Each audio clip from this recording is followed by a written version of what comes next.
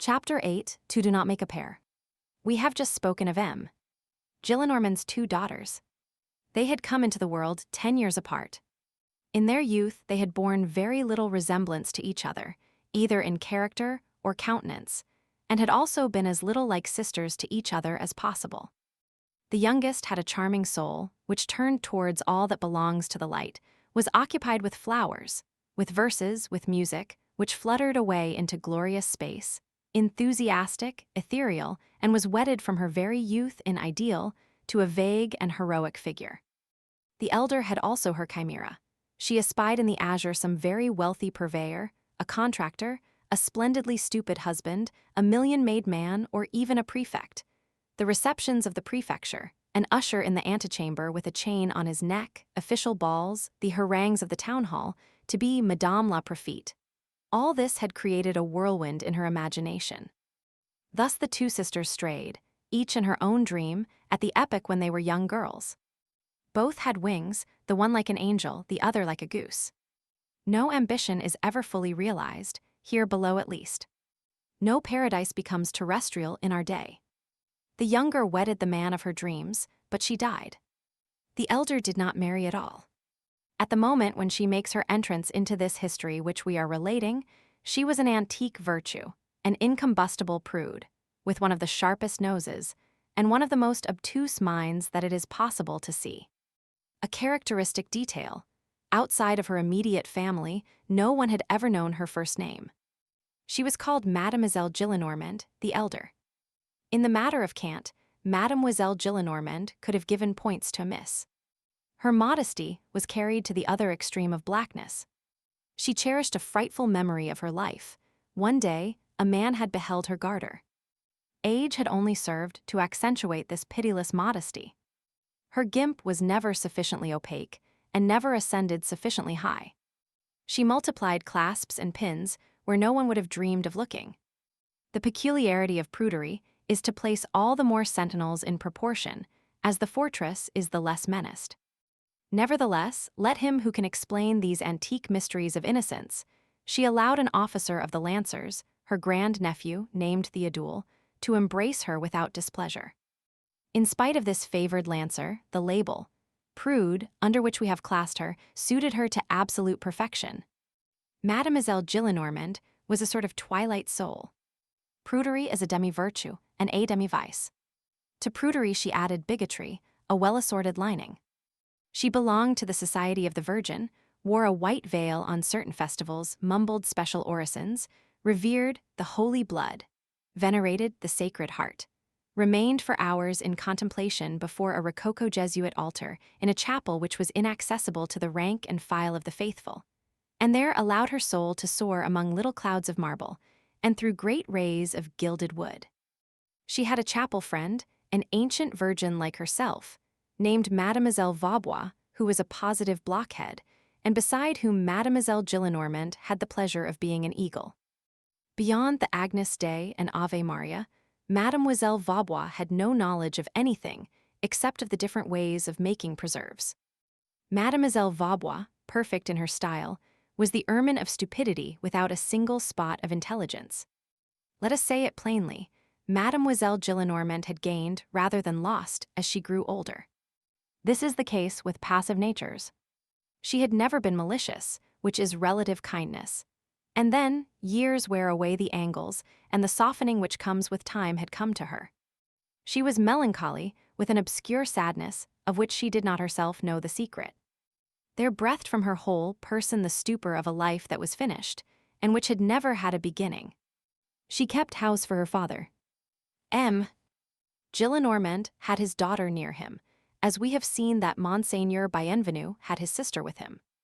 These households comprised of an old man and an old spinster are not rare, and always have the touching aspect of two weaknesses leaning on each other for support.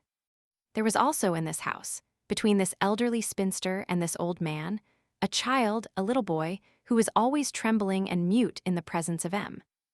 Gillenormand. M. Gillenormand never addressed this child except in a severe voice, and sometimes with uplifted cane. "Here, sir." "Rascal, scoundrel, come here, answer me, you scamp." Just let me see you, you good for nothing, etc., etc. He idolized him. This was his grandson. We shall meet with this child again later on.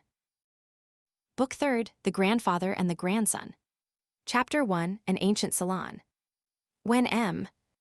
Gillenormand lived in the Rue Servandoni, he had frequented many very good and very aristocratic salons. Although a bourgeois, M. Gillenormand was received in society. As he had a double measure of wit in the first place, that which was born with him, and secondly, that which was attributed to him, he was even sought out and made much of. He never went anywhere, except on condition of being the chief person there. There are people who will have influence at any price, and who will have other people busy themselves over them.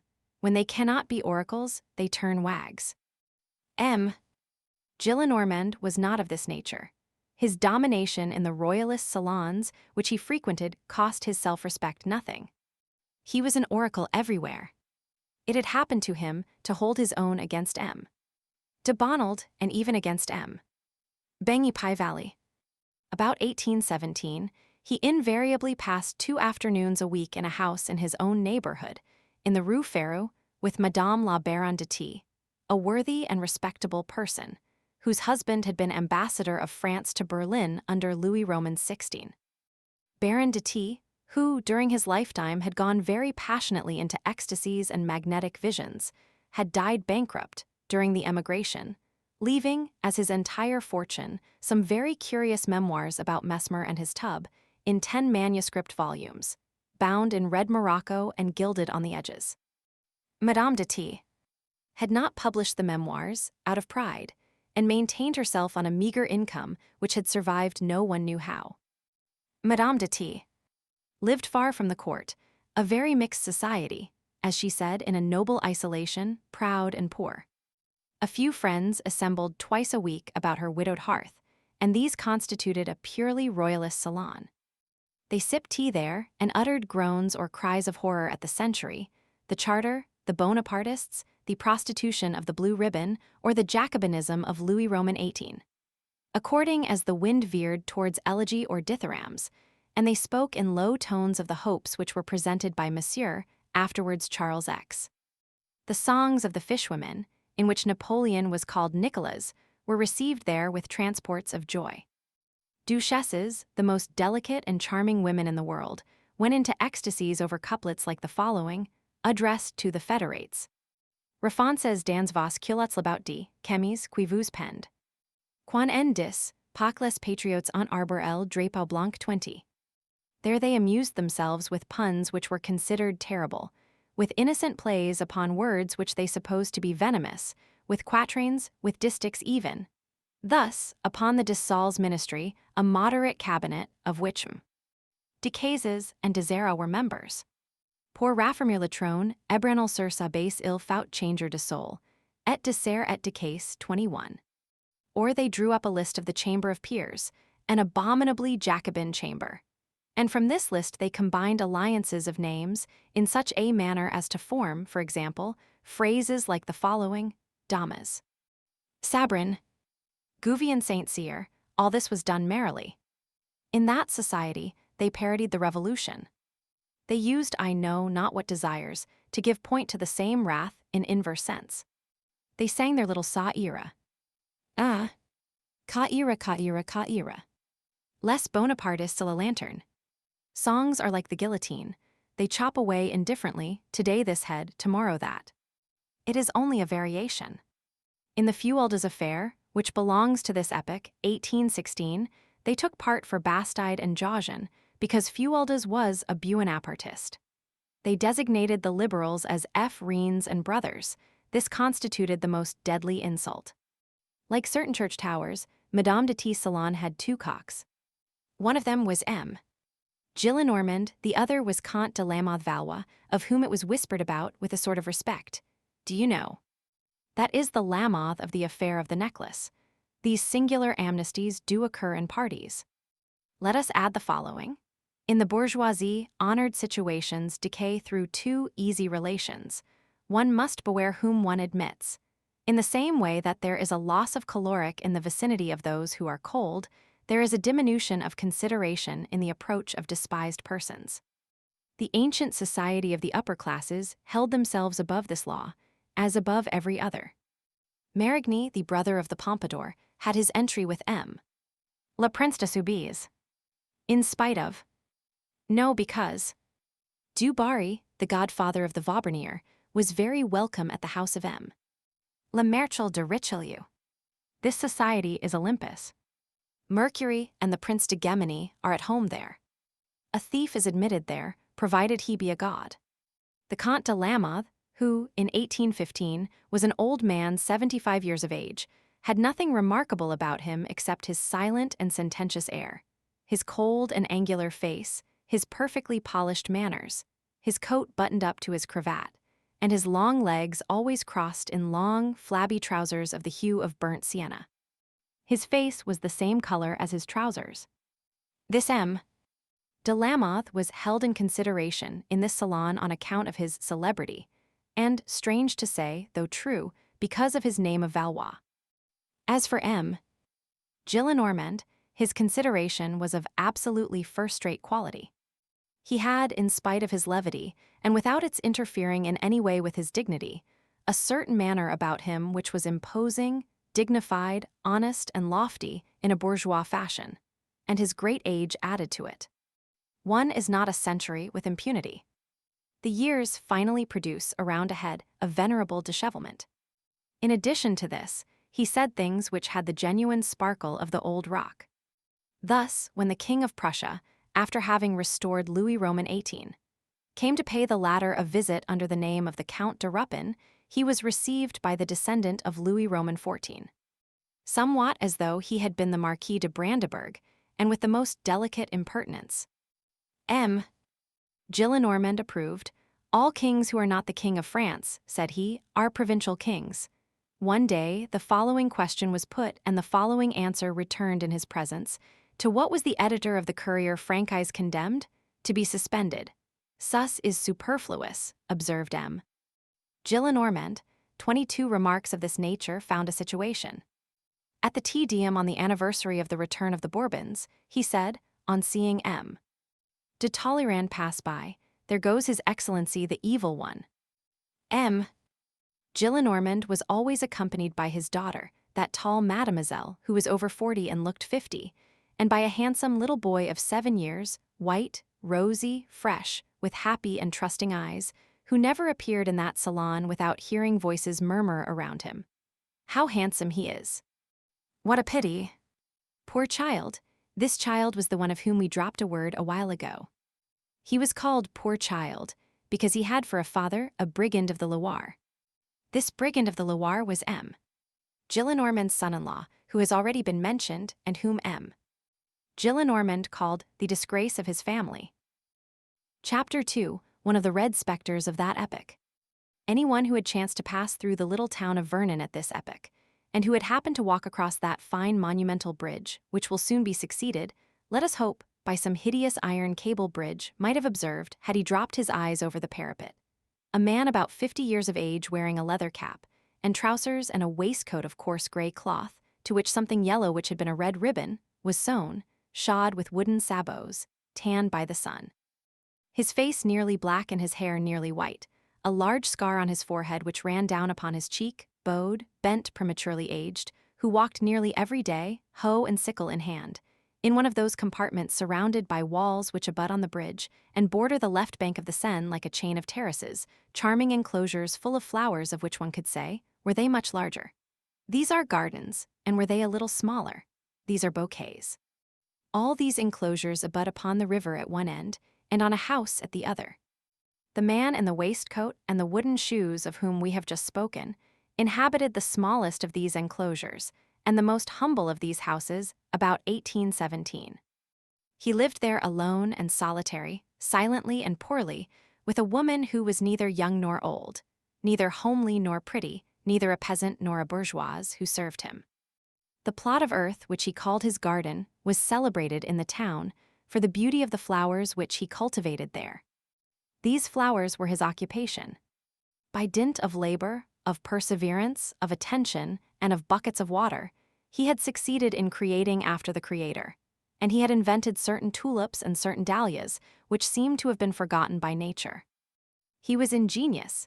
He had forestalled Solange Bodden in the formation of little clumps of earth of heath mold, for the cultivation of rare and precious shrubs from America and China.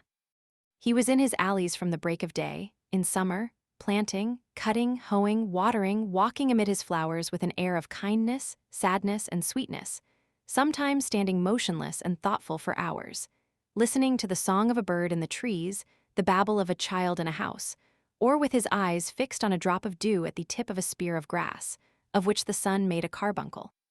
His table was very plain, and he drank more milk than wine. A child could make him give way, and his servant scolded him. He was so timid that he seemed shy, he rarely went out, and he saw no one but the poor people who tapped at his pain and his cure, the Ab Mabuf, a good old man. Nevertheless, if the inhabitants of the town, or strangers, or any chance comers, curious to see his tulips, rang at his little cottage, he opened his door with a smile. He was the brigand of the Loire. Anyone who had, at the same time, read military memoirs, biographies, the Moniteur, and the bulletins of the Grand Army, would have been struck by a name which occurs there with tolerable frequency, the name of Georges Pontmercy. When very young, this Georges Pontmercy had been a soldier in Saintonge's regiment. The revolution broke out.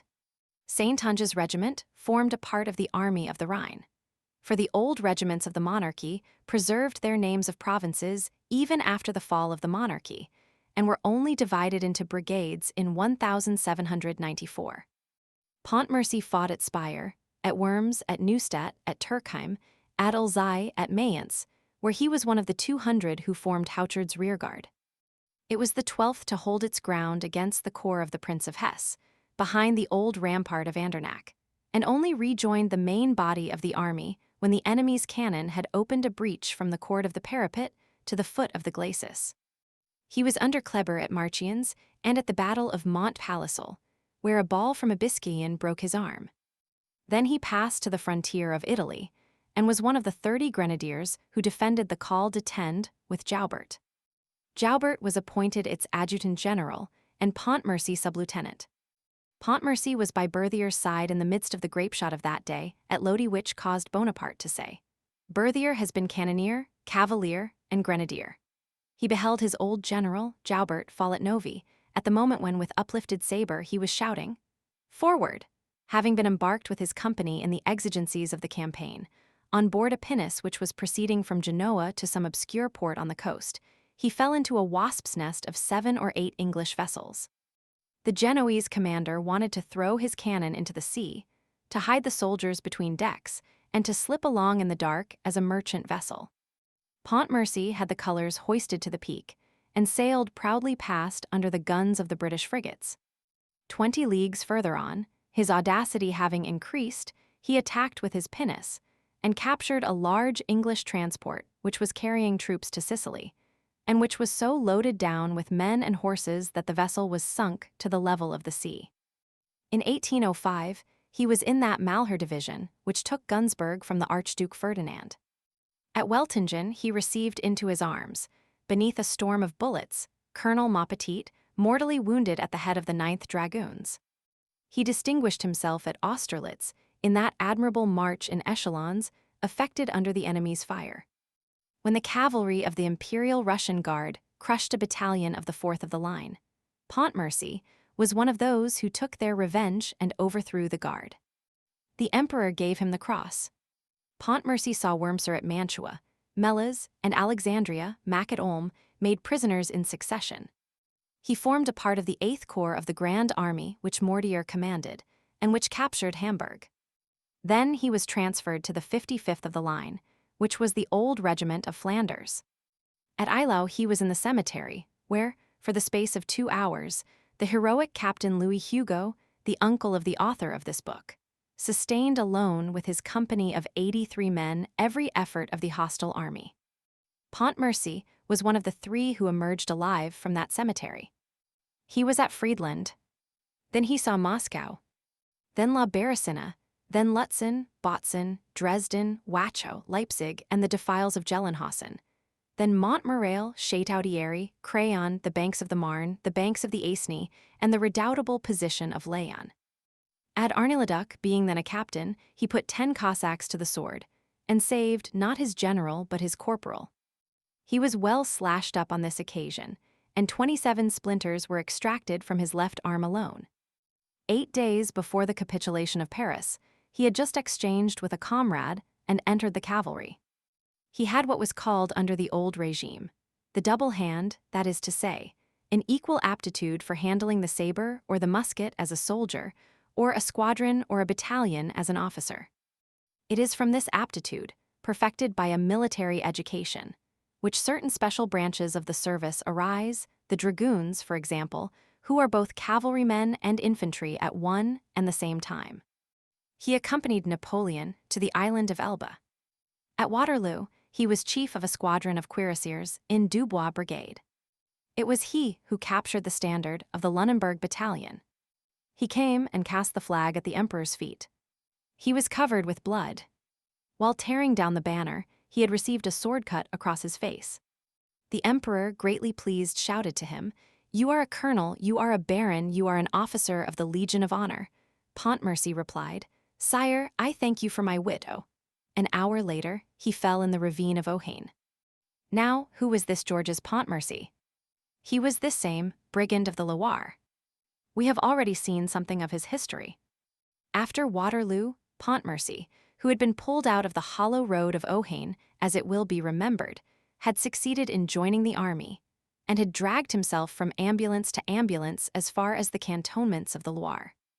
The Restoration had placed him on half-pay, then had sent him into residence, that is to say, under surveillance at Vernon. King Louis Roman XVIII, regarding all that which had taken place during the 100 days as not having occurred at all, did not recognize his quality as an officer of the Legion of Honor, nor his grade of colonel, nor his title of baron. He, on his side, neglected no occasion of signing himself Colonel Baron Pontmercy. He had only an old blue coat, and he never went out without fastening to it his rosette as an officer of the Legion of Honor. The attorney for the crown had him warned that the authorities would prosecute him for illegal wearing of this decoration. When this notice was conveyed to him through an officious intermediary, Pontmercy retorted with a bitter smile, "I do not know whether I no longer understand French or whether you no longer speak it, but the fact is that I do not understand." Then he went out for 8 successive days with his rosette. They dared not interfere with him. 2 or 3 times, the Minister of War and the general in command of the department wrote to him with the following address, "A Monsieur le Commandant Pontmercy." He sent back the letters with the seals unbroken. At the same moment, Napoleon at St. Helena was treating in the same fashion the missives of Sir Hudson Lowe addressed to General Bonaparte. Pontmercy had ended, may we be pardoned the expression, by having in his mouth the same saliva as his emperor. In the same way, there were at Rome Carthaginian prisoners who refused to salute Flaminius, and who had a little of Hannibal's spirit. One day he encountered the district attorney in one of the streets of Vernon, stepped up to him, and said, "Mr. Crown Attorney, am I permitted to wear my scar?" He had nothing save his meager half-pay as chief of squadron. He had hired the smallest house which he could find at Vernon. He lived there alone, we have just seen how. Under the Empire, between 2 wars, he had found time to marry Mademoiselle Gillenormand.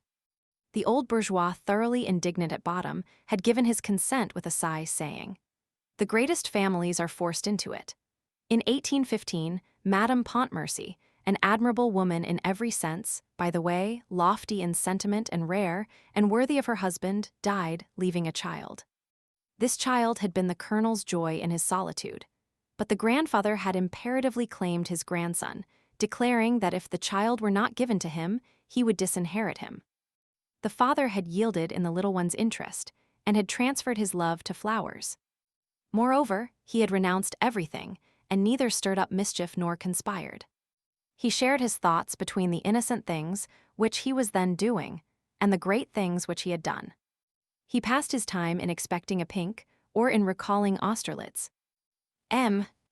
Gillenormand kept up no relations with his son-in-law. The colonel was a bandit to him. M. Gillenormand never mentioned the colonel, except when he occasionally made mocking allusions to his baronship. It had been expressly agreed that Pontmercy should never attempt to see his son nor to speak to him, under penalty of having the latter handed over to him disowned and disinherited. For the Gillenormands, Pontmercy was a man afflicted with the plague. They intended to bring up the child in their own way. Perhaps the colonel was wrong to accept these conditions, but he submitted to them, thinking that he was doing right and sacrificing no one but himself. The inheritance of Father Gillenormand did not amount to much, but the inheritance of Mademoiselle Gillenormand, the elder, was considerable. This aunt, who had remained unmarried, was very rich on the maternal side, and her sister's son was her natural heir. The boy, whose name was Marius, knew that he had a father but nothing more. No one opened his mouth to him about it. Nevertheless, in the society into which his grandfather took him, whispers, innuendos, and winks had eventually enlightened the little boy's mind. He had finally understood something of the case, and as he naturally took in the ideas and opinions which were, so to speak, the air he breathed, by a sort of infiltration and slow penetration, he gradually came to think of his father only with shame and with a pain at his heart. While he was growing up in this fashion, the colonel slipped away every 2 or 3 months, came to Paris on the sly, like a criminal breaking his ban, and went and posted himself at St. Sulpice, at the hour when Aunt Gillenormand led Marius to the mass. There, trembling lest the aunt should turn round, concealed behind a pillar, motionless, not daring to breathe, he gazed at his child. The scarred veteran was afraid of that old spinster.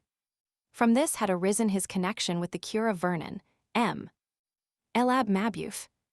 That worthy priest was the brother of a warden of St. Sulpice, who had often observed this man gazing at his child, and the scar on his cheek, and the large tears in his eyes.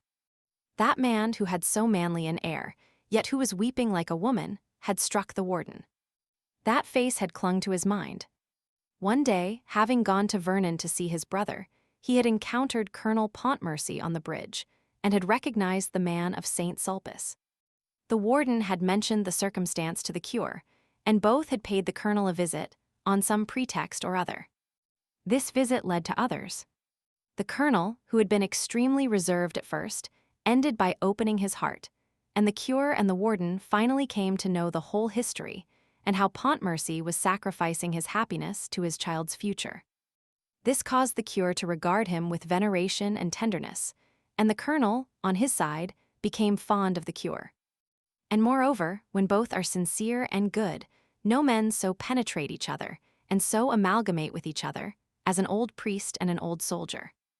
At bottom, the man is the same. The one has devoted his life to his country here below, the other to his country on high. That is the only difference. Twice a year, on the 1st of January and on St. George's Day, Marius wrote duty letters to his father, which were dictated by his aunt, and which one would have pronounced to be copied from some formula. This was all that M.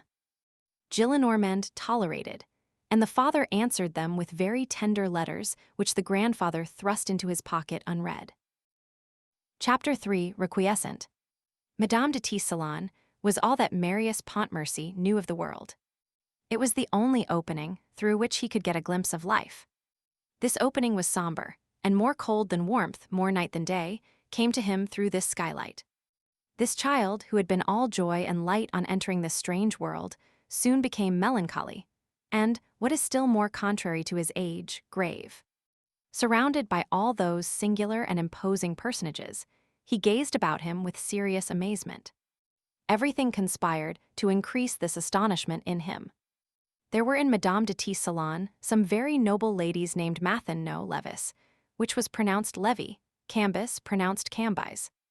These antique visages and these biblical names mingled in the child's mind with the Old Testament which he was learning by heart, and when they were all there, seated in a circle around a dying fire, sparely lighted by a lamp shaded with green, with their severe profiles, their gray or white hair, their long gowns of another age, whose lugubrious colors could not be distinguished, dropping at rare intervals. Words which were both majestic and severe, little Marius stared at them with frightened eyes. In the conviction that he beheld not women, but patriarchs and magi, not real beings, but phantoms. With these phantoms, priests were sometimes mingled, frequenters of this ancient salon, and some gentlemen. The Marquis de Sass*, private secretary to Madame de Berry, the Vicomte de Val*, who published under the pseudonym of Charles Antoine Mannerheimed Odes, the Prince de Beauf*, who, though very young, had a grey head and a pretty and witty wife, whose very low-necked toilettes of scarlet velvet with gold torsades alarmed these shadows, the Marquis de C*, the man in all France who best understood proportioned politeness, the Comte de Masterisk, the kindly man with the amiable chin, and the Chevalier de Portdeguy, a pillar of the library of the Louvre, called the King's Cabinet, M. De Portdeguy, bald and rather aged than old, was wont to relate that in 1793, at the age of 16, he had been put in the galleys as refractory, and chained with an octogenarian, the Bishop of Mirepoix, also refractory, but as a priest, while he was so in the capacity of a soldier. This was at Toulon. Their business was to go at night and gather up on the scaffold the heads and bodies of the persons who had been guillotined during the day. They bore away on their backs these dripping corpses, and their red gala slave blouses had a clot of blood at the back of the neck, which was dry in the morning and wet at night. These tragic tales abounded in Madame de T's salon, and by dint of cursing Marat, they applauded Trestaillon. Some deputies of the undiscoverable variety played their whist there. M. Thibaut Duchallard, M. Lemarchant de Gamacourt, and the celebrated scoffer of the right, M. Cornet Dincourt. The bailiff de Ferret, with his short breeches and his thin legs, sometimes traversed this salon on his way to M. de Talleyrand. He had been M. Le Comte d'Artois, companion in pleasures, and unlike Aristotle crouching under Campaspe, he had made the Guimard crawl on all fours, and in that way he had exhibited to the ages a philosopher avenged by a bailiff. As for the priests, there was the Abbé Halma, the same to whom M. Leros, his collaborator on La Foutre, said, "Bah! Who is there who is not 50 years old? A few greenhorns, perhaps. The Abbé Letourneur, preacher to the king, the Abbé Freycinus, who was not, as yet, either count or bishop or minister or peer, and who wore an old cassock whose buttons were missing, and the Abbé Caravenant, cure of Saint-Germain-des-Prés. Also the Pope's nuncio, then Monsignor Mackay, Archbishop of Nizibay, later on cardinal, remarkable for his long, pensive nose, and another Monsignor, entitled thus: Abbate Pommery, domestic prelate, one of the 7 participant prothenotaries of the Holy See, canon of the illustrious Liberian Basilica, advocate of the saints, postulator dei Santi, which refers to matters of canonization and signifies very nearly master of requests of the section of Paradise. Lastly, 2 cardinals, M. de la Luzerne and M. de Ciel*. The Cardinal of Luzerne was a writer and was destined to have, a few years later, the honor of signing in the Conservatoire articles side by side with Chateaubriand. M. de Ciel** was Archbishop of Toul*, and often made trips to Paris, to his nephew, the Marquis de T*, who was Minister of Marine and War. The Cardinal of Ciel*T was a merry little man, who displayed his red stockings beneath his tucked-up cassock. His specialty was a hatred of the encyclopedia, and his desperate play at billiards, and persons who, at that epoch, passed through the Rue M** on summer evenings, where the Hotel de Ciel** T then stood, halted to listen to the shock of the balls and the piercing voice of the cardinal shouting to his conclavist Monseigneur Cothert, Bishop in partibus of Carist: "Mark, ab, I make a cannon." The Cardinal de Ciel** T had been brought to Madame de Tis by his most intimate friend, M. de Roquelaure, former Bishop of Senlis and one of the 40. M. de Roquelaure was notable for his lofty figure and his assiduity at the Academy. Through the glass door of the neighboring hall of the library, where the French Academy then held its meetings, the curious could, on every Tuesday, contemplate the ex-bishop of Senlis, usually standing erect, freshly powdered, in violet hose, with his back turned to the door, apparently for the purpose of allowing a better view of his little collar. All these ecclesiastics, though for the most part as much courtiers as churchmen, added to the gravity of the tea salon, whose seigneurial aspect was accentuated by 5 peers of France, the Marquis de Vib ***, the Marquis de Tal ***, the Marquis de Herbe ***, the Vicomte d'Am ***, and the Duc de Val ***. This Duc de Val ***, although Prince de Mon ***, that is to say a reigning prince abroad, had so high an idea of France and its peerage that he viewed everything through their medium. It was he who said, "The cardinals are the peers of France of Rome, the lords are the peers of France of England." Moreover, as it is indispensable that the revolution should be everywhere in this century, this feudal salon was, as we have said, dominated by a bourgeois. Gillenormand reigned there. There lay the essence and quintessence of the Parisian white society. Their reputations, even royalist reputations, were held in quarantine. There is always a trace of anarchy in renown. Chateaubriand, had he entered there, would have produced the effect of pure Dutchern. Some of the scoffed at did, nevertheless, penetrate thither on sufferance. Comte Bugue * was received there, subject to correction.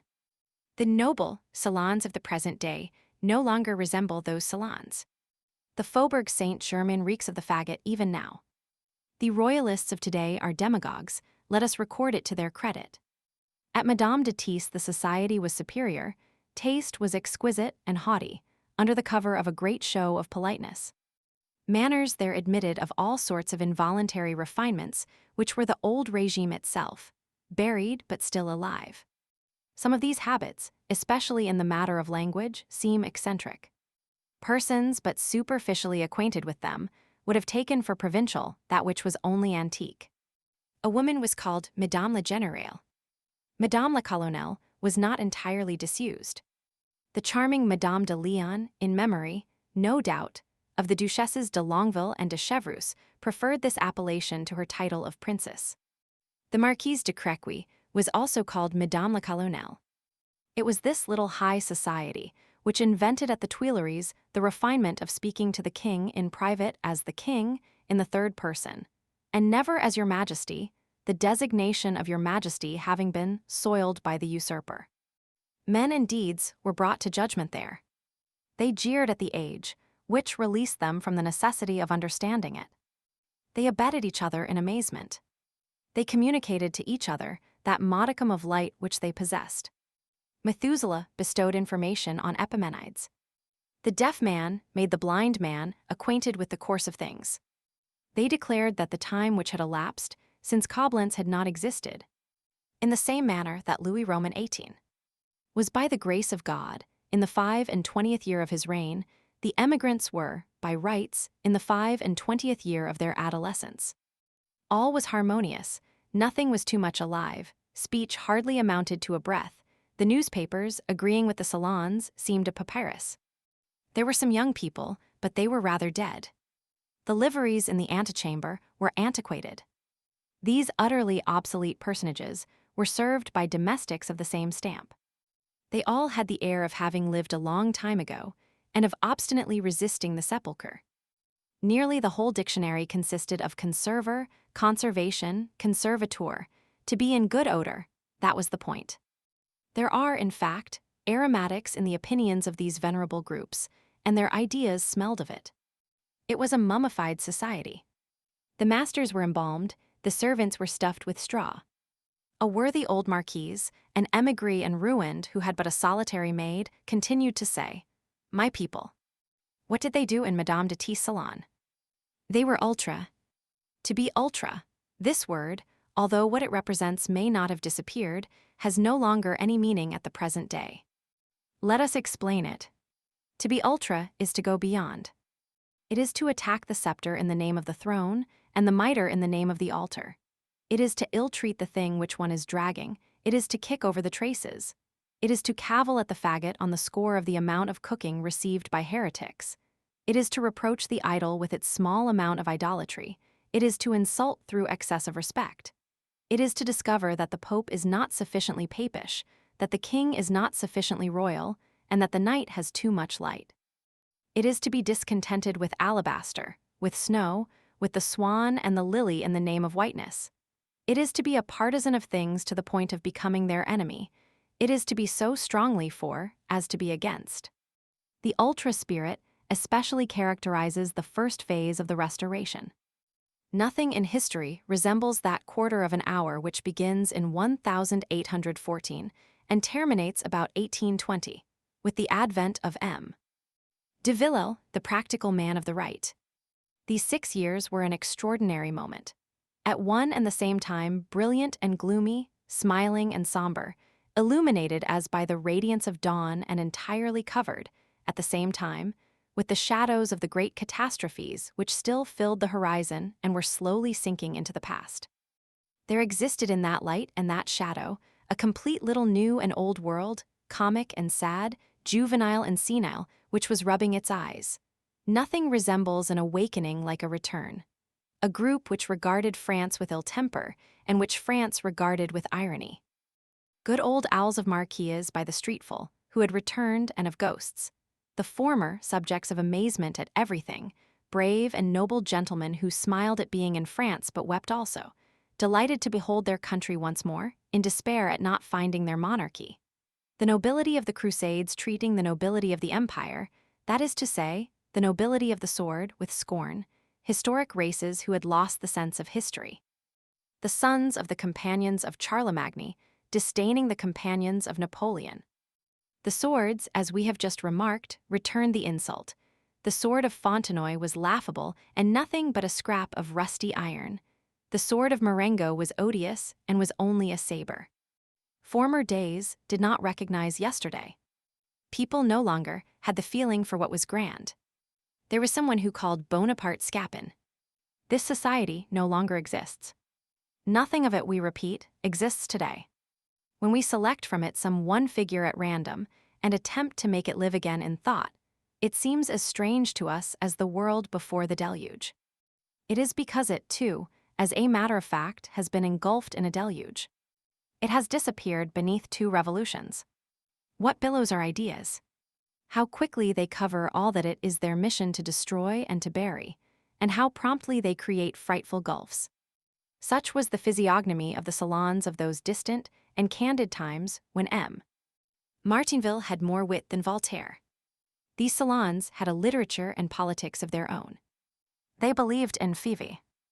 M. Agier laid down the law in them. They commentated M.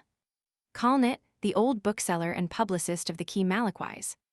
Napoleon was to them thoroughly the Corsican ogre. Later on the introduction into history of M.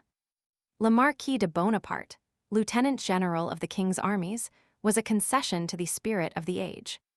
These salons did not long preserve their purity.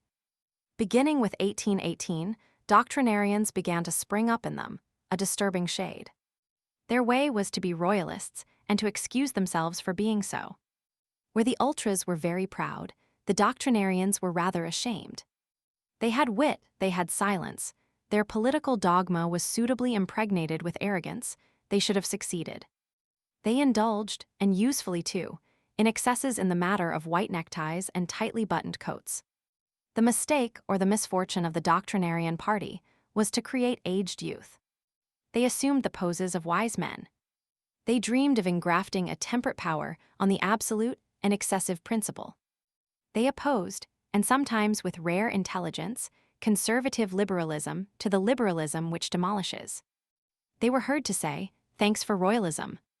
It has rendered more than one service. It has brought back tradition, worship, religion, respect. It is faithful, brave, chivalric, loving, devoted. It has mingled, though with regret, the secular grandeurs of the monarchy with the new grandeurs of the nation. Its mistake is not to understand the revolution, the empire, glory, liberty, young ideas, young generations, the age. But this mistake which it makes with regard to us, have we not sometimes been guilty of it towards them? The revolution, whose heirs we are, ought to be intelligent on all points. To attack royalism is a misconstruction of liberalism. What an error! And what blindness! Revolutionary France is wanting in respect towards historic France, that is to say, towards its mother, that is to say, towards itself. After the 5th of September, the nobility of the monarchy is treated as the nobility of the empire was treated after the 5th of July. They were unjust to the eagle, we are unjust to the fleur-de-lis. It seems that we must always have something to proscribe. Does it serve any purpose to ungild the crown of Louis Roman XIV, to scrape the coat of arms of Henry Roman IV? We scoff at M. de Vaublanc for erasing the N's from the bridge of Jena. What was it that he did? What are we doing?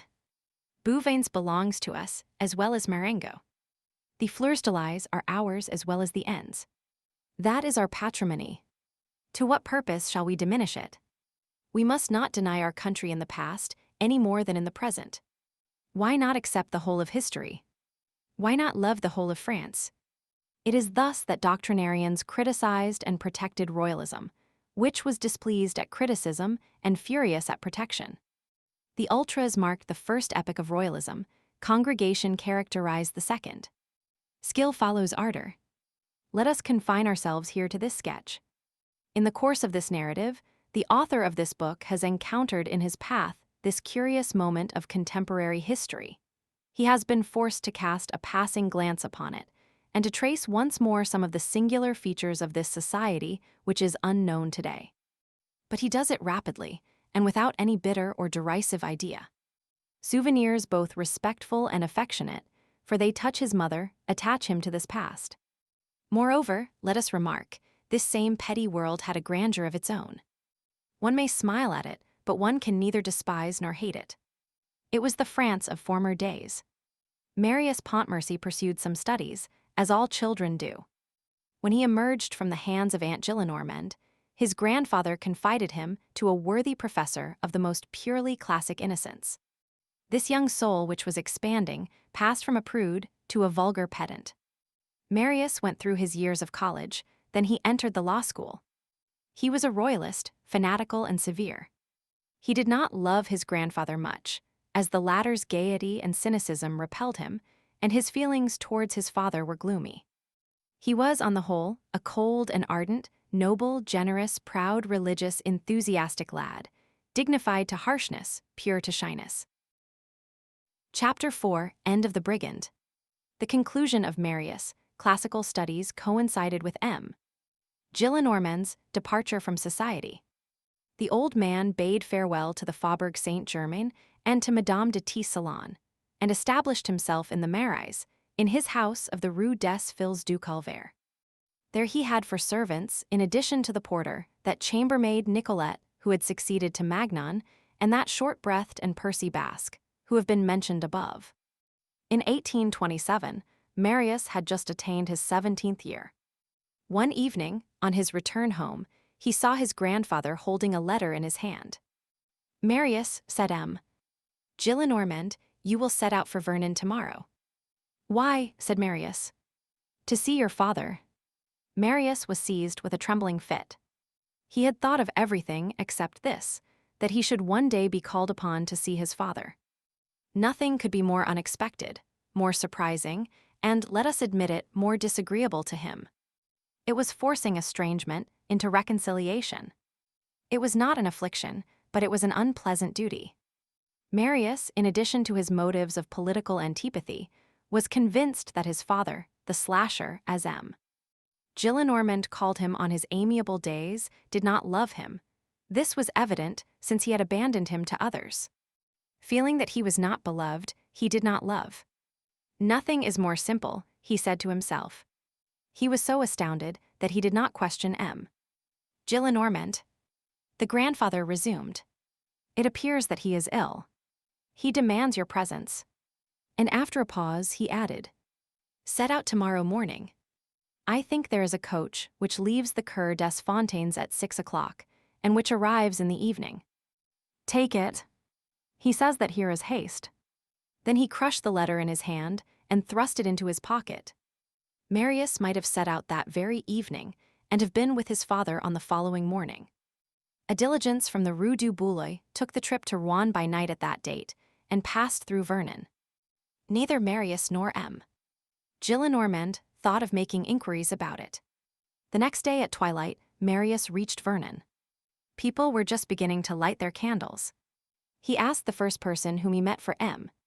Pontmercy's house, for in his own mind he agreed with the Restoration, and like it, did not recognize his father's claim to the title of either colonel or baron. The house was pointed out to him. He rang. A woman with a little lamp in her hand opened the door. Pontmercy, said Marius. The woman remained motionless. Is this his house? Demanded Marius. The woman nodded affirmatively. Can I speak with him? The woman shook her head. But I am his son, persisted Marius. He is expecting me. He no longer expects you, said the woman. Then he perceived that she was weeping. She pointed to the door of a room on the ground floor. He entered.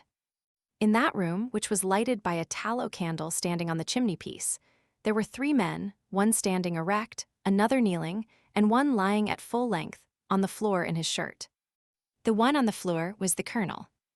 The other 2 were the doctor and the priest, who was engaged in prayer. The colonel had been attacked by brain fever 3 days previously. As he had a foreboding of evil at the very beginning of his illness, he had written to M. Gillenormand to demand his son.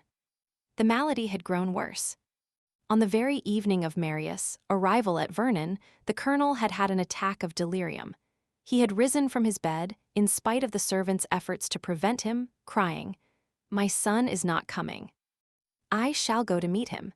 Then he ran out of his room and fell prostrate on the floor of the antechamber. He had just expired. The doctor had been summoned, and the cure. The doctor had arrived too late.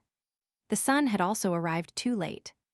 By the dim light of the candle, a large tear could be distinguished on the pale and prostrate colonel's cheek, where it had trickled from his dead eye. The eye was extinguished, but the tear was not yet dry. That tear was his son's delay. Marius gazed upon that man whom he beheld for the first time, on that venerable and manly face, on those open eyes which saw not, on those white locks, those robust limbs, on which, here and there, brown lines marking sword thrusts and a sort of red stars which indicated bullet holes were visible. He contemplated that gigantic seer, which stamped heroism on that countenance upon which God had imprinted goodness. He reflected that this man was his father, and that this man was dead, and a chill ran over him. The sorrow which he felt was the sorrow which he would have felt in the presence of any other man whom he had chanced to behold, stretched out in death. Anguish, poignant anguish, was in that chamber. The servant woman was lamenting in a corner, the cure was praying, and his sobs were audible. The doctor was wiping his eyes. The corpse itself was weeping. The doctor, the priest, and the woman gazed at Marius in the midst of their affliction without uttering a word. He was the stranger there. Marius, who was far too little affected, felt ashamed and embarrassed at his own attitude. He held his hat in his hand, and he dropped it on the floor in order to produce the impression that grief had deprived him of the strength to hold it. At the same time, he experienced remorse, and he despised himself for behaving in this manner. But was it his fault? He did not love his father. Why should he? The colonel had left nothing. The sale of big furniture barely paid the expenses of his burial. The servant found a scrap of paper, which she handed to Marius. It contained the following, in the colonel's handwriting. For my son, the emperor made me a baron on the battlefield of Waterloo. Since the Restoration disputes my right to this title which I purchased with my blood, my son shall take it and bear it. That he will be worthy of it is a matter of course. Below, the colonel had added, at that same battle of Waterloo, a sergeant saved my life. The man's name was Thénardier. I think that he has recently been keeping a little inn, in a village in the neighborhood of Paris, at Chelles or Montfermeil. If my son meets him, he will do all the good he can to Thénardier. Marius took this paper and preserved it, not out of duty to his father, but because of that vague respect for death which is always imperious in the heart of man. Nothing remained of the colonel. Gillenormand had his sword and uniform sold to an old clothes dealer. The neighbors devastated the garden and pillaged the rare flowers. The other plants turned to nettles and weeds and died. Marius remained only 48 hours at Vernon. After the interment, he returned to Paris and applied himself again to his law studies with no more thought of his father than if the latter had never lived. In 2 days the colonel was buried, and in 3 forgotten. Marius wore crape on his hat. That was all. Chapter 5, The Utility of Going to Mass, in order to become a revolutionist. Marius had preserved the religious habits of his childhood.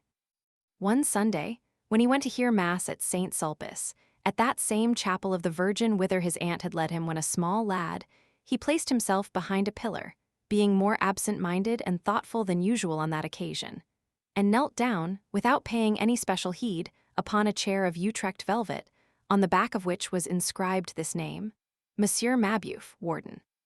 Mass had hardly begun when an old man presented himself and said to Marius, "This is my place, sir." Marius stepped aside promptly, and the old man took possession of his chair. The Mass concluded, Marius still stood thoughtfully a few paces distant. The old man approached him again and said, "I beg your pardon, sir, for having disturbed you a while ago, and for again disturbing you at this moment. You must have thought me intrusive, and I will explain myself." "There is no need of that, sir," said Marius. "Yes," went on the old man, "I do not wish you to have a bad opinion of me. You see, I am attached to this place. It seems to me that the Mass is better from here." "Why?" "I will tell you. It is from this place that I have watched a poor, brave father come regularly, every 2 or 3 months, for the last 10 years, since he had no other opportunity and no other way of seeing his child, because he was prevented by family arrangements. He came at the hour when he knew that his son would be brought to Mass. The little one never suspected that his father was there. Perhaps he did not even know that he had a father, poor innocent. The father kept behind a pillar so that he might not be seen. He gazed at his child and he wept. He adored that little fellow, poor man. I could see that. This spot has become sanctified in my sight, and I have contracted a habit of coming hither to listen to the Mass. I prefer it to the stall to which I have a right, in my capacity of warden. I knew that unhappy gentleman a little too. He had a father-in-law, a wealthy aunt, relatives, I don't know exactly what all, who threatened to disinherit the child if he, the father, saw him. He sacrificed himself in order that his son might be rich and happy someday. He was separated from him because of political opinions. Certainly, I approve of political opinions, but there are people who do not know where to stop. Mon Dieu. A man is not a monster because he was at Waterloo. A father is not separated from his child for such a reason as that. He was one of Bonaparte's colonels. He is dead, I believe. He lived at Vernon, where I have a brother who is a cure, and his name was something like Pontmercy or Montpercy. He had a fine sword cut, on my honor." "Pontmercy," suggested Marius, turning pale. "Precisely, Pontmercy. Did you know him?" "Sir," said Marius, "he was my father." The old warden clasped his hands and exclaimed, "Ah, you are the child. Yes, that's true, he must be a man by this time. Well, poor child, you may say that you had a father who loved you dearly." Marius offered his arm to the old man and conducted him to his lodgings. On the following day, he said to M. Gillenormand, "I have arranged a hunting party with some friends. Will you permit me to be absent for 3 days?" "4," replied his grandfather. "Go and amuse yourself." And he said to his daughter in a low tone, and with a wink, "Some love affair." Chapter 6. The Consequences of Having Met a Warden. Where it was that Marius went will be disclosed a little further on. Marius was absent for 3 days, then he returned to Paris, went straight to the library of the law school, and asked for the files of the Moniteur. He read the Moniteur, he read all the histories of the Republic and the Empire, the Memorial de Saint Helene, all the memoirs, all the newspapers, the bulletins, the proclamations. He devoured everything. The first time that he came across his father's name in the bulletins of the Grand Army, he had a fever for a week. He went to see the generals under whom Georges Pontmercy had served, among others, Count H. Churchwarden Mabeuf, whom he went to see again, told him about the life at Vernon, the colonel's retreat, his flowers, his solitude. Marius came to a full knowledge of that rare, sweet, and sublime man, that species of lion-lamb who had been his father. In the meanwhile, occupied as he was with this study, which absorbed all his moments as well as his thoughts, he hardly saw the Gillenormands at all. He made his appearance at meals, then they searched for him, and he was not to be found. Father Gillenormand smiled. "Bah! Bah! He is just of the age for the girls. Sometimes the old man added, the deuce. I thought it was only an affair of gallantry. It seems that it is an affair of passion. It was a passion, in fact. Marius was on the high road to adoring his father. At the same time, his ideas underwent an extraordinary change. The phases of this change were numerous and successive. As this is the history of many minds of our day, we think it will prove useful to follow these phases step by step and to indicate them all. That history upon which he had just cast his eyes appalled him. The first effect was to dazzle him. Up to that time, the Republic, the Empire, had been to him only monstrous words. The Republic, a guillotine in the twilight, the Empire, a sword in the night. He had just taken a look at it, and where he had expected to find only a chaos of shadows, he had beheld, with a sort of unprecedented surprise, mingled with fear and joy, stars sparkling, Mirabeau, Vergniaud, Saint-Just, Robespierre, Camille, Desmoulins, Danton, and a sun arise, Napoleon. He did not know where he stood. He recoiled, blinded by the brilliant lights. Little by little, when his astonishment had passed off, he grew accustomed to this radiance. He contemplated these deeds without dizziness. He examined these personages without terror.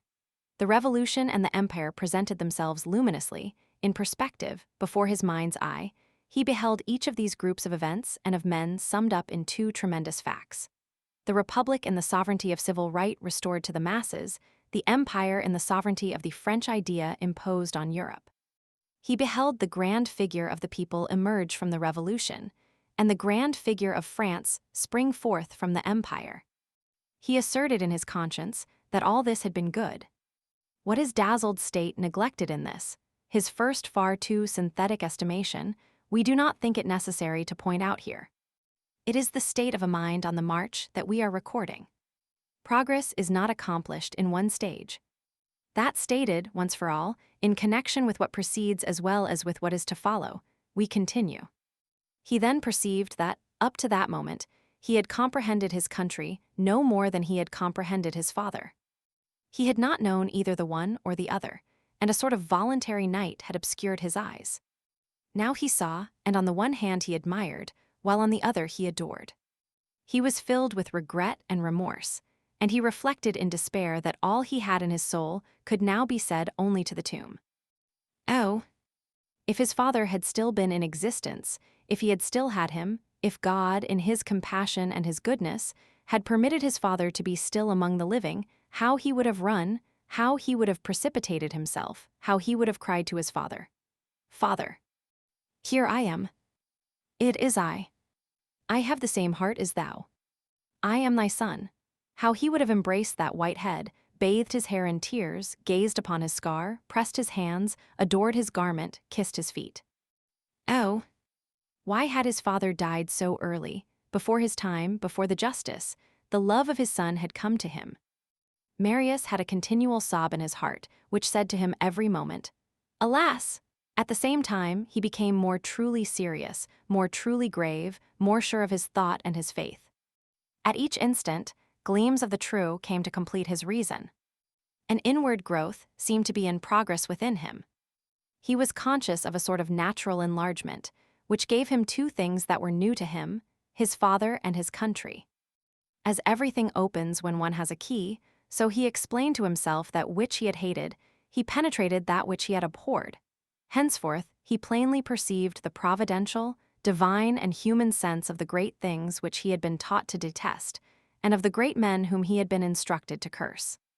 When he reflected on his former opinions, which were but those of yesterday, and which nevertheless seemed to him already so very ancient, he grew indignant, yet he smiled. From the rehabilitation of his father, he naturally passed to the rehabilitation of Napoleon. But the latter, we will confess, was not effected without labor. From his infancy, he had been imbued with the judgments of the party of 1814, on Bonaparte. Now all the prejudices of the Restoration, all its interests, all its instincts tended to disfigure Napoleon. It execrated him even more than it did Robespierre. It had very cleverly turned to sufficiently good account the fatigue of the nation and the hatred of mothers. Bonaparte had become an almost fabulous monster, and in order to paint him to the imagination of the people, which, as we lately pointed out, resembles the imagination of children. The party of 1814 made him appear under all sorts of terrifying masks in succession, from that which is terrible though it remains grandiose to that which is terrible and becomes grotesque, from Tiberius to the bugaboo. Thus, in speaking of Bonaparte, one was free to sob or to puff up with laughter, provided that hatred lay at the bottom. Marius had never entertained, about that man, as he was called, any other ideas in his mind. They had combined with the tenacity which existed in his nature. There was in him a headstrong little man who hated Napoleon. On reading history, on studying him, especially in the documents and materials for history, the veil which concealed Napoleon from the eyes of Marius was gradually rent. He caught a glimpse of something immense, and he suspected that he had been deceived up to that moment on the score of Bonaparte as about all the rest. Each day he saw more distinctly, and he set about mounting, slowly, step by step, almost regretfully in the beginning, then with intoxication, and as though attracted by an irresistible fascination, first the somber steps, then the vaguely illuminated steps, at last the luminous and splendid steps of enthusiasm. One night he was alone in his little chamber near the roof. His candle was burning. He was reading, with his elbows resting on his table close to the open window. All sorts of reveries reached him from space and mingled with his thoughts. What a spectacle is the night! One hears dull sounds without knowing whence they proceed. One beholds Jupiter, which is 1,200 times larger than the earth, glowing like a firebrand. The azure is black, the stars shine. It is formidable.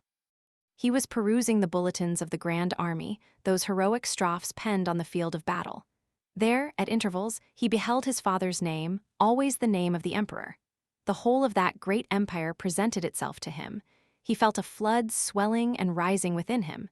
It seemed to him at moments that his father passed close to him like a breath and whispered in his ear. He gradually got into a singular state.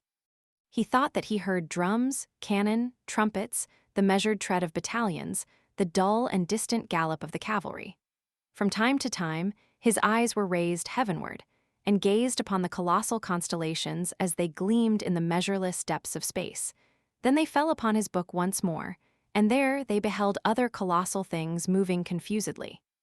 His heart contracted within him. He was in a transport, trembling, panting.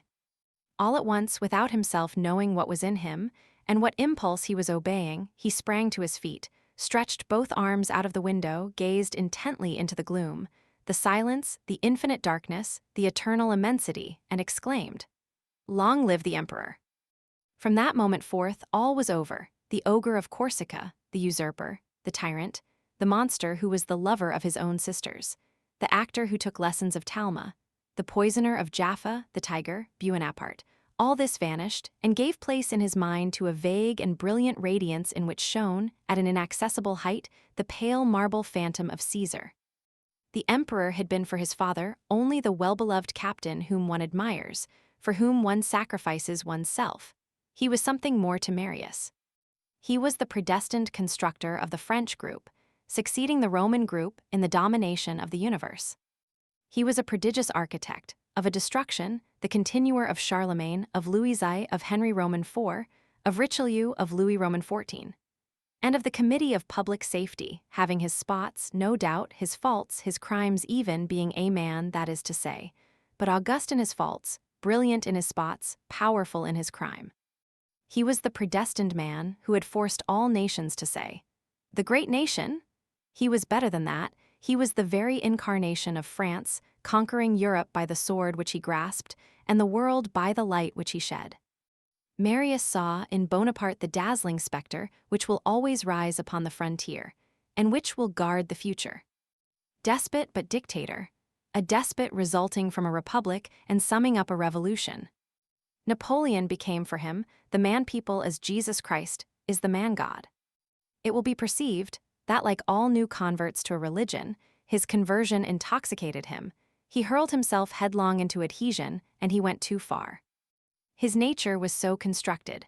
Once on the downward slope, it was almost impossible for him to put on the drag.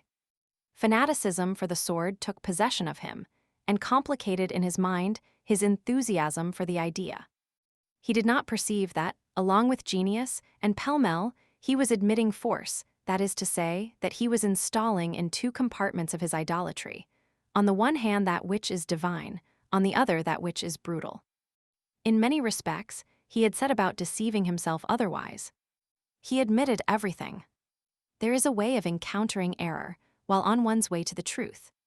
He had a violent sort of good faith which took everything in the lump. In the new path which he had entered on, in judging the mistakes of the old regime, as in measuring the glory of Napoleon, he neglected the attenuating circumstances. At all events, a tremendous step had been taken. Where he had formerly beheld the fall of the monarchy, he now saw the advent of France. His orientation had changed. What had been his east became the west. He had turned squarely round. All these revolutions were accomplished within him, without his family obtaining an inkling of the case. When, during this mysterious labor, he had entirely shed his old Bourbon and ultra skin, when he had cast off the aristocrat, the Jacobite, and the royalist, when he had become thoroughly a revolutionist, profoundly democratic and republican, he went to an engraver on the Quai des Orfèvres and ordered 100 cards bearing this name: Le Baron Marius Pontmercy. This was only the strictly logical consequence of the change which had taken place in him, a change in which everything gravitated round his father. Only, as he did not know anyone and could not sow his cards with any porter, he put them in his pocket. By another natural consequence, in proportion as he drew nearer to his father, to the latter's memory, and to the things for which the colonel had fought 25 years before, he receded from his grandfather. We have long ago said that Gillenormand's temper did not please him. There already existed between them all the dissonances of the grave young man and the frivolous old man. The gaiety of Geraint shocks and exasperates the melancholy of Werther. So long as the same political opinions and the same ideas had been common to them both, Marius had met Gillenormand there as on a bridge. When the bridge fell, an abyss was formed. And then, over and above all, Marius experienced unutterable impulses to revolt, when he reflected that it was Gillenormand who had, from stupid motives, torn him ruthlessly from the colonel, thus depriving the father of the child and the child of the father. By dint of pity for his father, Marius had nearly arrived at aversion for his grandfather. Nothing of this sort, however, was betrayed on the exterior, as we have already said. Only he grew colder and colder, laconic at meals and rare in the house. When his aunt scolded him for it, he was very gentle and alleged his studies, his lectures, the examinations, etc., as a pretext. His grandfather never departed from his infallible diagnosis: in love. I know all about it. From time to time, Marius absented himself. Where is it that he goes off like this? Said his aunt. On one of these trips, which were always very brief, he went to Montfermeil in order to obey the injunction which his father had left him, and he sought the old sergeant to Waterloo, the innkeeper Thénardier. Thénardier had failed, the inn was closed, and no one knew what had become of him. Marius was away from the house for 4 days on this quest. He is getting decidedly wild, said his grandfather. They thought they had noticed that he wore something on his breast, under his shirt, which was attached to his neck by a black ribbon. Chapter 7, Some petticoat. We have mentioned a lancer. He was a great-grandnephew of Gillenormand on the paternal side, who led a garrison life outside the family and far from the domestic hearth. Lieutenant Théodule, Gillenormand fulfilled all the conditions required to make what is called a fine officer. He had a lady's waist, a victorious manner of trailing his sword and of twirling his moustache in a hook. He visited Paris very rarely, and so rarely that Marius had never seen him. The cousins knew each other only by name. We think we have said that Théodule was the favorite of Aunt Gillenormand, who preferred him because she did not see him. Not seeing people permits one to attribute to them all possible perfections. One morning, Mademoiselle Gillenormand, the elder, returned to her apartment as much disturbed as her placidity was capable of allowing. Marius had just asked his grandfather's permission to take a little trip, adding that he meant to set out that very evening.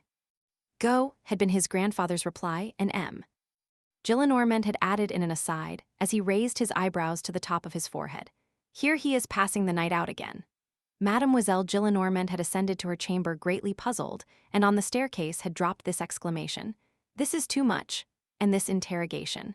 But where is it that he goes? She espied some adventure of the heart, more or less illicit, a woman in the shadow, a rendezvous, a mystery, and she would not have been sorry to thrust her spectacles into the affair. Tasting a mystery resembles getting the first flavor of a scandal. Sainted souls do not detest this. There is some curiosity about scandal in the secret compartments of bigotry. So she was the prey of a vague appetite for learning a history.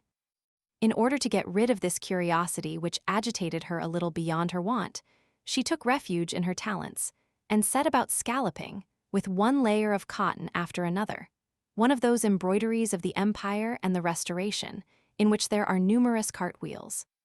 The work was clumsy, the worker cross. She had been seated at this for several hours when the door opened. Mademoiselle Gillenormand raised her nose. Lieutenant Théodule stood before her, making the regulation salute. She uttered a cry of delight. One may be old, one may be a prude, one may be pious, one may be an aunt, but it is always agreeable to see a lancer enter one's chamber. You hear, Théodule, she exclaimed. On my way through town, aunt. Embrace me. Here goes, said Théodule. And he kissed her. Aunt Gillenormand went to her writing desk and opened it. You will remain with us a week at least. I leave this very evening, aunt. It is not possible. Mathematically. Remain, my little Théodule, I beseech you. My heart says yes, but my orders say no. The matter is simple.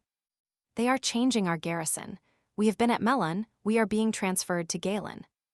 It is necessary to pass through Paris in order to get from the old post to the new one. I said, I am going to see my aunt. Here is something for your trouble. And she put 10 louis into his hand. For my pleasure, you mean to say, my dear aunt. Théodule kissed her again, and she experienced the joy of having some of the skin scratched from her neck by the braidings on his uniform. Are you making the journey on horseback with your regiment? She asked him. No, aunt. I wanted to see you. I have special permission. My servant is taking my horse. I am traveling by diligence. And by the way, I want to ask you something. What is it? Is my cousin Marius Pontmercy traveling so too? How do you know that? Said his aunt, suddenly pricked to the quick with a lively curiosity. On my arrival, I went to the diligence to engage my seat in the coupe. Well, a traveler had already come to engage a seat in the Imperial. I saw his name on the card. What name? Marius Pontmercy. The wicked fellow, exclaimed his aunt. Your cousin is not a steady lad like yourself. To think that he is to pass the night in a diligence. Just as I am going to do. But you, it is your duty. In his case, it is wildness. Bosh, said Théodule. Here an event occurred to Mademoiselle Gillenormand the elder. An idea struck her. If she had been a man, she would have slapped her brow. She apostrophized Théodule. Are you aware whether your cousin knows you? No. I have seen him, but he has never deigned to notice me. So you are going to travel together. He in the Imperial, I in the coupe. Where does this diligence run? To Andlies. Then that is where Marius is going. Unless, like myself, he should stop on the way. I get down at Vernon, in order to take the branch coach for Galen. I know nothing of Marius' plan of travel. Marius. What an ugly name. What possessed them to name him Marius? While you, at least, are called Théodule. I would rather be called Alfred, said the officer. Listen, Théodule. I am listening, aunt. Pay attention. I am paying attention. You understand? Yes. Well, Marius absents himself. He travels. He spends the night out. Oh. We should like to know what there is behind all this. Théodule replied with the composure of a man of bronze. Some petticoat or other. And with that inward laugh which denotes certainty, he added, Alas! "That is evident," exclaimed his aunt, who thought she heard M. Gillenormand speaking, and who felt her conviction become irresistible at that word fillet, accentuated in almost the very same fashion by the granduncle and the grandnephew. She resumed, "Do us a favor. Follow Marius a little. He does not know you, it will be easy. Since a lass there is, try to get a sight of her.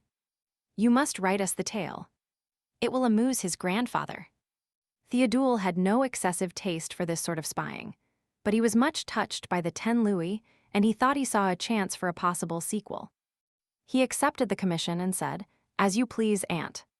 And he added in an aside to himself, "Here I am a duenna." Mademoiselle Gillenormand embraced him. "You are not the man to play such pranks, Theodule. You obey discipline, you are the slave of orders. You are a man of scruples and duty, and you would not quit your family to go and see a creature." The lancer made the pleased grimace of Cartouche when praised for his probity. Marius, on the evening following this dialogue, mounted the diligence without suspecting that he was watched. As for the watcher, the first thing he did was to fall asleep. His slumber was complete and conscientious. Argus snored all night long. At daybreak, the conductor of the diligence shouted, "Vernon! Relay of Vernon! Travelers for Vernon," and Lieutenant Theodule woke. "Good," he growled, still half asleep, "this is where I get out." Then, as his memory cleared by degrees, the effect of waking, he recalled his aunt, the 10 louis, and the account which he had undertaken to render of the deeds and proceedings of Marius. This set him to laughing. Perhaps he is no longer in the coach, he thought, as he rebuttoned the waistcoat of his undress uniform. He may have stopped at Poissy, he may have stopped at trial. If he did not get out at Moulins, he may have got out at Mantes, unless he got out at Rollebois, or if he did not go on as far as Pacy, with the choice of turning to the left at Évreux or to the right at La Roche-Guyon. Run after him, auntie. What the devil am I to write to that good old soul? At that moment, a pair of black trousers descending from the Imperial made its appearance at the window of the coupe. "Can that be Marius?" said the lieutenant. It was Marius. A little peasant girl, all entangled with the horses and the postilions at the end of the vehicle, was offering flowers to the travelers. "Give your ladies flowers," she cried. Marius approached her and purchased the finest flowers in her flat basket. "Come now," said Theodule, leaping down from the coupe. "This piques my curiosity. Who the deuce is he going to carry those flowers to? She must be a splendidly handsome woman for so fine a bouquet. I want to see her." And no longer in pursuance of orders, but from personal curiosity, like dogs who hunt on their own account, he set out to follow Marius. Marius paid no attention to Theodule. Elegant women descended from the diligence. He did not glance at them. He seemed to see nothing around him. He is pretty deeply in love, thought Theodule. Marius directed his steps towards the church. "Capital," said Theodule to himself. "Rendezvous seasoned with a bit of mass are the best sort. Nothing is so exquisite as an ogle which passes over the good God's head." On arriving at the church, Marius did not enter it, but skirted the apse. He disappeared behind one of the angles of the apse. "The rendezvous is appointed outside," said Theodule. "Let's have a look at the lass." And he advanced on the tips of his boots towards the corner which Marius had turned. On arriving there, he halted in amazement. Marius, with his forehead clasped in his hands, was kneeling upon the grass on a grave. He had strewn his bouquet there. At the extremity of the grave, on a little swelling which marked the head, there stood a cross of black wood with this name in white letters: Colonel Baron Pontmercy. Marius' sobs were audible. The lass was a grave. Chapter 8: Marble against Granite. It was hither that Marius had come on the first occasion of his absenting himself from Paris. It was hither that he had come every time that M. Gillenormand had said, "He is sleeping out." Lieutenant Theodule was absolutely put out of countenance by this unexpected encounter with a sepulchre. He experienced a singular and disagreeable sensation which he was incapable of analyzing, and which was composed of respect for the tomb, mingled with respect for the colonel. He retreated, leaving Marius alone in the cemetery, and there was discipline in this retreat. Death appeared to him with large epaulets, and he almost made the military salute to him. Not knowing what to write to his aunt, he decided not to write at all. And it is probable that nothing would have resulted from the discovery made by Theodule as to the love affairs of Marius, if, by one of those mysterious arrangements which are so frequent in chance, the scene at Vernon had not had an almost immediate countershock at Paris. Marius returned from Vernon on the third day, in the middle of the morning, descended at his grandfather's door, and, wearied by the 2 nights spent in the diligence, and feeling the need of repairing his loss of sleep by an hour at the swimming school, he mounted rapidly to his chamber, took merely time enough to throw off his traveling coat, and the black ribbon which he wore round his neck, and went off to the bath. Gillenormand, who had risen betimes like all old men in good health, had heard his entrance, and had made haste to climb, as quickly as his old legs permitted, the stairs to the upper story where Marius lived, in order to embrace him, and to question him while so doing, and to find out where he had been. But the youth had taken less time to descend than the old man had to ascend, and when Father Gillenormand entered the attic, Marius was no longer there. The bed had not been disturbed, and on the bed lay, outspread, but not defiantly, the greatcoat and the black ribbon. "I like this better," said Gillenormand. And a moment later, he made his entrance into the salon, where Mademoiselle Gillenormand was already seated, busily embroidering her cartwheels. The entrance was a triumphant one. Gillenormand held in one hand the greatcoat, and in the other the neck ribbon, and exclaimed, "Victory! We are about to penetrate the mystery. We are going to learn the most minute details. We are going to lay our finger on the debaucheries of our sly friend. Here we have the romance itself. I have the portrait." In fact, a case of black shagreen, resembling a medallion portrait, was suspended from the ribbon. The old man took this case and gazed at it for some time without opening it, with that air of enjoyment, rapture, and wrath, with which a poor hungry fellow beholds an admirable dinner which is not for him, pass under his very nose. For this evidently is a portrait. I know all about such things. That is worn tenderly on the heart. How stupid they are.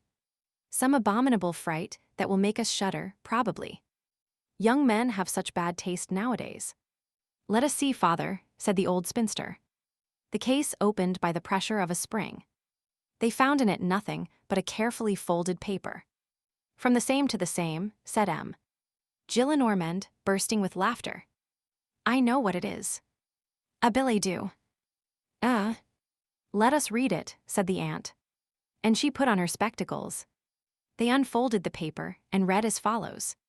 "For my son, the emperor made me a baron on the battlefield of Waterloo. Since the Restoration disputes my right to this title which I purchased with my blood, my son shall take it and bear it. That he will be worthy of it is a matter of course. The feelings of father and daughter cannot be described. They felt chilled as by the breath of a death's head. They did not exchange a word. Only Gillenormand said in a low voice, and as though speaking to himself, "It is the slasher's handwriting." The aunt examined the paper, turned it about in all directions, then put it back in its case. At the same moment, a little oblong packet, enveloped in blue paper, fell from one of the pockets of the greatcoat. Mademoiselle Gillenormand picked it up and unfolded the blue paper. It contained Marius' 100 cards. She handed one of them to Gillenormand, who read, "Le Baron Marius Pontmercy." The old man rang the bell. Nicolette came. Gillenormand took the ribbon, the case, and the coat, flung them all on the floor in the middle of the room, and said, "Carry those duds away." A full hour passed in the most profound silence. The old man and the old spinster had seated themselves with their backs to each other, and were thinking, each on his own account, the same things in all probability. At the expiration of this hour, Aunt Gillenormand said, "A pretty state of things." A few moments later, Marius made his appearance. He entered. Even before he had crossed the threshold, he saw his grandfather holding one of his own cards in his hand, and on catching sight of him, the latter exclaimed with his air of bourgeois and grinning superiority, which was something crushing, "Well, well, well, well, well, So you are a baron now. I present you my compliments. What is the meaning of this? Marius reddened slightly and replied. It means that I am the son of my father. Gillenormand ceased to laugh and said harshly, I am your father. My father, retorted Marius with downcast eyes and a severe air, was a humble and heroic man who served the Republic and France gloriously, who was great in the greatest history that men have ever made, who lived in the bivouac for a quarter of a century, beneath grapeshot and bullets, in snow and mud by day, beneath rain at night, who captured 2 flags, who received 20 wounds, who died forgotten and abandoned, and who never committed but one mistake, which was to love too fondly 2 ingrates, his country and myself. This was more than Gillenormand could bear to hear. At the word republic he rose, or, to speak more correctly, he sprang to his feet. Every word that Marius had just uttered produced on the visage of the old royalist the effect of the puffs of air from a forge upon a blazing brand. From a dull hue he had turned red, from red, purple, and from purple, flame-colored. Marius, he cried, abominable child. I do not know what your father was. I do not wish to know. I know nothing about that, and I do not know him. But what I do know is that there never was anything but scoundrels among those men. They were all rascals, assassins, redcaps, thieves. I say all. I say all. I know not one. I say all. Do you hear me, Marius? See here, you are no more a baron than my slipper is. They were all bandits in the service of Robespierre. All who served Bonaparte were brigands. They were all traitors who betrayed their legitimate king. All cowards who fled before the Prussians and the English at Waterloo. That is what I do know. Whether Monsieur your father comes in that category, I do not know. I am sorry for it, so much the worse, your humble servant. In his turn, it was Marius who was the firebrand and Gillenormand who was the bellows. Marius quivered in every limb. He did not know what would happen next. His brain was on fire. He was the priest who beholds all his sacred wafers cast to the winds, the fakir who beholds a passerby spit upon his idol. It could not be that such things had been uttered in his presence. What was he to do? His father had just been trampled underfoot and stamped upon in his presence, but by whom? By his grandfather. How was he to avenge the one without outraging the other? It was impossible for him to insult his grandfather, and it was equally impossible for him to leave his father unavenged. On the one hand was a sacred grave, on the other hoary locks. He stood there for several moments, staggering as though intoxicated, with all this whirlwind dashing through his head. Then he raised his eyes, gazed fixedly at his grandfather, and cried in a voice of thunder.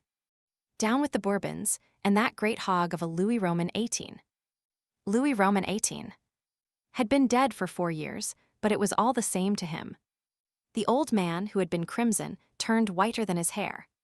He wheeled round towards a bust of Le Duc de Berry, which stood on the chimney-piece, and made a profound bow with a sort of peculiar majesty.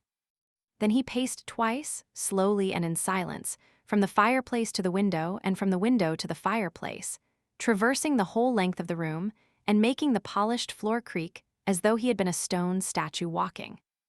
On his second turn, he bent over his daughter, who was watching this encounter with the stupefied air of an antiquated lamb, and said to her with a smile that was almost calm, "A baron like this gentleman and a bourgeois like myself cannot remain under the same roof." And drawing himself up all at once, pallid, trembling, terrible, with his brow rendered more lofty by the terrible radiance of wrath, he extended his arm towards Marius and shouted to him, "Be off." Marius left the house. On the following day, Gillenormand said to his daughter, "You will send 60 pistoles every 6 months to that blood drinker, and you will never mention his name to me." Having an immense reserve fund of wrath to get rid of, and not knowing what to do with it, he continued to address his daughter as you instead of thou for the next 3 months. Marius, on his side, had gone forth in indignation. There was one circumstance which, it must be admitted, aggravated his exasperation. There are always petty fatalities of the sort which complicate domestic dramas. They augment the grievances in such cases, although, in reality, the wrongs are not increased by them. While carrying Marius, Duds precipitately to his chamber, at his grandfather's command, Nicolette had inadvertently let fall, probably, on the attic staircase, which was dark, that medallion of black shagreen which contained the paper penned by the colonel. Neither paper nor case could afterwards be found. Marius was convinced that Monsieur Gillenormand, from that day forth he never alluded to him otherwise, had flung his father's testament in the fire. He knew by heart the few lines which the colonel had written, and, consequently, nothing was lost. But the paper, the writing, that sacred relic, all that was his very heart. What had been done with it? Marius had taken his departure without saying whither he was going, and without knowing where, with 30 francs, his watch, and a few clothes in a handbag. He had entered a hackney coach, had engaged it by the hour, and had directed his course at haphazard towards the Latin Quarter. What was to become of Marius? Book 4th, The Friends of the ABC. Chapter 1, a group which barely missed becoming historic. At that epoch, which was, to all appearances indifferent, a certain revolutionary quiver was vaguely current. Breaths which had started forth from the depths of 89 and 93 were in the air. Youth was on the point, may the reader pardon us the word, of molting. People were undergoing a transformation, almost without being conscious of it, through the movement of the age. The needle which moves round the compass also moves in souls. Each person was taking that step in advance which he was bound to take. The royalists were becoming liberals, liberals were turning democrats. It was a flood tide complicated with 1,000 ebb movements.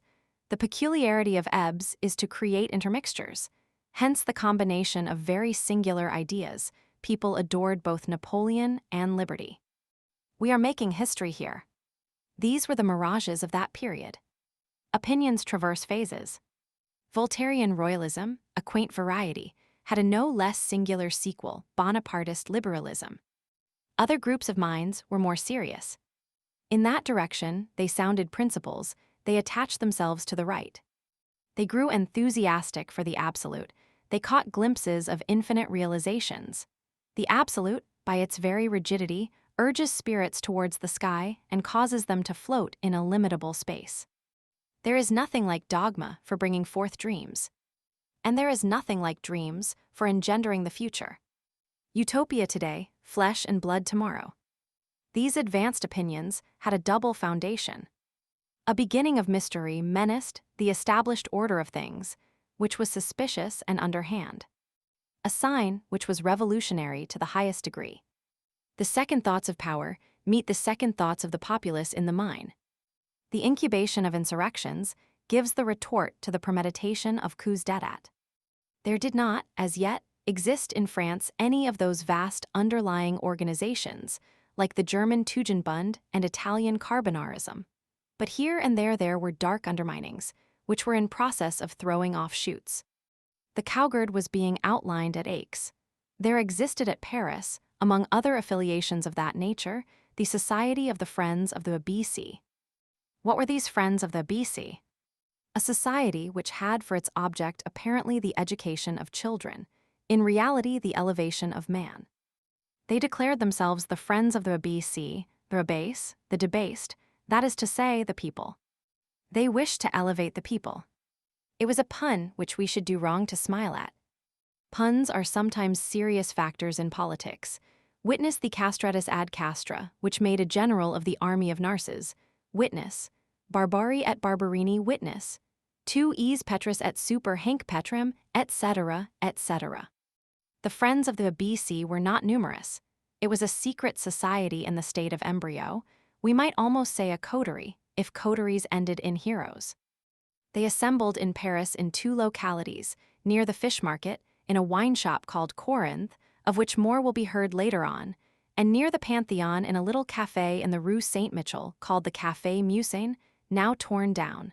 The first of these meeting places was close to the working man, the second to the students. The assemblies of the Friends of the ABC were usually held in a back room of the Café Musain. This hall, which was tolerably remote from the café, with which it was connected by an extremely long corridor, had 2 windows and an exit with a private stairway on the little Rue d'Esgrès. There they smoked and drank, and gambled and laughed. There they conversed in very loud tones about everything, and in whispers of other things. An old map of France under the Republic was nailed to the wall, a sign quite sufficient to excite the suspicion of a police agent. The greater part of the friends of the B.C. were students, who were on cordial terms with the working classes. Here are the names of the principal ones. They belong, in a certain measure, to history: Enjolras, Combeferre, Jean Prouvaire, Feuilly, Courfeyrac, Bahorel, Lesgle or Lagle, Joly, Grantaire. These young men formed a sort of family, through the bond of friendship. All, with the exception of Lagle, were from the south. This was a remarkable group. It vanished in the invisible depths which lie behind us. At the point of this drama, which we have now reached, it will not perhaps be superfluous to throw a ray of light upon these youthful heads, before the reader beholds them plunging into the shadow of a tragic adventure. Enjolras, whose name we have mentioned first of all, the reader shall see why later on, was an only son and wealthy. Enjolras was a charming young man who was capable of being terrible. He was angelically handsome. He was a savage Antinous. One would have said, to see the pensive thoughtfulness of his glance, that he had already, in some previous state of existence, traversed the revolutionary apocalypse. He possessed the tradition of it as though he had been a witness. He was acquainted with all the minute details of the great affair. A pontifical and warlike nature, a singular thing in a youth. He was an officiating priest and a man of war. From the immediate point of view, a soldier of the democracy. Above the contemporary movement, the priest of the ideal. His eyes were deep, his lids a little red, his lower lip was thick and easily became disdainful, his brow was lofty. A great deal of brow in a face is like a great deal of horizon in a view. Like certain young men at the beginning of this century and the end of the last, who became illustrious at an early age, he was endowed with excessive youth, and was as rosy as a young girl, although subject to hours of pallor. Already a man, he still seemed a child. His 22 years appeared to be but 17. He was serious. It did not seem as though he were aware there was on earth a thing called woman. He had but one passion, the right, but one thought to overthrow the obstacle. On Mount Aventine, he would have been Gracchus. In the Convention, he would have been Saint Just. He hardly saw the roses, he ignored spring, he did not hear the caroling of the birds. The bare throat of Evadne would have moved him no more than it would have moved Aristogiton. He, like Harmodius, thought flowers good for nothing except to conceal the sword. He was severe in his enjoyments. He chastely dropped his eyes before everything which was not the Republic. He was the marble lover of liberty. His speech was harshly inspired, and had the thrill of a hymn. He was subject to unexpected outbursts of soul. Woe to the love affair which should have risked itself beside him. If any grisette of the place Cambrai or the Rue Saint-Jean-de-Beauvais, seeing that face of a youth escaped from college, that page's mien, those long golden lashes, those blue eyes, that hair billowing in the wind, those rosy cheeks, those fresh lips, those exquisite teeth, had conceived an appetite for that complete aurora, and had tried her beauty on Enjolras, an astounding and terrible glance would have promptly shown her the abyss, and would have taught her not to confound the mighty cherub of Ezekiel with the gallant cherubino of Beaumarchais. By the side of Enjolras, who represented the logic of the revolution, Combeferre represented its philosophy. Between the logic of the revolution and its philosophy, there exists this difference, that its logic may end in war, whereas its philosophy can end only in peace. Combeferre complemented and rectified Enjolras. He was less lofty, but broader. He desired to pour into all minds the extensive principles of general ideas. He said, "Revolution, but civilization," and around the mountain peak he opened out a vast view of the blue sky. The revolution was more adapted for breathing with Combeferre than with Enjolras. Enjolras expressed its divine right, and Combeferre its natural right. The first attached himself to Robespierre, the second confined himself to Condorcet. Combeferre lived the life of all the rest of the world more than did Enjolras. If it had been granted to these two young men to attain to history, the one would have been the just, the other the wise man. Enjolras was the more virile, Chimera the more humane. Homo and ver, that was the exact effect of their different shades. Chimera was as gentle as Enjolras was severe, through natural whiteness. He loved the word citizen, but he preferred the word man. He would gladly have said, hombre like the Spanish.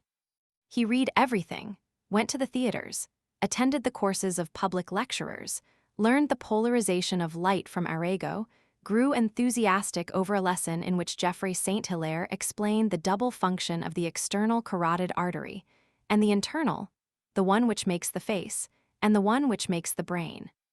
He kept up with what was going on, followed science step by step, compared St. Simon with Fourier, deciphered hieroglyphics, broke the pebble which he found and reasoned on geology, drew from memory a silkworm moth, pointed out the faulty French in the dictionary of the Academy, studied Puysegur and Deleuze, affirmed nothing, not even miracles, denied nothing, not even ghosts, turned over the files of the Moniteur, reflected. He declared that the future lies in the hand of the schoolmaster, and busied himself with educational questions. He desired that society should labor without relaxation at the elevation of the moral and intellectual level, at coining science, at putting ideas into circulation, at increasing the mind in youthful persons, and he feared lest the present poverty of method, the paltriness from a literary point of view confined to 2 or 3 centuries called classic, the tyrannical dogmatism of official pedants. Scholastic prejudices and routines should end by converting our colleges into artificial oyster beds. He was learned, a purist exact, a graduate of the Polytechnic, a close student, and at the same time thoughtful even to chimeras, so his friends said. He believed in all dreams, railroads, the suppression of suffering in chirurgical operations, the fixing of images in the dark chamber, the electric telegraph, the steering of balloons. Moreover, he was not much alarmed by the citadels erected against the human mind in every direction, by superstition, despotism, and prejudice. He was one of those who think that science will eventually turn the position. Enjolras was a chief, Chimera was a guide. One would have liked to fight under the one and to march behind the other. It is not that Chimera was not capable of fighting, he did not refuse a hand-to-hand combat with the obstacle, and to attack it by main force and explosively. But it suited him better to bring the human race into accord with its destiny gradually, by means of education, the inculcation of axioms, the promulgation of positive laws. And between 2 lights, his preference was rather for illumination than for conflagration.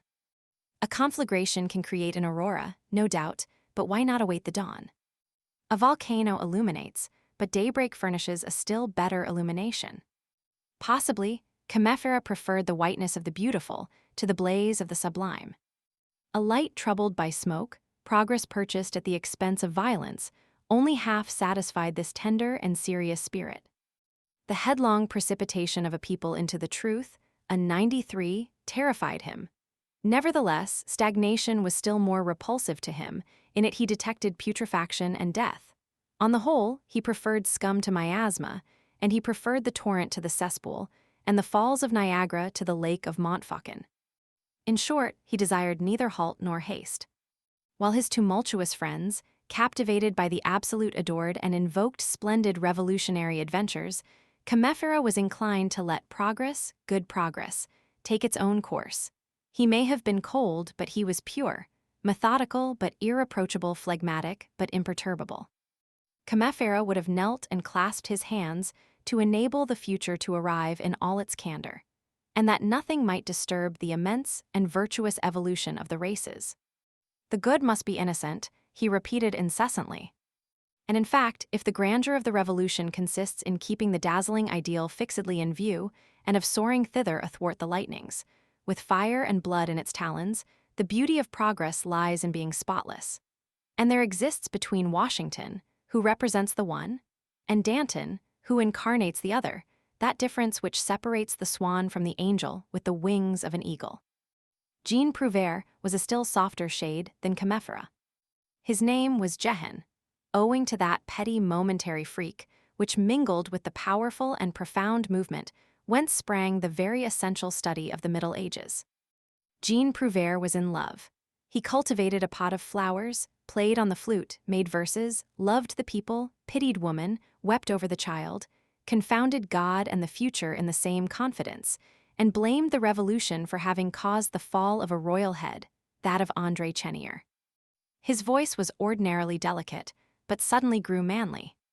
He was learned even to erudition, and almost an Orientalist.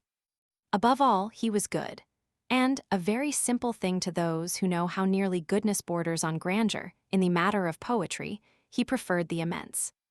He knew Italian, Latin, Greek, and Hebrew, and these served him only for the perusal of four poets: Dante, Juvenal, Aeschylus, and Isaiah. In French, he preferred Corneille to Racine, and Agrippa d'Aubigné to Corneille. He loved to saunter through fields of wild oats and cornflowers, and busied himself with clouds nearly as much as with events. His mind had two attitudes, one on the side towards man, the other on that towards God. He studied or he contemplated. All day long, he buried himself in social questions: salary, capital, credit, marriage, religion, liberty of thought, education, penal servitude, poverty, association, property, production, and sharing, the enigma of this lower world which covers the human anthill with darkness. And at night, he gazed upon the planets, those enormous beings. Like Enjolras, he was wealthy and an only son. He spoke softly, bowed his head, lowered his eyes, smiled with embarrassment, dressed badly, had an awkward air, blushed at a mere nothing, and was very timid. Yet he was intrepid. Feuilly was a working man, a fan maker, orphaned both of father and mother, who earned with difficulty 3 francs a day, and had but one thought: to deliver the world. He had one other preoccupation: to educate himself. He called this also delivering himself. He had taught himself to read and write. Everything that he knew, he had learned by himself. Feuilly had a generous heart. The range of his embrace was immense. This orphan had adopted the peoples. As his mother had failed him, he meditated on his country. He brooded with the profound divination of the man of the people over what we now call the idea of the nationality, had learned history with the express object of raging with full knowledge of the case. In this club of young utopians, occupied chiefly with France, he represented the outside world. He had for his specialty Greece, Poland, Hungary, Romania, Italy. He uttered these names incessantly, appropriately and inappropriately, with the tenacity of right. The violations of Turkey on Greece and Thessaly, of Russia on Warsaw, of Austria on Venice, enraged him. Above all things, the great violence of 1772 aroused him. There is no more sovereign eloquence than the true in indignation. He was eloquent with that eloquence. He was inexhaustible on that infamous date of 1772, on the subject of that noble and valiant race suppressed by treason, and that 3-sided crime, on that monstrous ambush, the prototype and pattern of all those horrible suppressions of states, which, since that time, have struck many a noble nation, and have annulled their certificate of birth, so to speak. All contemporary social crimes have their origin in the partition of Poland. The partition of Poland is a theorem of which all present political outrages are the corollaries. There has not been a despot, nor a traitor for nearly a century back, who has not signed, approved, countersigned, and copied, ne variator, the partition of Poland. When the record of modern treasons was examined, that was the first thing which made its appearance. The Congress of Vienna consulted that crime before consummating its own. 1772 sounded the onset. 1815 was the death of the game. Such was Feuilly's habitual text. This poor workingman had constituted himself the tutor of justice, and she recompensed him by rendering him great. The fact is that there is eternity in right. Warsaw can no more be Tartar than Venice can be Teuton. Kings lose their pains and their honor in the attempt to make them so. Sooner or later, the submerged part floats to the surface and reappears. Greece becomes Greece again, Italy is once more Italy. The protest of right against the deed persists forever. The theft of a nation cannot be allowed by prescription. These lofty deeds of rascality have no future. A nation cannot have its mark extracted like a pocket handkerchief. Courfeyrac had a father who was called M. de Courfeyrac. One of the false ideas of the bourgeoisie under the Restoration, as regards aristocracy, and the nobility was to believe in the particle. The particle, as everyone knows, possesses no significance. But the bourgeois of the Epic of La Minerve estimated so highly that pour de, that they thought themselves bound to abdicate it. M. De Chauvelin had himself called M. Chauvelin, M. De Caumartin, M. Caumartin, M. De Constant de Robe, Benjamin Constant, M. De Lafayette, M. Lafayette. Courfeyrac had not wished to remain behind the rest, and called himself plain Courfeyrac. We might almost, so far as Courfeyrac is concerned, stop here and confine ourselves to saying with regard to what remains. For Courfeyrac, see Tholomyès. Courfeyrac had, in fact, that animation of youth which may be called the but du diable of the mind. Later on, this disappears like the playfulness of the kitten, and all this grace ends, with the bourgeois on 2 legs, and with the tomcat on 4 paws. This sort of wit is transmitted from generation to generation of the successive levies of youth who traverse the schools, who pass it from hand to hand, quasi-cursors, and is almost always exactly the same, so that, as we have just pointed out, anyone who had listened to Courfeyrac in 1828 would have thought he heard Tholomyès in 1817. Only Courfeyrac was an honorable fellow. Beneath the apparent similarities of the exterior mind, the difference between him and Tholomyès was very great. The latent man which existed in the two was totally different in the first from what it was in the second. There was in Tholomyès a district attorney, and in Courfeyrac a paladin. Enjolras was the chief, Combeferre was the guide, Courfeyrac was the center. The others gave more light, he shed more warmth.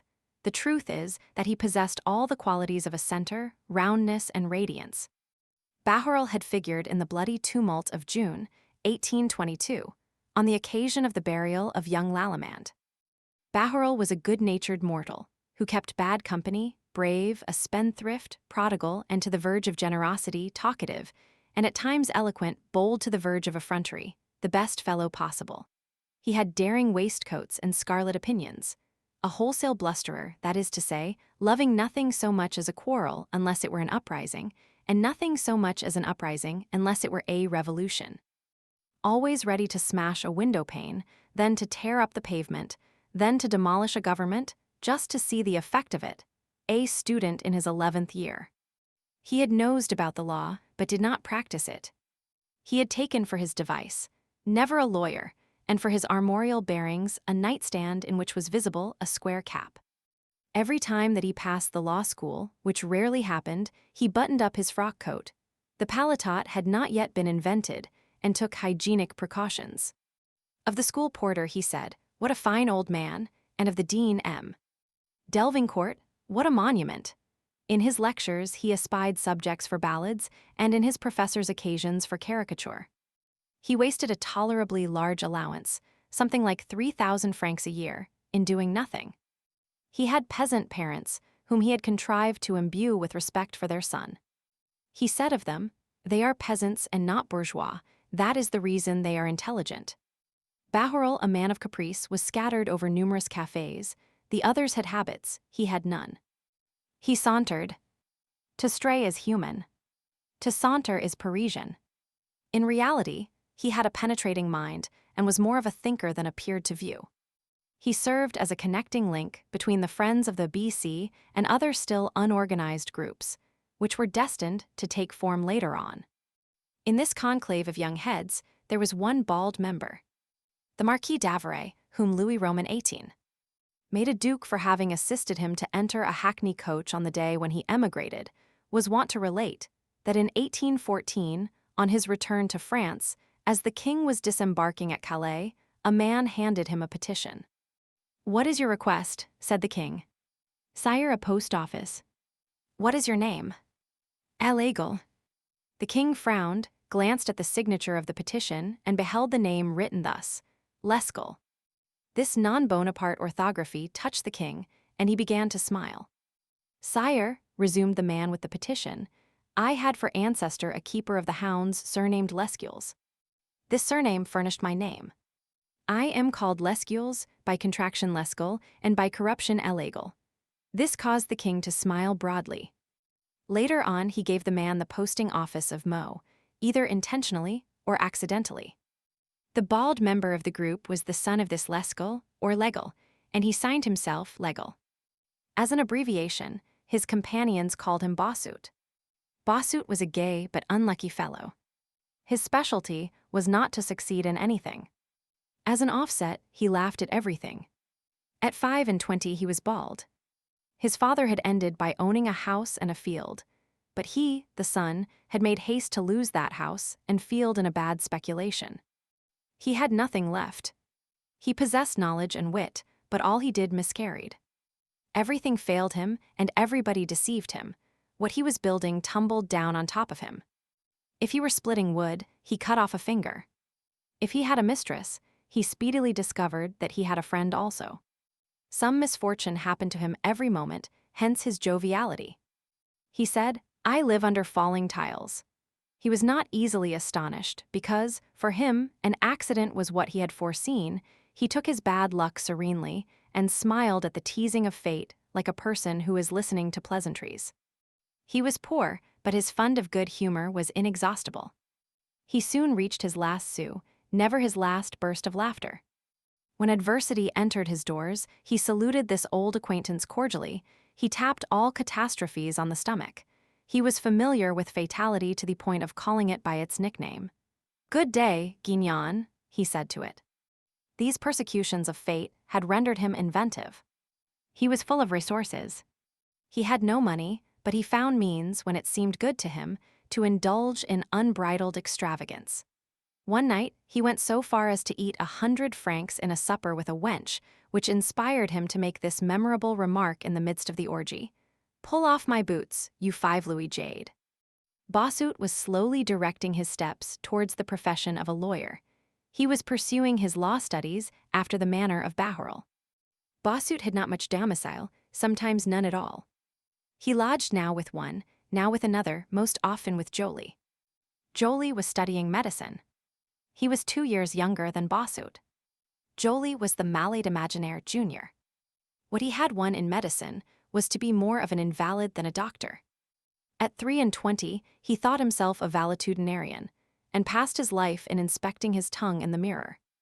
He affirmed that man becomes magnetic like a needle, and in his chamber he placed his bed with its head to the south, and the foot to the north, so that, at night, the circulation of his blood might not be interfered with by the great electric current of the globe. During thunderstorms, he felt his pulse. Otherwise, he was the gayest of them all. All these young, maniacal, puny, merry incoherences lived in harmony together, and the result was an eccentric and agreeable being whom his comrades, who were prodigal of winged consonants, called jollily. "You may fly away on the 4 Ls," Jean Prouvaire said to him, 23. Joly had a trick of touching his nose with the tip of his cane, which is an indication of a sagacious mind. All these young men who differed so greatly, and who, on the whole, can only be discussed seriously, held the same religion: progress. All were the direct sons of the French Revolution. The most giddy of them became solemn when they pronounced that date, 89. Their fathers in the flesh had been, either royalists, doctrinaires, it matters not what. This confusion anterior to themselves, who were young, did not concern them at all.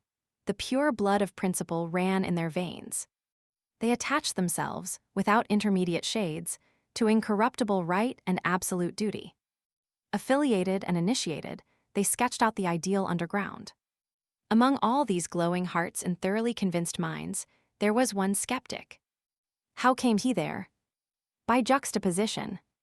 This skeptic's name was Grantaire, and he was in the habit of signing himself with this rebus: R. Grantaire was a man who took good care not to believe in anything. Moreover, he was one of the students who had learned the most during their course at Paris. He knew that the best coffee was to be had at the Café Lemblin, and the best billiards at the Café Voltaire, that good cakes and lasses were to be found at the Hermitage, on the Boulevard du Maine, spatchcocked chickens at Mother Sauget's, excellent matelotes at the Barrière de la Canette, and a certain thin white wine at the Barrière du Compat. He knew the best place for everything, in addition, boxing and foot fencing and some dances, and he was a thorough single-stick player. He was a tremendous drinker to boot. He was inordinately homely.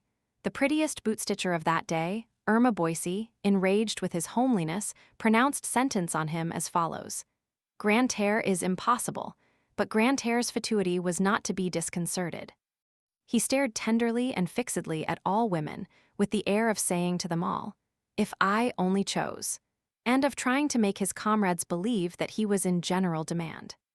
All those words, rights of the people, rights of man, the social contract, the French Revolution, the Republic, democracy, humanity, civilization, religion, progress, came very near to signifying nothing whatever to Grantaire. He smiled at them. Skepticism, that carries of the intelligence, had not left him a single whole idea. He lived with irony. This was his axiom: there is but one certainty, my full glass. He sneered at all devotion in all parties, the father as well as the brother, Robespierre Jr. as well as Loiserolles. They are greatly in advance to be dead, he exclaimed. He said of the crucifix, there is a gibbet which has been a success. A rover, a gambler, a libertine often drunk, he displeased these young dreamers by humming incessantly, J. Amons les fils, et J. Amons le bon vin. Air, vive Henry Roman IV. However, this skeptic had one fanaticism. This fanaticism was neither a dogma, nor an idea, nor an art, nor a science. It was a man, Enjolras. Grantaire admired, loved, and venerated Enjolras. To whom did this anarchical scoffer unite himself in this phalanx of absolute minds? To the most absolute. In what manner had Enjolras subjugated him? By his ideas? No. By his character. A phenomenon which is often observable. A skeptic who adheres to a believer is as simple as the law of complementary colors. That which we lack attracts us. No one loves the light like the blind man. The dwarf adores the drum major. The toad always has his eyes fixed on heaven. Why? In order to watch the bird in its flight. Grantaire, in whom writhed doubt, loved to watch faith soar in Enjolras. He had need of Enjolras.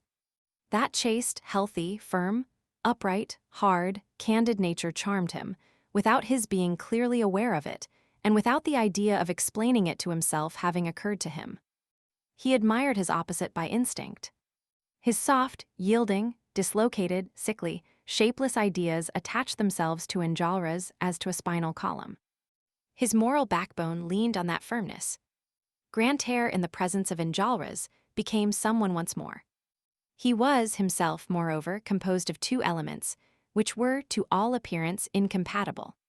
He was ironical and cordial. His indifference loved. His mind could get along without belief, but his heart could not get along without friendship. A profound contradiction, for an affection is a conviction. His nature was thus constituted. There are men who seem to be born to be the reverse, the obverse, the wrong side. They are Pollux, Patroclus, Nissus, Eudamidas, Ephestion, Pechmeja. They only exist on condition that they are backed up with another man. Their name is a sequel, and is only written preceded by the conjunction, and their existence is not their own. It is the other side of an existence which is not theirs. Grantaire was one of these men. He was the obverse of Enjolras. One might almost say that affinities begin with the letters of the alphabet. In the series, O and P are inseparable. You can, at will, pronounce O and P or Orestes and Pylades. Grantaire, Enjolras, true satellite, inhabited this circle of young men. He lived there, he took no pleasure anywhere but there. He followed them everywhere. His joy was to see these forms go and come through the fumes of wine. They tolerated him on account of his good humor. Enjolras, the believer, disdained the skeptic, and a sober man himself scorned this drunkard.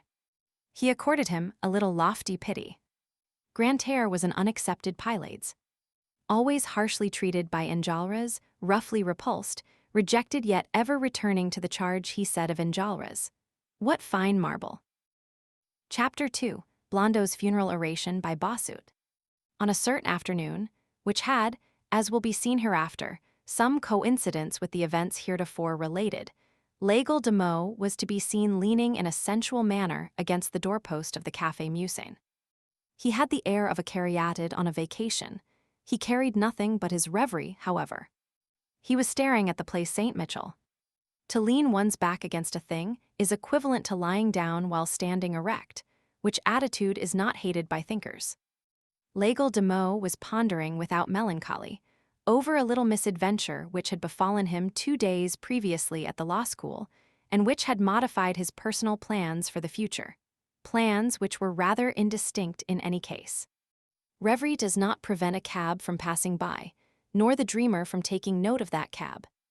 L'Aigle de Meaux, whose eyes were straying about in a sort of diffuse lounging, perceived, athwart his somnambulism, a 2-wheeled vehicle proceeding through the place at a foot pace and apparently in indecision. For whom was this cabriolet? Why was it driving at a walk? L'Aigle took a survey. In it, beside the coachman, sat a young man, and in front of the young man lay a rather bulky handbag. The bag displayed to passers by the following name inscribed in large black letters on a card which was sewn to the stuff: Marius Pontmercy. This name caused L'Aigle to change his attitude. He drew himself up and hurled this apostrophe at the young man in the cabriolet. Monsieur Marius Pontmercy. The cabriolet thus addressed came to a halt. The young man, who also seemed deeply buried in thought, raised his eyes. "Hey," said he. "You are M. Marius Pontmercy." "Certainly." "I was looking for you," resumed L'Aigle de Meaux. "How so?" demanded Marius, for it was he. In fact, he had just quitted his grandfather, S., and had before him a face which he now beheld for the first time. "I do not know you." "Neither do I know you," responded L'Aigle. Marius thought he had encountered a wag, the beginning of a mystification in the open street. He was not in a very good humor at the moment. He frowned. L'Aigle de Meaux went on imperturbably. "You were not at the school day before yesterday." "That is possible." "That is certain." "You are a student?" demanded Marius. "Yes, sir." "Like yourself?" "Day before yesterday, I entered the school by chance. You know, one does have such freaks sometimes. The professor was just calling the roll. You are not unaware that they are very ridiculous on such occasions.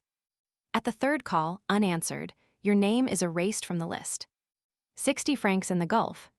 Marius began to listen. It was Blondeau who was making the call. You know Blondeau, he has a very pointed and very malicious nose, and he delights to scent out the absent. He slyly began with the letter P. I was not listening, not being compromised by that letter. The call was not going badly. No erasures, the universe was present. Blondeau was grieved. I said to myself, "Blondeau, my love, you will not get the very smallest sort of an execution today." All at once Blondeau calls, "Marius Pontmercy." No one answers. Blondeau, filled with hope, repeats more loudly, "Marius Pontmercy," and he takes his pen. "Monsieur, I have bowels of compassion." I said to myself hastily, "Here's a brave fellow who is going to get scratched out. Attention! Here is a veritable mortal who is not exact. He's not a good student. Here is none of your heavy sides, a student who studies, a greenhorn pedant, strong on letters, theology, science, and sapience, one of those dull wits cut by the square, a pin by profession. He is an honorable idler who lounges, who practices country jaunts, who cultivates the grisette, who pays court to the fair sex, who is at this very moment, perhaps, with my mistress. Let us save him. Death to Blondeau?" At that moment, Blondeau dipped his pen in, all black with erasures in the ink, cast his yellow eyes round the audience room, and repeated for the third time, "Marius Pontmercy." I replied, "Present. This is why you were not crossed off." "Monsieur," said Marius. "And why I was," added L'Aigle de Meaux. "I do not understand you," said Marius. L'Aigle resumed. "Nothing is more simple."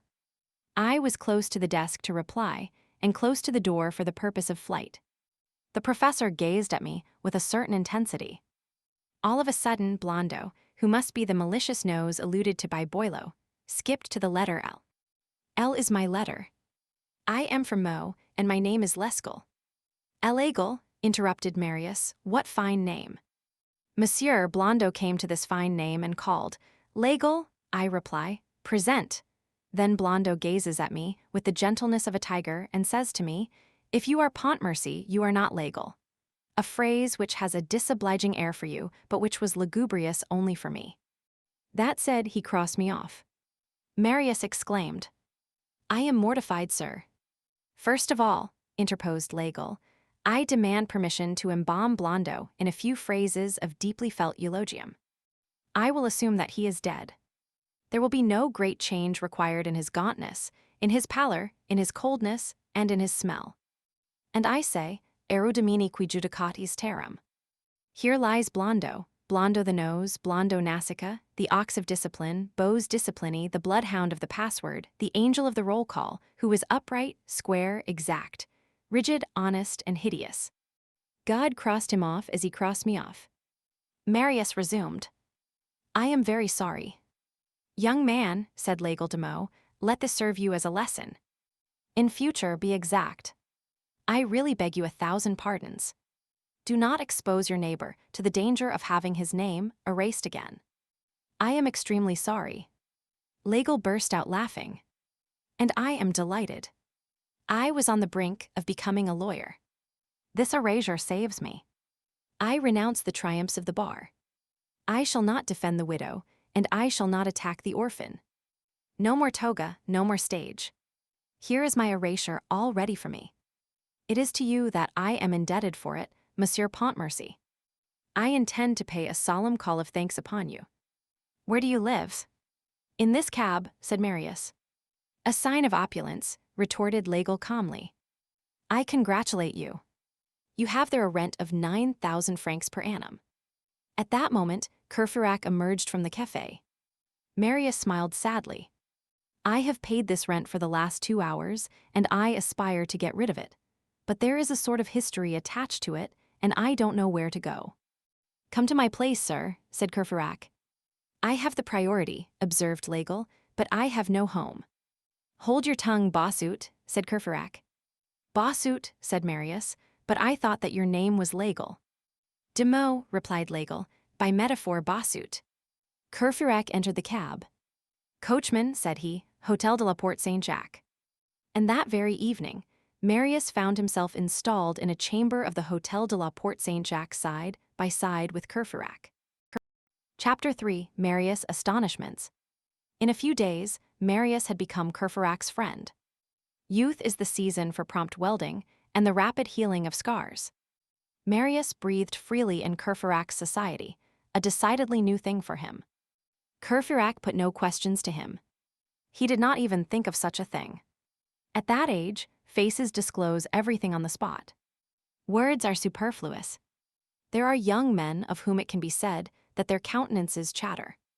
One looks at them, and one knows them.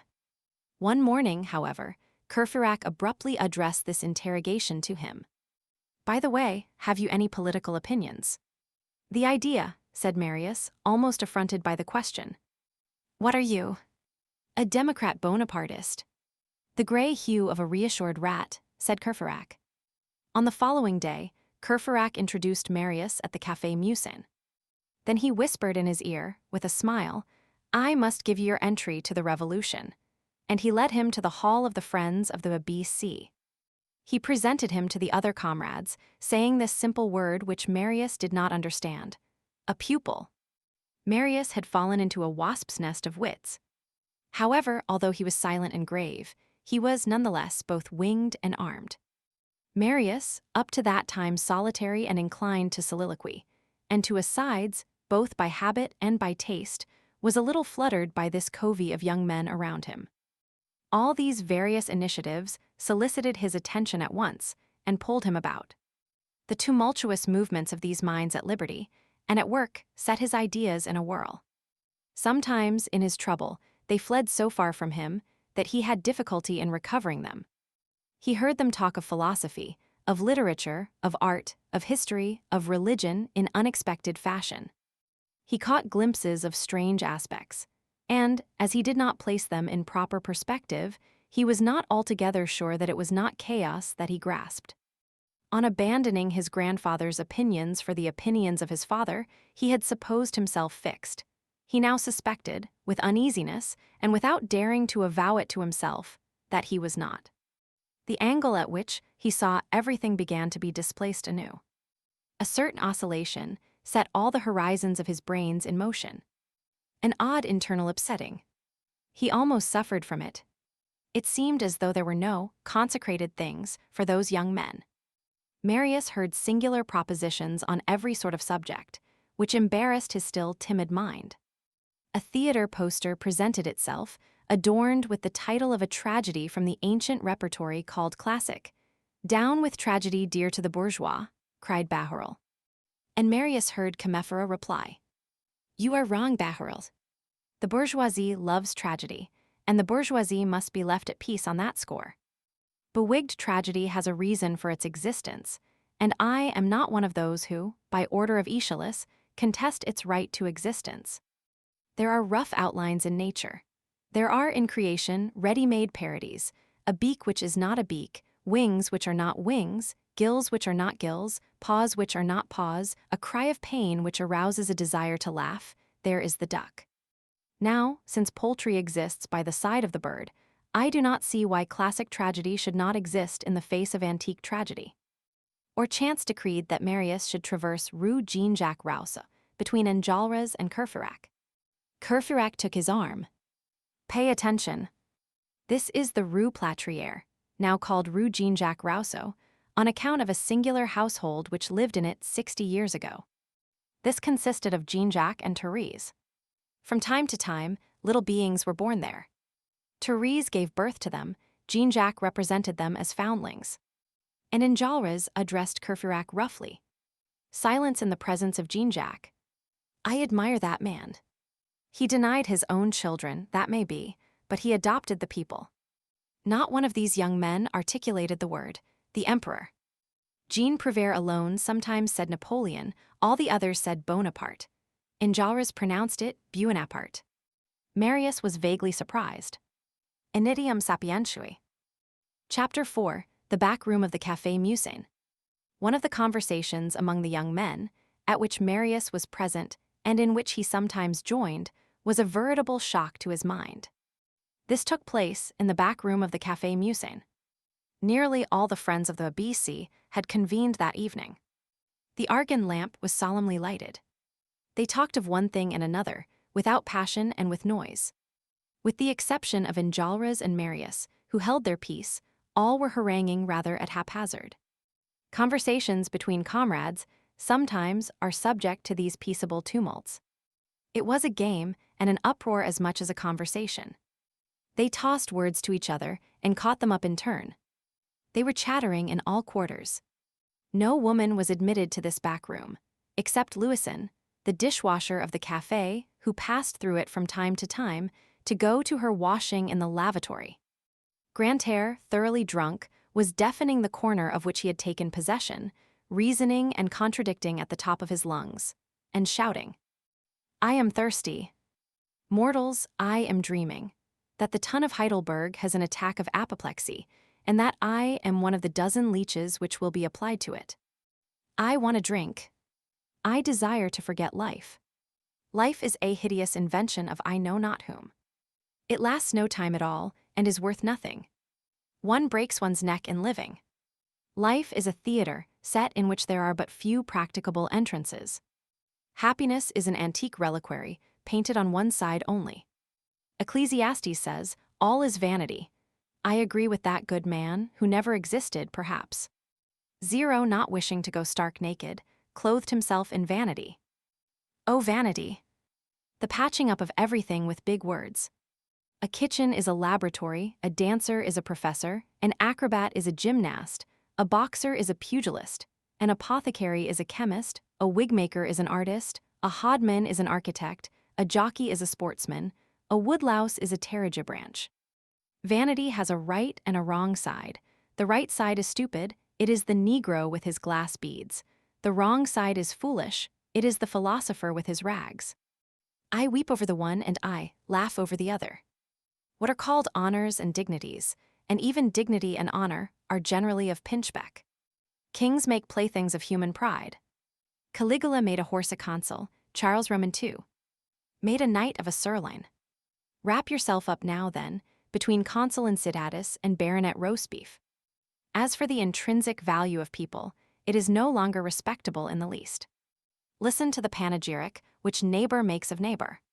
White on white is ferocious. If the lily could speak, what a setting down it would give the dove. A bigoted woman, prating of a devout woman, is more venomous than the asp and the cobra.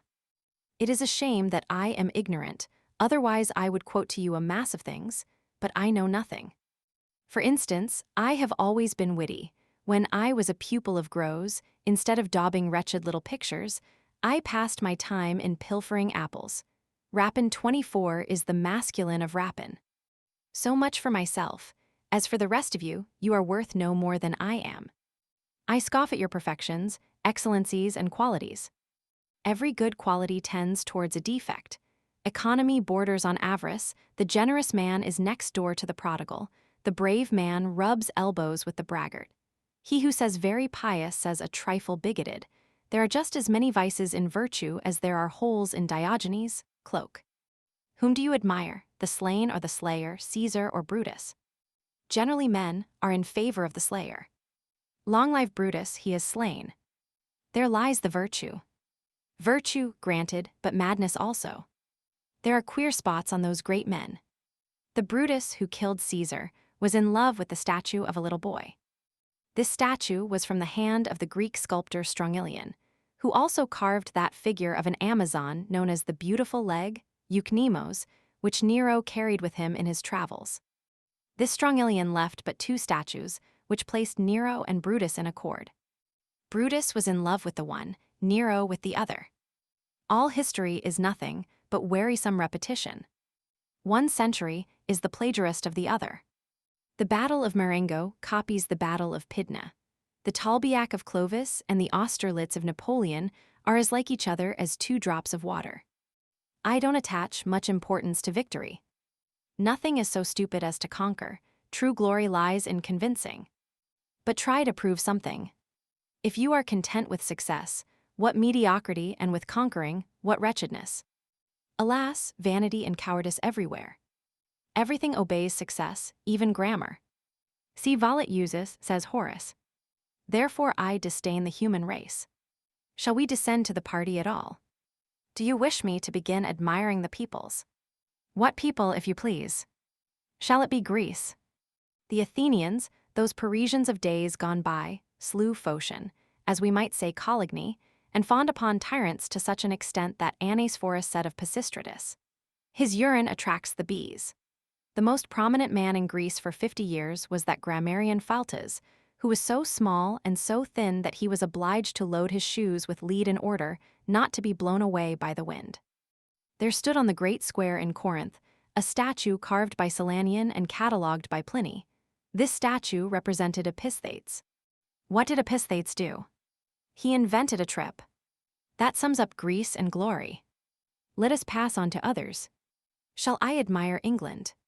Shall I admire France? France. Why? Because of Paris. I have just told you my opinion of Athens. England. Why? Because of London. I hate Carthage. And then London, the metropolis of luxury, is the headquarters of wretchedness. There are 100 deaths a year of hunger in the parish of Charing Cross alone. Such is Albion. I add, as the climax, that I have seen an Englishwoman dancing in a wreath of roses and blue spectacles. A fig, then, for England. If I do not admire John Bull, shall I admire Brother Jonathan? I have but little taste for that slave-holding brother. Take away time as money, what remains of England? Take away cotton as king, what remains of America? Germany is the lymph, Italy is the bile. Shall we go into ecstasies over Russia? Voltaire admired it. He also admired China. I admit that Russia has its beauties, among others, a stout despotism, but I pity the despots. Their health is delicate. A decapitated Alexis, a poignarded Peter, a strangled Paul, another Paul crushed flat with kicks, divers Ivans strangled, with their throats cut, numerous Nicholases and Basils poisoned. All this indicates that the palace of the emperors of Russia is in a condition of flagrant insalubrity. All civilized peoples offer this detail to the admiration of the thinker. War, now, war, civilized war exhausts and sums up all the forms of ruffianism, from the brigandage of the Trabuceros in the gorges of Mont Jaxa to the marauding of the Comanche Indians in the Doubtful Pass. Bah, you will say to me, but Europe is certainly better than Asia. I admit that Asia is a farce, but I do not precisely see what you find to laugh at in the Grand Lama, you peoples of the West, who have mingled with your fashions and your elegances all the complicated filth of majesty, from the dirty chemise of Queen Isabella to the chamber chair of the Dauphin. Gentlemen of the human race, I tell you, not a bit of it. It is at Brussels that the most beer is consumed, at Stockholm the most brandy, at Madrid the most chocolate, at Amsterdam the most gin, at London the most wine, at Constantinople the most coffee, at Paris the most absinthe. There are all the useful notions. Paris carries the day, in short.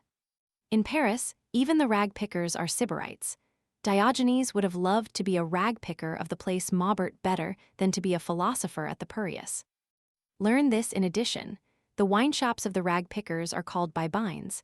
The most celebrated are the saucepan and the slaughterhouse. Hence, tea gardens, gagettes, cabelots, buis, mastercase, bastrings, mainzings, bibines of the rag-pickers, caravanseries of the caliphs, I certify to you, I am a voluptuary, I eat at Richard's at 40 sous a head. I must have Persian carpets to roll naked Cleopatra in. Where is Cleopatra? Ah. So it is you, Lewison. Good day. Thus did Grantaire, more than intoxicated, launch into speech, catching at the dishwasher in her passage, from his corner in the back room of the Café Musain. Bossuet, extending his hand towards him, tried to impose silence on him, and Grantaire began again worse than ever. Aigle de Meaux, down with your paws. You produce on me no effect with your gesture of Hippocrates refusing Artaxerxes, bric-a-brac. I excuse you from the task of soothing me. Moreover, I am sad. What do you wish me to say to you? Man is evil, man is deformed, the butterfly is a success, man is a failure. God made a mistake with that animal. A crowd offers a choice of ugliness. The first comer is a wretch femme, woman rhymes with infame, infamous. Yes, I have the spleen complicated with melancholy, with homesickness, plus hypochondria, and I am vexed, and I rage, and I yawn, and I am bored, and I am tired to death, and I am stupid. Let God go to the devil.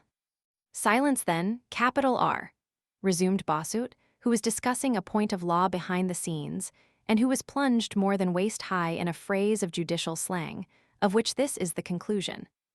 And as for me, although I am hardly a legist, and at the most an amateur attorney, I maintain this. That, in accordance with the terms of the customs of Normandy at St. Michel, and for each year an equivalent must be paid to the profit of the lord of the manor, saving the rights of others, and by all and several, the proprietors as well as those seized with inheritance, and that, for all emphyte uses, leases, freeholds, contracts of domain, mortgages. Echo, plaintive nymph, hummed Grantaire. Near Grantaire, an almost silent table, a sheet of paper, an inkstand, and a pen between 2 glasses of brandy announced that a vaudeville was being sketched out. This great affair was being discussed in a low voice, and the 2 heads at work touched each other. Let us begin by finding names. When one has the names, one finds the subject. That is true. Dictate. I will write. Monsieur Doramin. An independent gentleman. Of course. His daughter Celestine. Tyne. What next? Colonel Sainville. Sainville is stale. I should say Valsin. Beside the vaudeville aspirants, another group, which was also taking advantage of the uproar to talk low, was discussing a duel.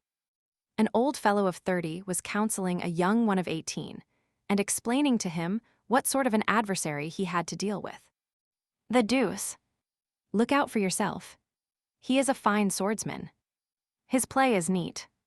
He has the attack, no wasted feints, wrist, dash, lightning, a just parade, mathematical parries bigger, and he is left-handed.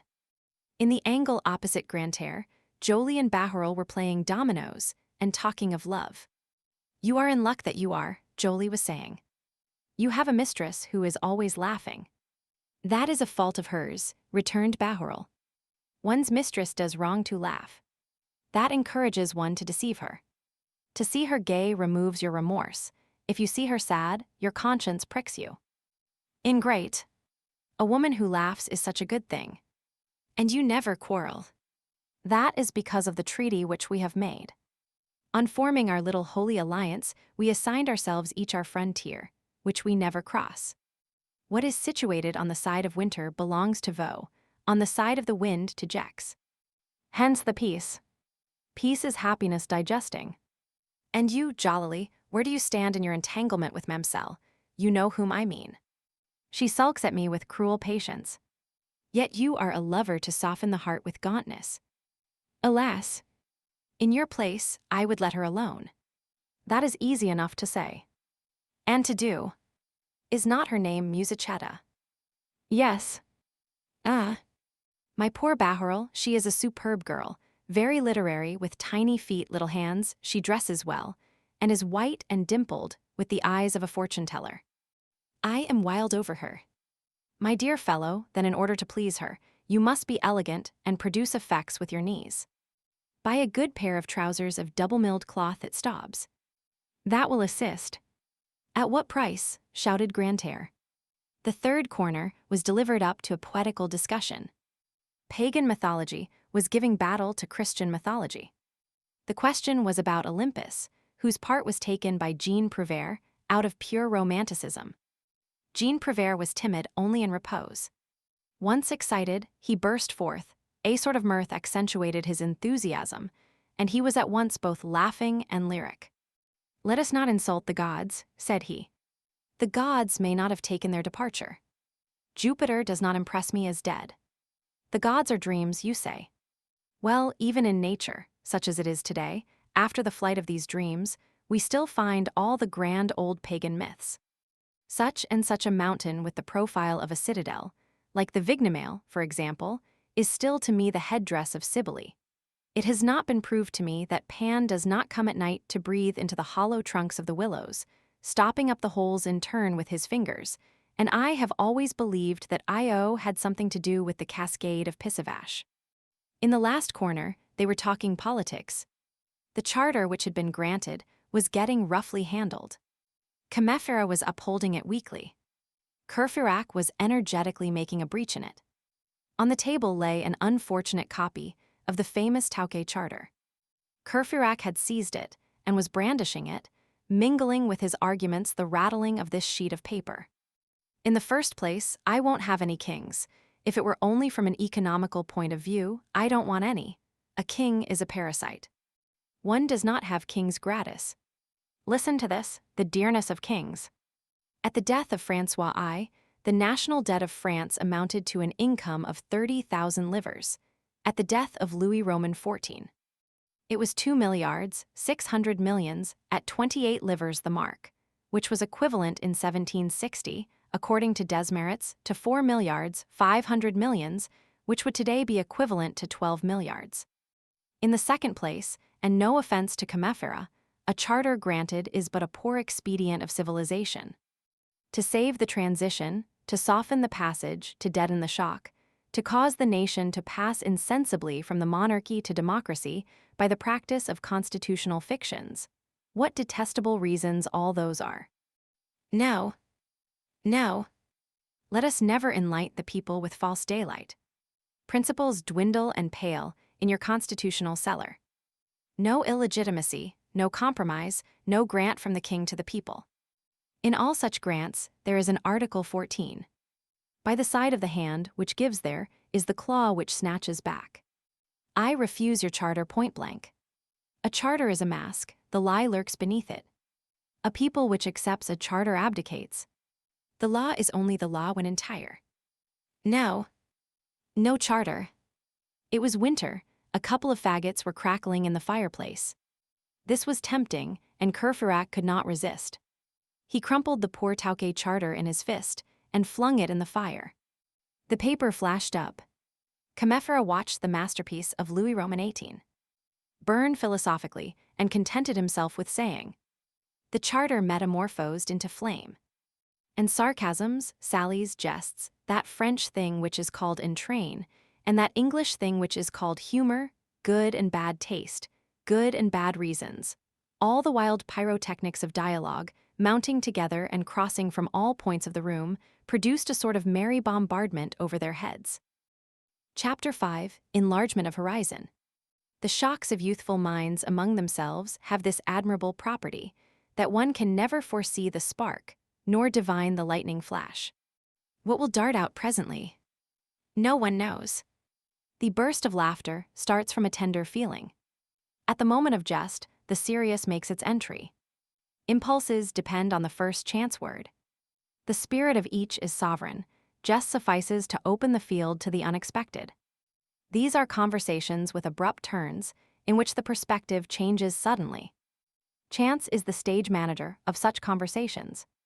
A severe thought, starting oddly from a clash of words, suddenly traversed the conflict of quips in which Grantaire, Bahorel, Prouvaire, Bossuet, Combeferre, and Courfeyrac were confusedly fencing. How does a phrase crop up in a dialogue? Whence comes it that it suddenly impresses itself on the attention of those who hear it? We have just said that no one knows anything about it. In the midst of the uproar, Bossuet all at once terminated some apostrophe to Combeferre, with this date: June 18, 1815, Waterloo. At this name of Waterloo, Marius, who was leaning his elbows on a table, beside a glass of water, removed his wrist from beneath his chin and began to gaze fixedly at the audience. "Pardieu," exclaimed Courfeyrac, "parbleu was falling into disuse at this period. That number 18 is strange and strikes me. It is Bonaparte's fatal number. Place Louis in front and Brumaire behind, you have the whole destiny of the man, with this significant peculiarity, that the end treads close on the heels of the commencement." Enjolras, who had remained mute up to that point, broke the silence and addressed this remark to Combeferre. "You mean to say, the crime and the expiation." This word crime overpassed the measure of what Marius, who was already greatly agitated by the abrupt evocation of Waterloo, could accept. He rose, walked slowly to the map of France spread out on the wall, and at whose base an island was visible in a separate compartment, laid his finger on this compartment and said, "Corsica, a little island which has rendered France very great." This was like a breath of icy air. All ceased talking. They felt that something was on the point of occurring. Bahorel, replying to Bossuet, was just assuming an attitude of the torso to which he was addicted. He gave it up to listen. Enjolras, whose blue eye was not fixed on anyone, and who seemed to be gazing at space, replied, without glancing at Marius, "France needs no Corsica to be great. France is great because she is France. Quia nomina Leo." Marius felt no desire to retreat. He turned towards Enjolras, and his voice burst forth with a vibration which came from a quiver of his very being. "God forbid that I should diminish France. But amalgamating Napoleon with her is not diminishing her. Come, let us argue the question. I am a newcomer among you, but I will confess that you amaze me. Where do we stand? Who are we? Who are you? Who am I? Let us come to an explanation about the emperor. I hear you say Buonaparte, accenting the U like the royalists. I warn you that my grandfather does better still. He says Buonaparte. I thought you were young men. Where then is your enthusiasm? And what are you doing with it? Whom do you admire if you do not admire the emperor? And what more do you want? If you will have none of that great man, what great men would you like? He had everything. He was complete. He had in his brain the sum of human faculties. He made codes like Justinian, he dictated like Caesar, his conversation was mingled with the lightning flash of Pascal, with the thunderclap of Tacitus, he made history and he wrote it, his bulletins are Iliads, he combined the cipher of Newton with the metaphor of Mahomet, he left behind him in the East words as great as the pyramids. At Tilsit he taught Emperor's Majesty, at the Academy of Sciences he replied to Laplace, in the Council of State he held his own against Merlin. He gave a soul to the geometry of the first, and to the chicanery of the last, he was a legist with the attorneys and sidereal with the astronomers. Like Cromwell blowing out one of two candles, he went to the temple to bargain for a curtain tassel. He saw everything, he knew everything, which did not prevent him from laughing good-naturedly beside the cradle of his little child. And all at once, frightened Europe lent an ear, armies put themselves in motion, parks of artillery rumbled, pontoons stretched over the rivers. Clouds of cavalry galloped in the storm, cries, trumpets, a trembling of thrones in every direction. The frontiers of kingdoms oscillated on the map. The sound of a superhuman sword was heard, as it was drawn from its sheath. They beheld him, rise erect on the horizon with a blazing brand in his hand, and a glow in his eyes, unfolding amid the thunder. His two wings, the grand army and the old guard, and he was the archangel of war. All held their peace, and Enjolras bowed his head. Silence always produces somewhat the effect of acquiescence, of the enemy being driven to the wall. Marius continued with increased enthusiasm, and almost without pausing for breath. Let us be just, my friends. What a splendid destiny for a nation to be the empire of such an emperor, when that nation is France, and when it adds its own genius to the genius of that man. To appear and to reign, to march and to triumph, to have for halting places all capitals, to take his grenadiers and to make kings of them, to decree the falls of dynasties, and to transfigure Europe at the pace of a charge. To make you feel that when you threaten you lay your hand on the hilt of the sword of God. To follow in a single man, Hannibal, Caesar, Charlemagne. To be the people of someone who mingles with your dawns the startling announcement of a battle won. To have the cannon of the invalids to rouse you in the morning, to hurl into abysses of light prodigious words which flame forever, Marengo, Arcola, Austerlitz, Jena, Wagram. To cause constellations of victories to flash forth at each instant from the zenith of the centuries, to make the French Empire a pendant to the Roman Empire, to be the great nation and to give birth to the grand army, to make its legions fly forth over all the earth, as a mountain sends out its eagles on all sides to conquer. To dominate, to strike with lightning, to be in Europe a sort of nation gilded through glory, to sound athwart the centuries a trumpet blast of titans, to conquer the world twice.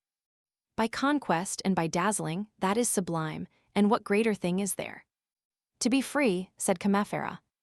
Marius lowered his head in his turn. That cold and simple word had traversed his epic effusion like a blade of steel, and he felt it vanishing within him. When he raised his eyes, Comefera was no longer there. Probably satisfied with his reply to the apotheosis, he had just taken his departure, and all, with the exception of Enjolras, had followed him. The room had been emptied. Enjolras, left alone with Marius, was gazing gravely at him. Marius, however, having rallied his ideas to some extent, did not consider himself beaten. There lingered in him a trace of inward fermentation which was on the point, no doubt, of translating itself into syllogisms arrayed against Enjolras, when all of a sudden they heard someone singing on the stairs as he went. It was Comefera, and this is what he was singing. Si César aimavait dans la gloire, et la guerre et quil me fallait quitter l'amour de mamir, G durais au grand César. Reprends ton sceptre et ton char, J. mia mamir, au circumflex. J. mia mamir, 25. The wild and tender accents with which Comefera sang communicated to this couplet a sort of strange grandeur. Marius, thoughtfully, and with his eyes diked on the ceiling, repeated almost mechanically, "My mother." At that moment, he felt Enjolras' hand on his shoulder. "Citizen," said Enjolras to him, "my mother is the Republic." Chapter 6, Res Angusta.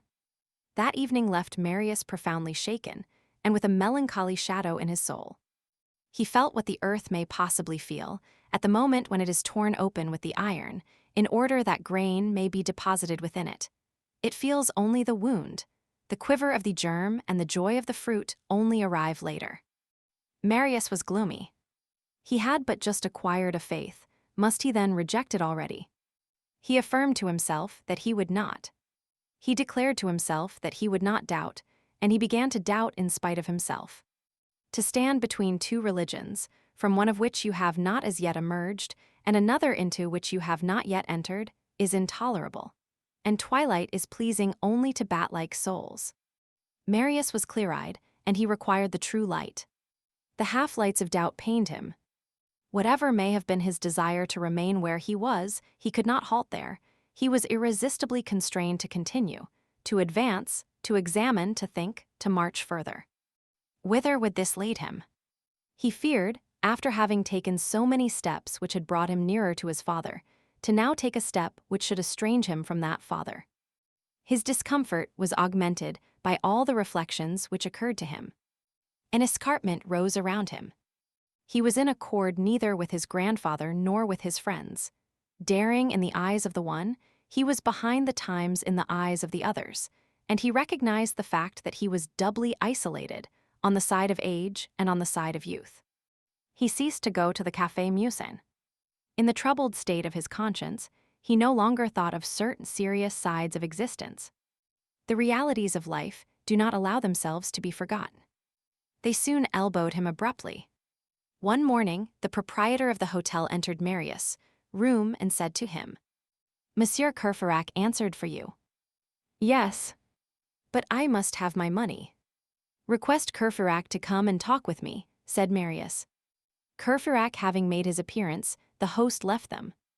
Marius then told him what it had not before occurred to him to relate, that he was the same as alone in the world, and had no relatives. "What is to become of you?" said Courfeyrac. "I do not know in the least," replied Marius. "What are you going to do?" "I do not know." "Have you any money?" 15 francs. "Do you want me to lend you some?" "Never." "Have you clothes?" "Here is what I have." "Have you trinkets?" "A watch." "Silver?" "Gold, here it is." "I know a clothes dealer who will take your frock coat and a pair of trousers." "That is good." "You will then have only a pair of trousers, a waistcoat, a hat, and a coat." "And my boots." "What?" "You will not go barefoot." "What opulence!" "That will be enough." "I know a watchmaker who will buy your watch." "That is good." "No, it is not good." "What will you do after that?" "Whatever is necessary." "Anything honest, that is to say." "Do you know English?" "No." "Do you know German?" "No." "So much the worse." "Why?" "Because one of my friends, a publisher, is getting up a sort of an encyclopedia, for which you might have translated English or German articles. It is badly paid work, but one can live by it. I will learn English and German. And in the meanwhile, I will live on my clothes and my watch." The clothes dealer was sent for. He paid 20 francs for the cast-off garments. They went to the watchmaker S. He bought the watch for 45 francs. "That is not bad," said Marius to Courfeyrac on their return to the hotel. "With my 15 francs that makes 80. "And the hotel bill," observed Courfeyrac. "Hello, I had forgotten that," said Marius. The landlord presented his bill, which had to be paid on the spot. It amounted to 70 francs. "I have 10 francs left," said Marius. "The deuce!" exclaimed Courfeyrac. "You will eat up 5 francs while you are learning English, and 5 while learning German. That will be swallowing a tongue very fast, or 100 sous very slowly." In the meantime, Aunt Gillenormand, a rather good-hearted person at bottom in difficulties, had finally hunted up Marius' abode. One morning, on his return from the law school, Marius found a letter from his aunt, and the 60 pistoles, that is to say, 600 francs in gold, in a sealed box. Marius sent back the 30 louis to his aunt, with a respectful letter, in which he stated that he had sufficient means of subsistence, and that he should be able thenceforth to supply all his needs. At that moment, he had 3 francs left. His aunt did not inform his grandfather of this refusal, for fear of exasperating him. Besides, had he not said, "Let me never hear the name of that blood drinker again"? Marius left the Hôtel de la Porte Saint-Jacques, as he did not wish to run in debt there. Book 5, The Excellence of Misfortune. Chapter 1, Marius Indigent. Life became hard for Marius. It was nothing to eat his clothes and his watch. He ate of that terrible, inexpressible thing that is called de la vache in rage. That is to say, he endured great hardships and privations. A terrible thing it is, containing days without bread, nights without sleep, evenings without a candle, a hearth without a fire, weeks without work, a future without hope, a coat out at the elbows, an old hat which evokes the laughter of young girls, a door which one finds locked on one at night because one's rent is not paid, the insolence of the porter and the cook-shop man, the sneers of neighbors, humiliations, dignity trampled on, work of whatever nature accepted, disgusts, bitterness, despondency. Marius learned how all this is eaten, and how such are often the only things which one has to devour. At that moment of his existence when a man needs his pride, because he needs love, he felt that he was jeered at because he was badly dressed and ridiculous because he was poor. At the age when youth swells the heart with imperial pride, he dropped his eyes more than once on his dilapidated boots, and he knew the unjust shame and the poignant blushes of wretchedness. Admirable and terrible trial from which the feeble emerge base, from which the strong emerge sublime. A crucible into which destiny casts a man, whenever it desires a scoundrel or a demigod. For many great deeds are performed in petty combats. There are instances of bravery, ignored and obstinate, which defend themselves step by step in that fatal onslaught of necessities and turpitudes. Noble and mysterious triumphs which no eye beholds, which are requited with no renown, which are saluted with no trumpet blast. Life, misfortune, isolation, abandonment, poverty are the fields of battle which have their heroes, obscure heroes who are, sometimes, grander than the heroes who win renown. Firm and rare natures are thus created. Misery, almost always a stepmother, is sometimes a mother. Destitution gives birth to might of soul and spirit. Distress is the nurse of pride. Unhappiness is a good milk for the magnanimous. There came a moment in Marius' life when he swept his own landing, when he bought his sow's worth of brie cheese at the fruiterer. When he waited until twilight had fallen to slip into the baker's and purchase a loaf, which he carried off furtively to his attic as though he had stolen it. Sometimes there could be seen gliding into the butcher's shop on the corner, in the midst of the bantering cooks who elbowed him, an awkward young man carrying big books under his arm, who had a timid yet angry air, who, on entering, removed his hat from a brow whereon stood drops of perspiration, made a profound bow to the butcher's astonished wife, asked for a mutton cutlet, paid 6 or 7 sous for it, wrapped it up in a paper, put it under his arm between 2 books, and went away. It was Marius. On this cutlet, which he cooked for himself, he lived for 3 days. On the first day he ate the meat, on the second he ate the fat, on the third he gnawed the bone. Aunt Gillenormand made repeated attempts, and sent him the 60 pistoles several times. Marius returned them on every occasion, saying that he needed nothing. He was still in mourning for his father, when the revolution which we have just described was effected within him. From that time forth, he had not put off his black garments. But his garments were quitting him. The day came when he had no longer a coat. The trousers would go next. What was to be done?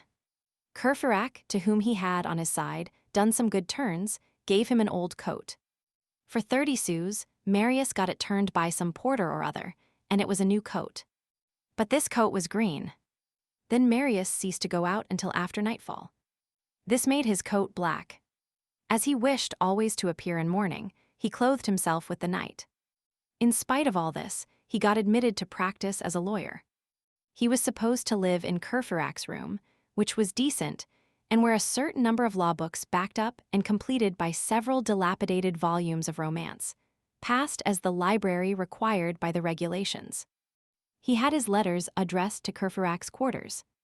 When Marius became a lawyer, he informed his grandfather of the fact in a letter which was cold, but full of submission and respect. Gillenormand trembled as he took the letter, read it, tore it in 4 pieces, and threw it into the wastebasket. 2 or 3 days later, Mademoiselle Gillenormand heard her father, who was alone in his room talking aloud to himself. He always did this whenever he was greatly agitated. She listened, and the old man was saying, "If you were not a fool, you would know that one cannot be a baron and a lawyer at the same time." Chapter 2, Marius Poor. It is the same with wretchedness as with everything else. It ends by becoming bearable. It finally assumes a form and adjusts itself. One vegetates, that is to say, one develops in a certain meager fashion, which is, however, sufficient for life. This is the mode in which the existence of Marius Pontmercy was arranged. He had passed the worst straits. The narrow pass was opening out a little in front of him. By dint of toil, perseverance, courage, and will, he had managed to draw from his work about 700 francs a year. He had learned German and English. Thanks to Courfeyrac, who had put him in communication with his friend the publisher, Marius filled the modest post of utility man in the literature of the publishing house.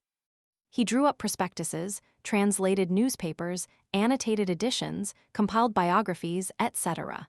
Net product, year in and year out, 700 francs. He lived on it. How? Not so badly. We will explain.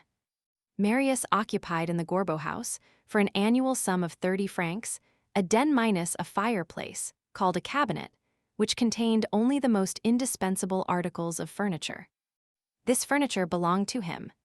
He gave 3 francs a month to the old principal tenant to come and sweep his hole, and to bring him a little hot water every morning, a fresh egg, and a penny roll. He breakfasted on this egg and roll. His breakfast varied in cost from 2 to 4 sous, according as eggs were dear or cheap. At 6 o'clock in the evening, he descended the Rue Saint-Jacques to dine at Rousseau's, opposite Basset S., the stamp dealer S., on the corner of the Rue des Mathurins. He ate no soup. He took a 6-sou plate of meat, a half portion of vegetables for 3 sous, and a 3-sou dessert. For 3 sous, he got as much bread as he wished. As for wine, he drank water. When he paid at the desk where Madame Rousseau, at that period still plump and rosy, majestically presided, he gave a sou to the waiter, and Madame Rousseau gave him a smile. Then he went away. For 16 sous he had a smile and a dinner. This restaurant Rousseau, where so few bottles and so many water carafes were emptied, was a calming potion rather than a restaurant. It no longer exists. The proprietor had a fine nickname. He was called Rousseau the Aquatic. Thus, breakfast 4 sous, dinner 16 sous. His food cost him 20 sous a day, which made 365 francs a year. Add the 30 francs for rent, and the 36 francs to the old woman, plus a few trifling expenses. For 450 francs, Marius was fed, lodged, and waited on. His clothing cost him 100 francs, his linen 50 francs, his washing 50 francs. The whole did not exceed 650 francs. He was rich. He sometimes lent 10 francs to a friend.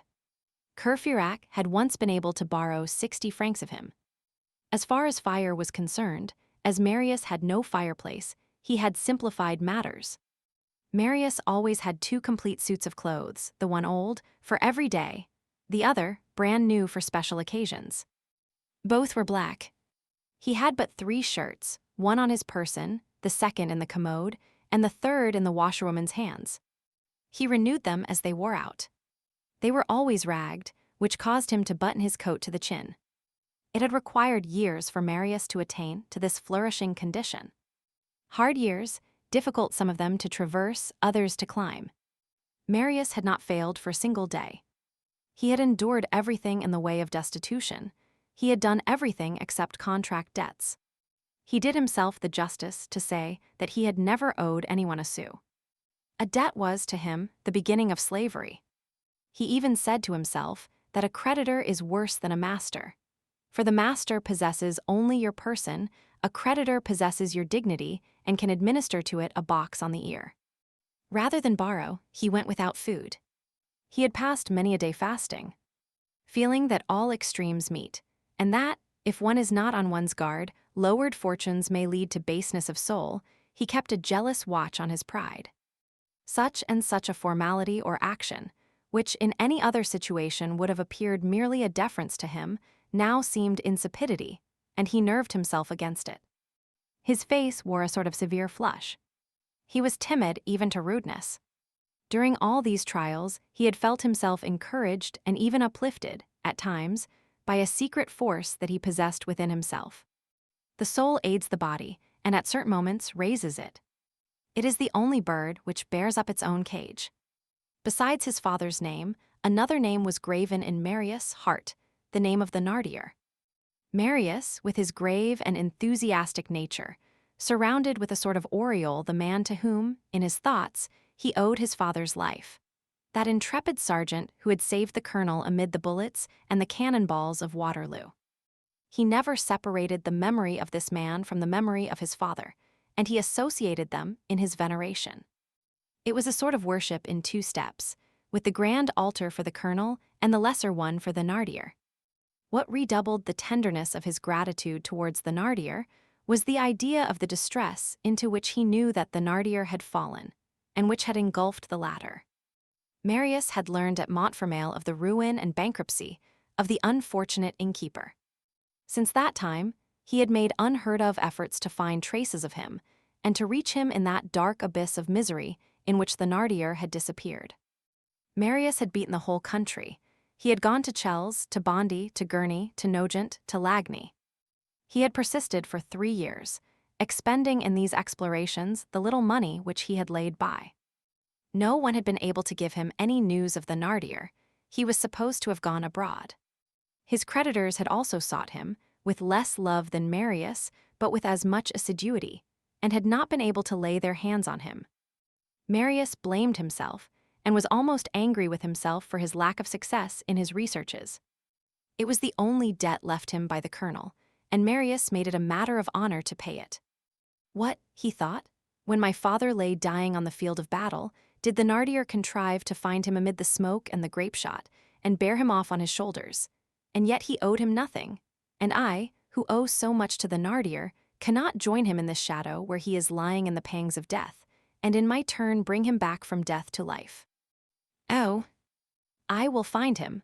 To find Thénardier, in fact, Marius would have given one of his arms. To rescue him from his misery, he would have sacrificed all his blood. To see Thénardier, to render Thénardier some service, to say to him, "You do not know me. Well, I do know you. Here I am. Dispose of me." This was Marius' sweetest and most magnificent dream. Chapter 3. Marius grown up. At this epoch, Marius was 20 years of age. It was 3 years since he had left his grandfather. Both parties had remained on the same terms, without attempting to approach each other, and without seeking to see each other. Besides, what was the use of seeing each other? Marius was the brass vase, while Father Gillenormand was the iron pot. We admit that Marius was mistaken as to his grandfather's heart. He had imagined that Gillenormand had never loved him, and that crusty, harsh, and smiling old fellow who cursed, shouted, and stormed and brandished his cane, cherished for him, at the most, only that affection which is at once slight and severe of the dotards of comedy. Marius was in error. There are fathers who do not love their children. There exists no grandfather who does not adore his grandson. At bottom, as we have said, Gillenormand idolized Marius. He idolized him after his own fashion, with an accompaniment of snappishness and boxes on the ear. But this child once gone, he felt a black void in his heart. He would allow no one to mention the child to him, and all the while secretly regretted that he was so well obeyed. At first he hoped that this Buonapartist, this Jacobin, this terrorist, this Septembrist would return. But the weeks passed by, years passed, to Gillenormand's great despair, the blood drinker did not make his appearance. "I could not do otherwise than turn him out," said the grandfather to himself, and he asked himself, "If the thing were to do over again, would I do it?" His pride instantly answered, "Yes," but his aged head, which he shook in silence, replied sadly, "No." He had his hours of depression. He missed Marius. Old men need affection, as they need the sun. It is warmth. Strong as his nature was, the absence of Marius had wrought some change in him. Nothing in the world could have induced him to take a step towards that rogue, but he suffered. He never inquired about him, but he thought of him incessantly. He lived in the Marais in a more and more retired manner. He was still merry and violent as of old, but his merriment had a convulsive harshness, and his violences always terminated in a sort of gentle and gloomy dejection. He sometimes said, "Oh, if he only would return, what a good box on the ear I would give him." As for his aunt, she thought too little to love much. Marius was no longer for her much more than a vague black form, and she eventually came to occupy herself with him much less than with the cat or the paroquet which she probably had. What augmented Father Gillenormand's secret suffering was that he locked it all up within his breast, and did not allow its existence to be divined. His sorrow was like those recently invented furnaces, which consume their own smoke. It sometimes happened that officious busybodies spoke to him of Marius and asked him, "What is your grandson doing? What has become of him?" The old bourgeois replied with a sigh that he was a sad case and giving a fillip to his cuff if he wished to appear gay. Monsieur le Baron de Pontmercy is practicing pettifogging in some corner or other. While the old man regretted, Marius applauded himself. As is the case with all good-hearted people, misfortune had eradicated his bitterness. He only thought of Gillenormand in an amiable light, but he had set his mind on not receiving anything more from the man who had been unkind to his father. This was the mitigated translation of his first indignation. Moreover, he was happy at having suffered, and at suffering still. It was for his father's sake. The hardness of his life satisfied and pleased him. He said to himself with a sort of joy that it was certainly the least he could do, that it was an expiation, that, had it not been for that, he would have been punished in some other way and later on for his impious indifference towards his father and such a father. That it would not have been just that his father should have all the suffering and he none of it, and that, in any case, what were his toils and his destitution compared with the colonel's heroic life? That, in short, the only way for him to approach his father and resemble him was to be brave in the face of indigence, as the other had been valiant before the enemy, and that was, no doubt, what the colonel had meant to imply by the words, "He will be worthy of it." Words which Marius continued to wear, not on his breast, since the colonel's writing had disappeared, but in his heart. And then, on the day when his grandfather had turned him out of doors, he had been only a child, now he was a man. He felt it.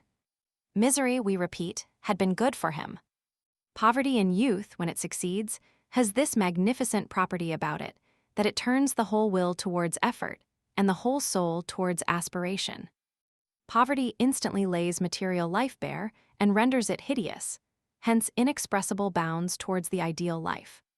The wealthy young man has 100 coarse and brilliant distractions, horse races, hunting, dogs, tobacco, gaming, good repasts, and all the rest of it occupations for the baser side of the soul, at the expense of the loftier and more delicate sides.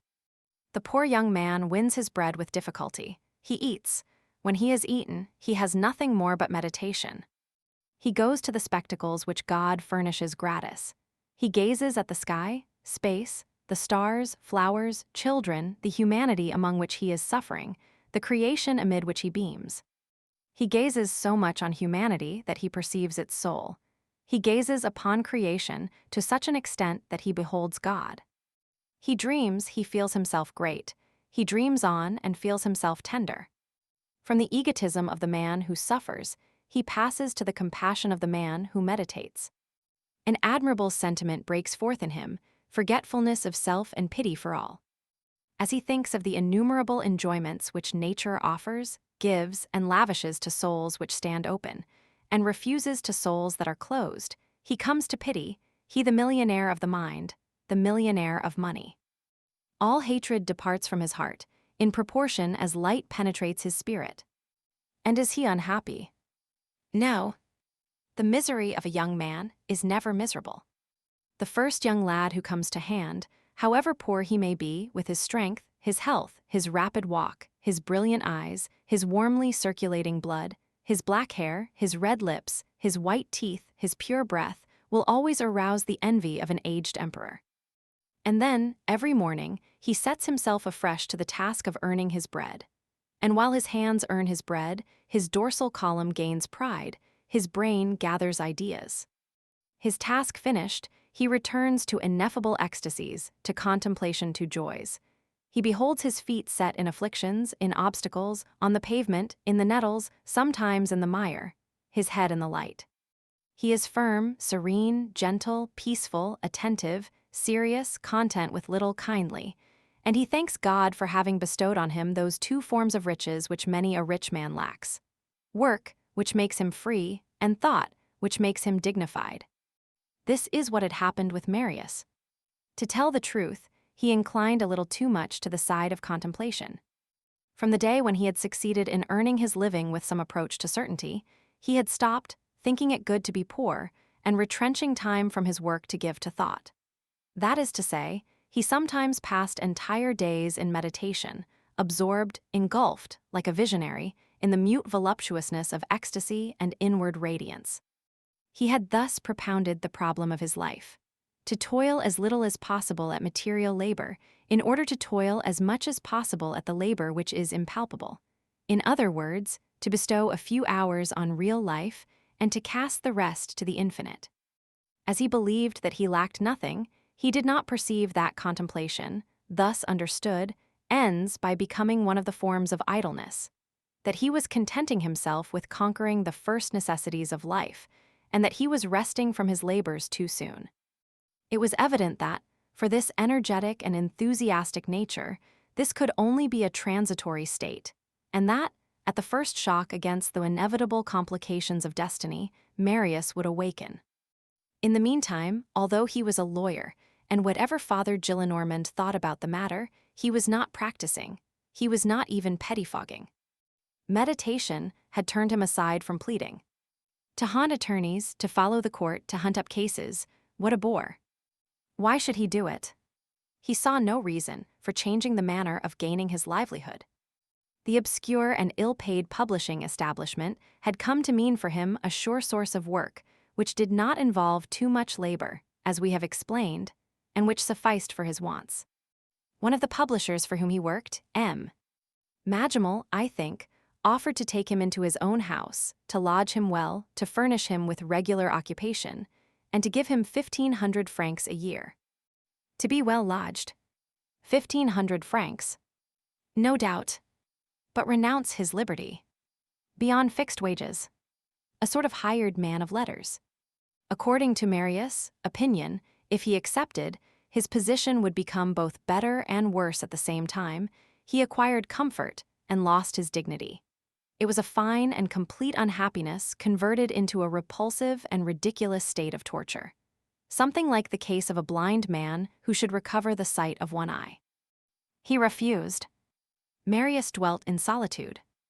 Owing to his taste for remaining outside of everything, and through having been too much alarmed, he had not entered decidedly into the group presided over by Enjolras.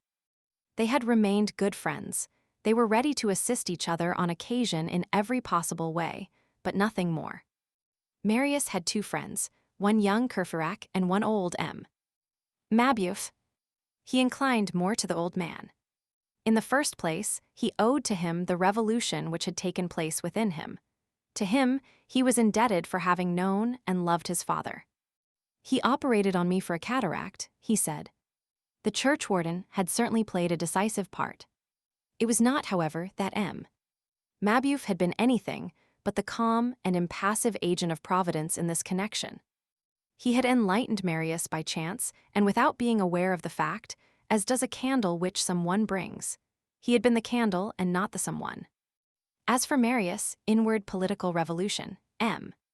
Mabeuf was totally incapable of comprehending it, of willing or of directing it. As we shall see M. Mabeuf again, later on, a few words will not be superfluous. Chapter 4 M. Mabeuf. On the day when M. Mabeuf said to Marius, "Certainly I approve of political opinions," he expressed the real state of his mind. All political opinions were matters of indifference to him, and he approved them all without distinction, provided they left him in peace, as the Greeks called the Furies, the beautiful, the good, the charming, the Eumenides. M. Mabeuf's political opinion consisted in a passionate love for plants, and, above all, for books. Like all the rest of the world, he possessed the termination in ist, without which no one could exist at that time, but he was neither a royalist, a Bonapartist, a Chartist, an Orleanist, nor an anarchist. He was a Bauquinist, a collector of old books. He did not understand how men could busy themselves with hating each other because of silly stuff like the charter, democracy, legitimacy, monarchy, the republic, etc., when there were in the world all sorts of mosses, grasses, and shrubs which they might be looking at, and heaps of folios, and even of 32 mows, which they might turn over. He took good care not to become useless. Having books did not prevent his reading, being a botanist did not prevent his being a gardener. When he made Pontmercy's acquaintance, this sympathy had existed between the colonel and himself, that what the colonel did for flowers, he did for fruits. M. Mabeuf had succeeded in producing seedling pears as savory as the pears of Saint Germain. It is from one of his combinations, apparently, that the October Mirabelle, now celebrated and no less perfumed than the summer Mirabelle, owes its origin. He went to Mass rather from gentleness than from piety, and because, as he loved the faces of men but hated their noise, he found them assembled and silent only in church.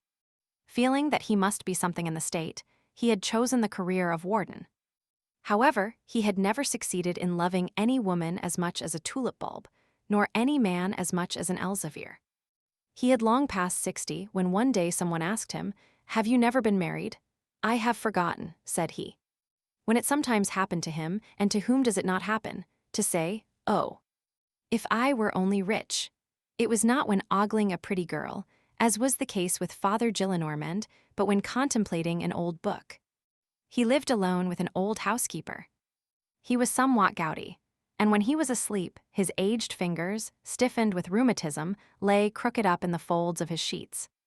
He had composed and published a flora of the environs of Cauteretz, with colored plates, a work which enjoyed a tolerable measure of esteem and which sold well. People rang his bell, in the Rue Misérables, 2 or 3 times a day to ask for it. He drew as much as 2,000 francs a year from it. This constituted nearly the whole of his fortune. Although poor, he had had the talent to form for himself, by dint of patience, privations, and time, a precious collection of rare copies of every sort. He never went out without a book under his arm, and he often returned with 2. The sole decoration of the 4 rooms on the ground floor, which composed his lodgings, consisted of framed herbariums and engravings of the old masters. The sight of a sword or a gun chilled his blood. He had never approached a cannon in his life, even at the Invalids. He had a passable stomach, a brother who was a pure, perfectly white hair, no teeth, either in his mouth or his mind, a trembling in every limb, a Picard accent, an infantile laugh, the air of an old sheep, and he was easily frightened. Add to this that he had no other friendship, no other acquaintance among the living, than an old bookseller of the Porte Saint-Jacques, named Royal. His dream was to naturalize indigo in France. His servant was also a sort of innocent. The poor good old woman was a spinster. Sultan, her cat, which might have mewed Allegri's Miserere in the Sixtine Chapel, had filled her heart and sufficed for the quantity of passion which existed in her. None of her dreams had ever proceeded as far as man. She had never been able to get further than her cat. Like him, she had a mustache. Her glory consisted in her caps, which were always white. She passed her time, on Sundays, after Mass, in counting over the linen in her chest, and in spreading out on her bed the dresses in the piece which she bought and never had made up. She knew how to read. Mabeuf had nicknamed her mother Plutarch. Mabeuf had taken a fancy to Marius, because Marius, being young and gentle, warmed his age without startling his timidity. Youth combined with gentleness produces on old people the effect of the sun without wind. When Marius was saturated with military glory, with gunpowder, with marches and countermarches, and with all those prodigious battles in which his father had given and received such tremendous blows of the sword, he went to see Mabeuf and Mabeuf talked to him of his hero from the point of view of flowers. His brother the curé died about 1830, and almost immediately, as when the night is drawing on, the whole horizon grew dark for Mabeuf. A notary's failure deprived him of the sum of 10,000 francs, which was all that he possessed in his brother's right and his own. The Revolution of July brought a crisis to publishing. In a period of embarrassment, the first thing which does not sell is a flora. The flora of the environs of Cauteretz stopped short. Weeks passed by without a single purchaser. Sometimes Mabeuf started at the sound of the bell. "Monsieur," said Mother Plutarch sadly, "it is the water carrier." In short, one day Mabeuf quitted the Rue Misérables, abdicated the functions of warden, gave up Saint Sulpice, sold not a part of his books but of his prints, that to which he was the least attached, and installed himself in a little house on the Rue Montparnasse, where, however, he remained but 1 quarter for 2 reasons. In the first place, the ground floor and the garden cost 300 francs, and he dared not spend more than 200 francs on his rent. In the second, being near Fatton's shooting gallery, he could hear the pistol shots, which was intolerable to him. He carried off his flora, his copper plates, his herbariums, his portfolios, and his books, and established himself near the Salpêtrière in a sort of thatched cottage of the village of Austerlitz, where, for 50 crowns a year, he got 3 rooms and a garden enclosed by a hedge and containing a well. He took advantage of this removal to sell off nearly all his furniture. On the day of his entrance into his new quarters, he was very gay, and drove the nails on which his engravings and herbariums were to hang with his own hands, dug in his garden the rest of the day. And at night, perceiving that Mother Plutarch had a melancholy air and was very thoughtful, he tapped her on the shoulder and said to her with a smile, "We have the indigo." Only 2 visitors, the bookseller of the Porte Saint-Jacques and Marius, were admitted to view the thatched cottage at Austerlitz, a brawling name which was, to tell the truth, extremely disagreeable to him. However, as we have just pointed out, brains which are absorbed in some bit of wisdom or folly, or, as it often happens in both at once, are but slowly accessible to the things of actual life. Their own destiny is a far-off thing to them. There results from such concentration a passivity, which, if it were the outcome of reasoning, would resemble philosophy. One declines, descends, trickles away, even crumbles away, and yet is hardly conscious of it oneself. It always ends, it is true, in an awakening, but the awakening is tardy. In the meantime, it seems as though we held ourselves neutral in the game which is going on between our happiness and our unhappiness. We are the stake, and we look on at the game with indifference.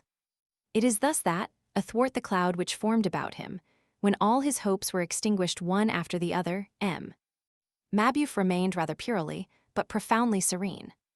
His habits of mind had the regular swing of a pendulum. Once mounted on an illusion, he went for a very long time, even after the illusion had disappeared. A clock does not stop short at the precise moment when the key is lost. Mabeuf had his innocent pleasures. These pleasures were inexpensive and unexpected. The merest chance furnished them. One day, Mother Plutarch was reading a romance in one corner of the room. She was reading aloud, finding that she understood better thus. To read aloud is to assure oneself of what one is reading. There are people who read very loud, and who have the appearance of giving themselves their word of honor as to what they are perusing. It was with this sort of energy that Mother Plutarch was reading the romance which she had in hand. Mabeuf heard her without listening to her. In the course of her reading, Mother Plutarch came to this phrase. It was a question of an officer of dragoons and a beauty. The beauty pouted, and the dragoon. Here she interrupted herself to wipe her glasses. Buddha and the dragon struck in Mabeuf in a low voice. Yes, it is true that there was a dragon, which, from the depths of its cave, spouted flame through his maw and set the heavens on fire. Many stars had already been consumed by this monster, which besides had the claws of a tiger. Buddha went into its den and succeeded in converting the dragon. That is a good book that you are reading, Mother Plutarch. There is no more beautiful legend in existence. And Mabeuf fell into a delicious reverie. Chapter 5, Poverty a Good Neighbor for Misery. Marius liked this candid old man who saw himself gradually falling into the clutches of indigence, and who came to feel astonishment, little by little, without, however, being made melancholy by it. Marius met Courfeyrac and sought out Mabeuf. Very rarely, however, twice a month at most. Marius' pleasure consisted in taking long walks alone on the outer boulevards, or in the Champs de Mars, or in the least frequented alleys of the Luxembourg. He often spent half a day in gazing at a market garden, the beds of lettuce, the chickens on the dung heap, the horse turning the water wheel. The passers-by stared at him in surprise, and some of them thought his attire suspicious and his mien sinister. He was only a poor young man, dreaming in an objectless way. It was during one of his strolls that he had hit upon the Gorbeau house, and, tempted by its isolation and its cheapness, had taken up his abode there. He was known there only under the name of Marius. Some of his father's old generals or old comrades had invited him to go and see them when they learned about him. Marius had not refused their invitations. They afforded opportunities of talking about his father. Thus he went from time to Comte Pajal, to General Bellavesny, to General Frerian, to the Invalids. There was music and dancing there. On such evenings, Marius put on his new coat. But he never went to these evening parties or balls except on days when it was freezing cold, because he could not afford a carriage, and he did not wish to arrive with boots otherwise than like mirrors. He said sometimes, but without bitterness, "Men are so made that in a drawing-room you may be soiled everywhere except on your shoes. In order to ensure a good reception there, only one irreproachable thing is asked of you: your conscience. No, your boots." All passions except those of the heart are dissipated by reverie. Marius' political fevers vanished thus. The revolution of 1830 assisted in the process, by satisfying and calming him. He remained the same, setting aside his fits of wrath. He still held the same opinions. Only they had been tempered. To speak accurately, he had no longer any opinions, he had sympathies. To what party did he belong? To the party of humanity. Out of humanity he chose France. Out of the nation he chose the people. Out of the people he chose the woman. It was to that point above all that his pity was directed. Now he preferred an idea to a deed, a poet to a hero, and he admired a book-like job more than an event like Marengo. And then, when, after a day spent in meditation, he returned in the evening through the boulevards and caught a glimpse through the branches of the trees of the fathomless space beyond, the nameless gleams, the abyss, the shadow, the mystery. All that which is only human seemed very pretty indeed to him.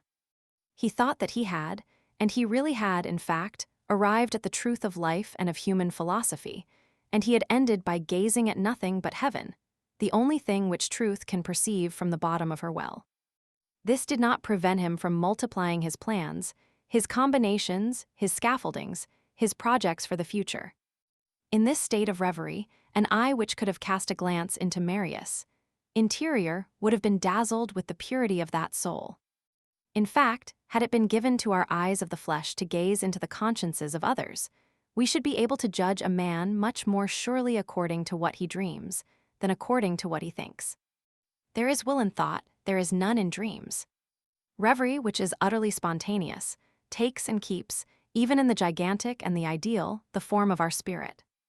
Nothing proceeds more directly and more sincerely from the very depth of our soul than our unpremeditated and boundless aspirations towards the splendors of destiny. In these aspirations, much more than in deliberate, rational, coordinated ideas, is the real character of a man to be found. Our chimeras are the things which the most resemble us. Each one of us dreams of the unknown and the impossible in accordance with his nature. Towards the middle of this year, 1831, the old woman who waited on Marius told him that his neighbors, the wretched Jondrette family, had been turned out of doors. Marius, who passed nearly the whole of his days out of the house, hardly knew that he had any neighbors. "Why are they turned out?" he asked.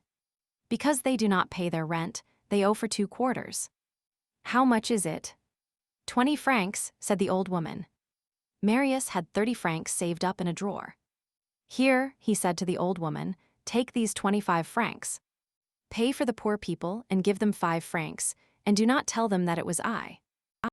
Chapter 6, The Substitute. It chanced that the regiment to which Lieutenant Théodule belonged came to perform garrison duty in Paris. This inspired Aunt Gillenormand with a second idea. She had, on the first occasion, hit upon the plan of having Marius spied upon by Théodule. Now she plotted to have Théodule take Marius' place. At all events, and in case the grandfather should feel the vague need of a young face in the house, these rays of dawn are sometimes sweet to ruin, it was expedient to find another Marius. Take it as a simple erratum, she thought, such as one sees in books. For Marius, read Théodule. A grandnephew is almost the same as a grandson. In default of a lawyer, one takes a lancer. One morning, when Ms. Gillenormand was about to read something in the quotidian, his daughter entered and said to him in her sweetest voice, for the question concerned her favorite, "Father, Théodule is coming to present his respects to you this morning." "Who's Théodule?" "Your grandnephew." "Ah," said the grandfather. Then he went back to his reading, thought no more of his grandnephew, who was merely some Theodule or other, and soon flew into a rage, which almost always happened when he read. The sheet which he held, although royalist of course, announced for the following day, without any softening phrases, one of these little events which were of daily occurrence at that date in Paris. That the students of the schools of law and medicine were to assemble on the Place du Panthéon at midday to deliberate.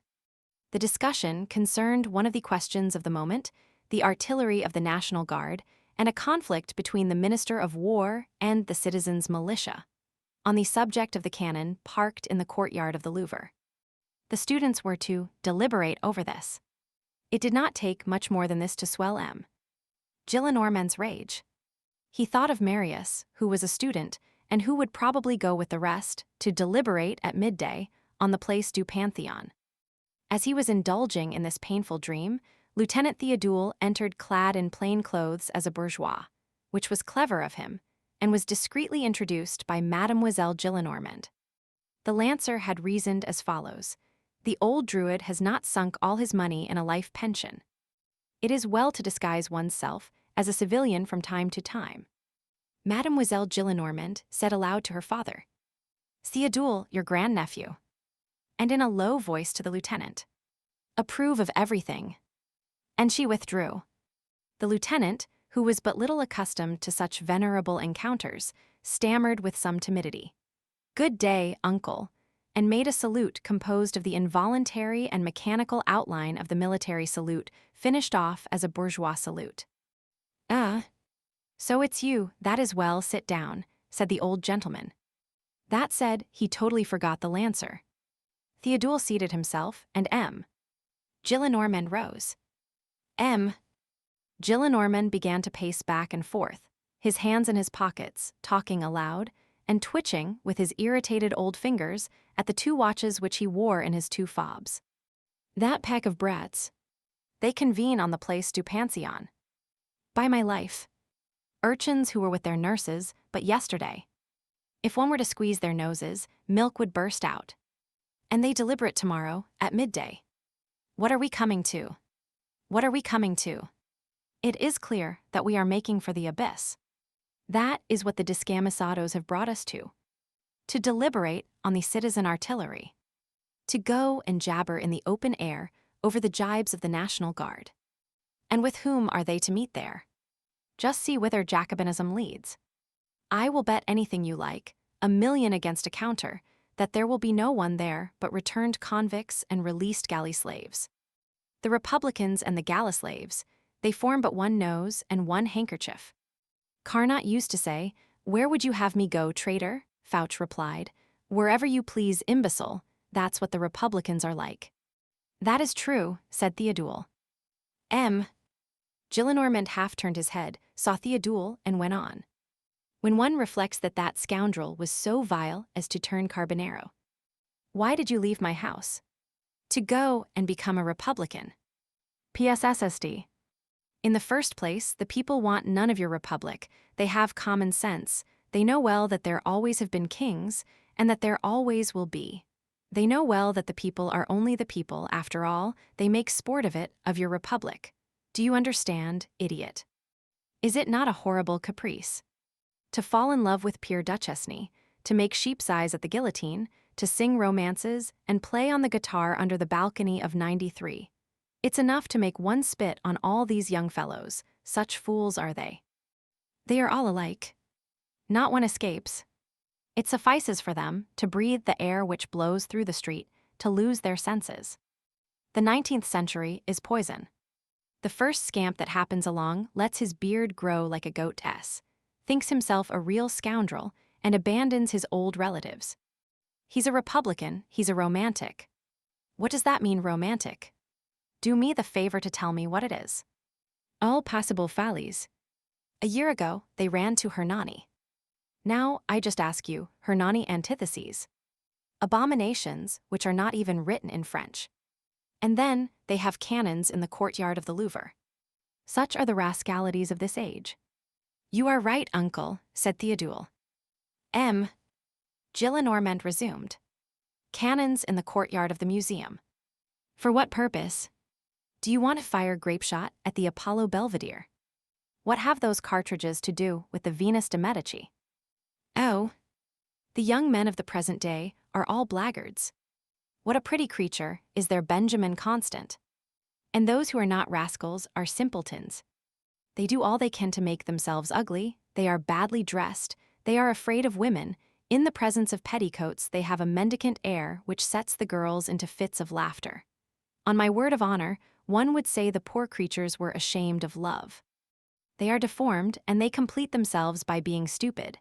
They repeat the puns of Tiercelin and Podier, they have sack coats, stablemen's waistcoats, shirts of coarse linen, trousers of coarse cloth, boots of coarse leather, and their rigmarole resembles their plumage. One might make use of their jargon to put new soles on their old shoes.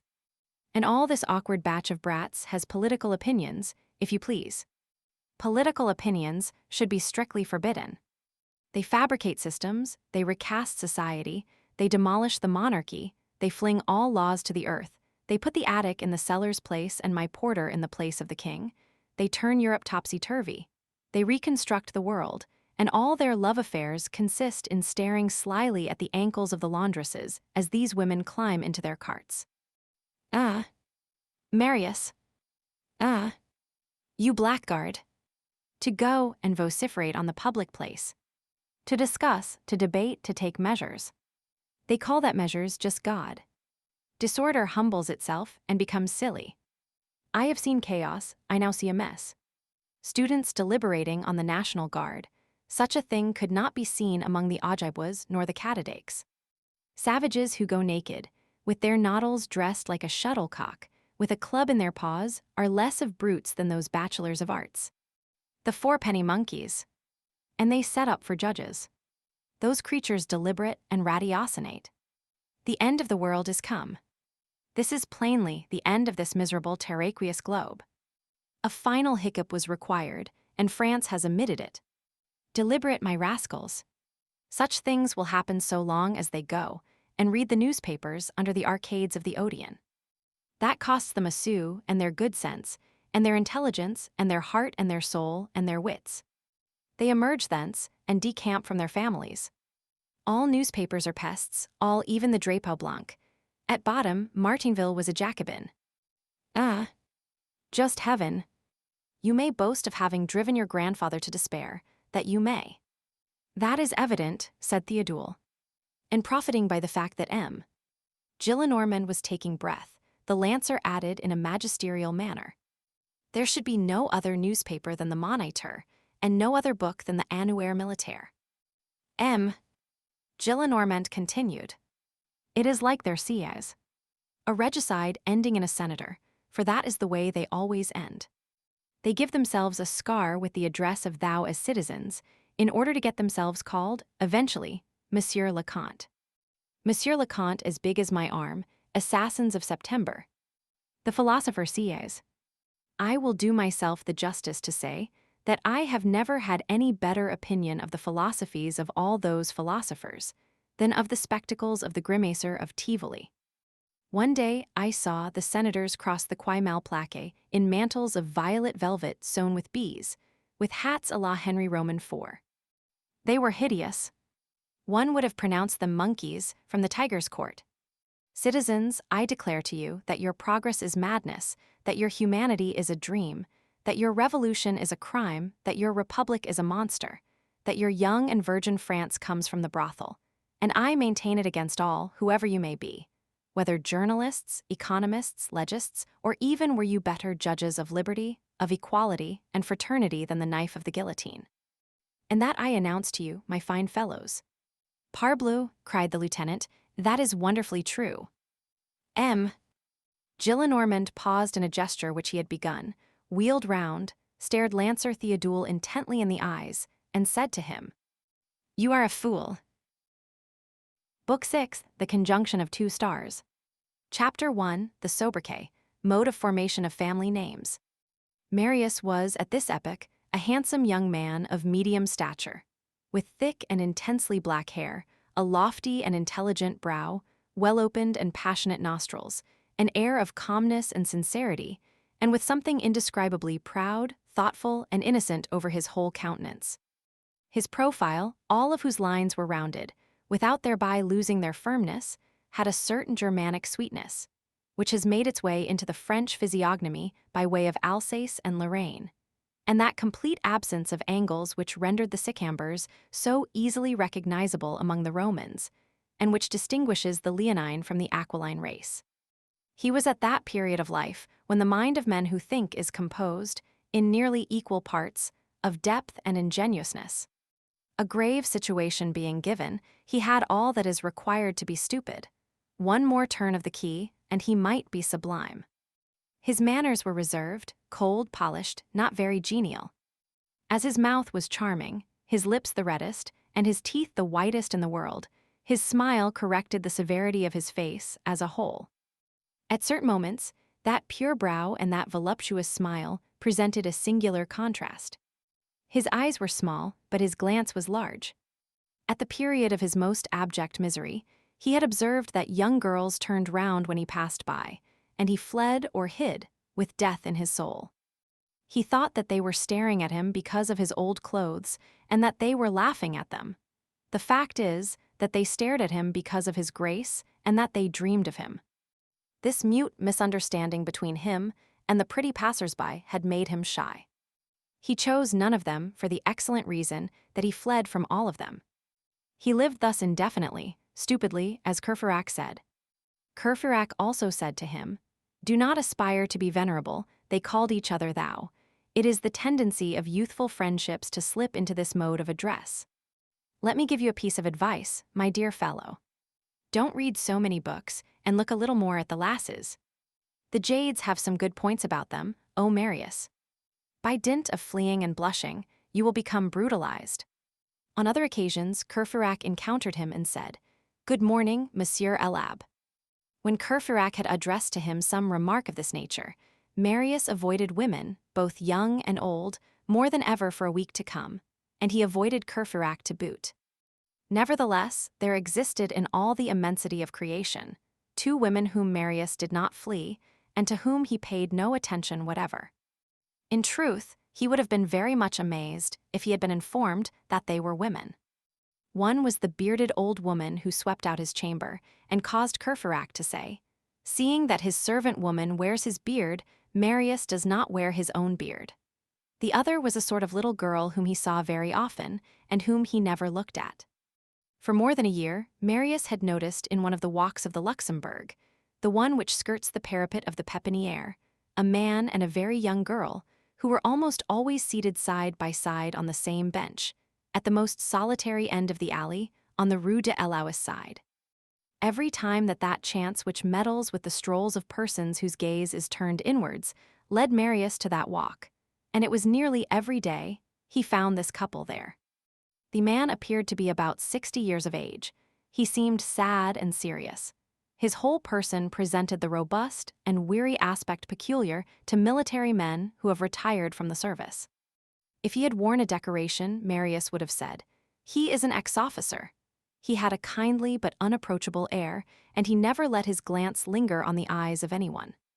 He wore blue trousers, a blue frock coat and a broad-brimmed hat, which always appeared to be new, a black cravat, a Quaker shirt. That is to say, it was dazzlingly white, but of coarse linen. A grisette who passed near him one day said, "Here's a very tidy widower." His hair was very white. The first time that the young girl who accompanied him came and seated herself on the bench which they seemed to have adopted, she was a sort of child 13 or 14 years of age, so thin as to be almost homely, awkward, insignificant, and with a possible promise of handsome eyes. Only, they were always raised with a sort of displeasing assurance. Her dress was both aged and childish, like the dress of the scholars in a convent. It consisted of a badly cut gown of black merino. They had the air of being father and daughter. Marius scanned this old man, who was not yet aged, and this little girl, who was not yet a person, for a few days, and thereafter paid no attention to them. They, on their side, did not appear even to see him. They conversed together with a peaceful and indifferent air. The girl chattered incessantly and merrily. The old man talked but little, and at times he fixed on her eyes overflowing with an ineffable paternity. Marius had acquired the mechanical habit of strolling in that walk. he invariably found them there.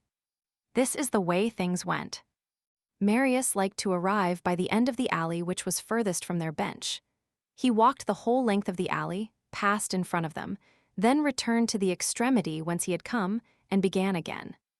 This he did 5 or 6 times in the course of his promenade, and the promenade was taken 5 or 6 times a week, without its having occurred to him or to these people to exchange a greeting.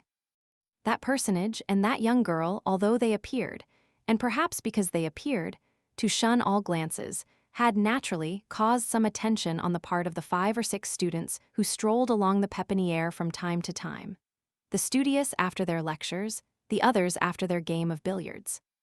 Courfeyrac, who was among the last, had observed them several times, but finding the girl homely, he had speedily and carefully kept out of the way. He had fled, discharging at them a sobriquet, like a Parthian dart. Impressed solely with the child's gown and the old man's hair, he had dubbed the daughter Mademoiselle Lanoir, and the father Monsieur Leblanc, so that as no one knew them under any other title, this nickname became a law in the default of any other name. The student said, "Ah, Monsieur Leblanc is on his bench," and Marius, like the rest, had found it convenient to call this unknown gentleman Monsieur Leblanc. We shall follow their example, and we shall say M. Leblanc, in order to facilitate this tale. So Marius saw them nearly every day, at the same hour, during the first year. He found the man to his taste, but the girl insipid. Chapter 2, Lux Facta Est. During the second year, precisely at the point in this history which the reader has now reached, it chanced that this habit of the Luxembourg was interrupted, without Marius himself being quite aware why, and nearly 6 months elapsed, during which he did not set foot in the alley. One day, at last, he returned thither once more. It was a serene summer morning, and Marius was in joyous mood, as one is when the weather is fine. It seemed to him that he had in his heart all the songs of the birds that he was listening to, and all the bits of blue sky of which he caught glimpses through the leaves of the trees. He went straight to his alley, and when he reached the end of it he perceived, still on the same bench, that well-known couple. Only, when he approached, it certainly was the same man, but it seemed to him that it was no longer the same girl. The person whom he now beheld was a tall and beautiful creature, possessed of all the most charming lines of a woman at the precise moment when they are still combined with all the most ingenuous graces of the child. A pure and fugitive moment, which can be expressed only by these 2 words, 15 years. She had wonderful brown hair, shaded with threads of gold, a brow that seemed made of marble, cheeks that seemed made of rose-leaf, a pale flush, an agitated whiteness, an exquisite mouth, whence smiles darted like sunbeams and words like music, a head such as Raphael would have given to Mary, set upon a neck that Jean Valjean would have attributed to a Venus. And in order that nothing might be lacking to this bewitching face, her nose was not handsome. It was pretty, neither straight nor curved, neither Italian nor Greek. It was the Parisian nose, that is to say, spiritual, delicate, irregular, pure, which drives painters to despair and charms poets. When Marius passed near her, he could not see her eyes, which were constantly lowered. He saw only her long chestnut lashes, permeated with shadow and modesty. This did not prevent the beautiful child from smiling, as she listened to what the white-haired old man was saying to her, and nothing could be more fascinating than that fresh smile, combined with those drooping eyes. For a moment, Marius thought that she was another daughter of the same man, a sister of the former, no doubt. But when the invariable habit of his stroll brought him, for the second time, near the bench, and he had examined her attentively, he recognized her as the same. In 6 months, the little girl had become a young maiden, that was all. Nothing is more frequent than this phenomenon. There is a moment when girls blossom out in the twinkling of an eye, and become roses all at once. One left them children but yesterday. Today, one finds them disquieting to the feelings. This child had not only grown, she had become idealized. As 3 days in April sufficed to cover certain trees with flowers, 6 months had sufficed to clothe her with beauty. Her April had arrived. One sometimes sees people who, poor and mean, seem to wake up, pass suddenly from indigence to luxury, indulge in expenditures of all sorts, and become dazzling, prodigal, magnificent all of a sudden. That is the result of having pocketed an income. A note fell due yesterday. The young girl had received her quarterly income. And then she was no longer the schoolgirl with her felt hat, her merino gown, her scholar's shoes, and red hands. Taste had come to her with beauty. She was a well-dressed person, clad with a sort of rich and simple elegance and without affectation. She wore a dress of black damask, a cape of the same material, and a bonnet of white crepe. Her white gloves displayed the delicacy of the hand which toyed with the carved, Chinese ivory handle of a parasol, and her silken shoe outlined the smallness of her foot. When one passed near her, her whole toilette exhaled a youthful and penetrating perfume. As for the man, he was the same as usual. The second time that Marius approached her, the young girl raised her eyelids. Her eyes were of a deep, celestial blue, but in that veiled azure there was, as yet, nothing but the glance of a child. She looked at Marius indifferently, as she would have stared at the brat running beneath the sycamores or the marble vase which cast a shadow on the bench, and Marius, on his side, continued his promenade and thought about something else. He passed near the bench where the young girl sat, 5 or 6 times, but without even turning his eyes in her direction. On the following days he returned, as was his wont, to the Luxembourg. As usual, he found there the father and daughter, but he paid no further attention to them. He thought no more about the girl now, that she was beautiful, than he had when she was homely. He passed very near the bench where she sat, because such was his habit. Chapter 3: Effect of the Spring. One day, the air was warm, the Luxembourg was inundated with light and shade. The sky was as pure as though the angels had washed it that morning. The sparrows were giving vent to little twitters in the depths of the chestnut trees. Marius had thrown open his whole soul to nature. He was not thinking of anything, he simply lived and breathed. He passed near the bench, the young girl raised her eyes to him, the two glances met. What was there in the young girl's glance on this occasion? Marius could not have told. There was nothing, and there was everything. It was a strange flash. She dropped her eyes, and he pursued his way. What he had just seen was no longer the ingenuous and simple eye of a child. It was a mysterious gulf which had half opened, then abruptly closed again. There comes a day when the young girl glances in this manner. Woe to him who chances to be there. That first gaze of a soul which does not, as yet, know itself, is like the dawn in the sky. It is the awakening of something radiant and strange. Nothing can give any idea of the dangerous charm of that unexpected gleam, which flashes suddenly and vaguely forth from adorable shadows, and which is composed of all the innocence of the present and of all the passion of the future. It is a sort of undecided tenderness which reveals itself by chance and which waits. It is a snare which the innocent maiden sets unknown to herself, and in which she captures hearts without either wishing or knowing it. It is a virgin looking like a woman. It is rare that a profound reverie does not spring from that glance, where it falls.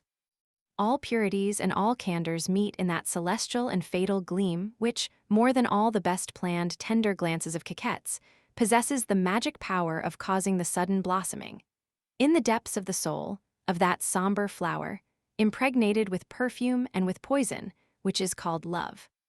That evening, on his return to his garret, Marius cast his eyes over his garments, and perceived for the first time that he had been so slovenly, indecorous, and inconceivably stupid as to go for his walk in the Luxembourg with his everyday clothes.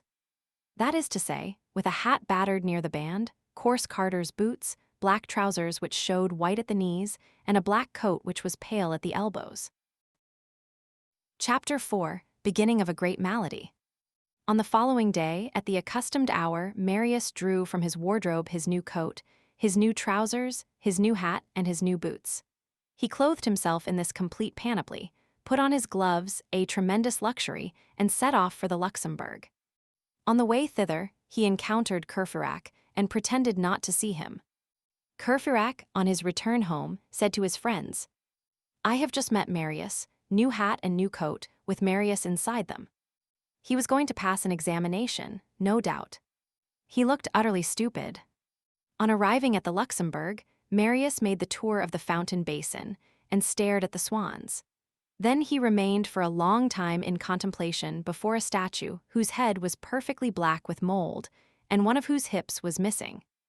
Near the basin there was a bourgeois 40 years of age, with a prominent stomach, who was holding by the hand a little urchin of 5, and saying to him, "Shun excess, my son, keep at an equal distance from despotism and from anarchy." Marius listened to this bourgeois. Then he made the circuit of the basin once more. At last he directed his course towards his alley, slowly and as if with regret. One would have said that he was both forced to go there and withheld from doing so. He did not perceive it himself, and thought that he was doing as he always did. On turning into the walk, he saw M.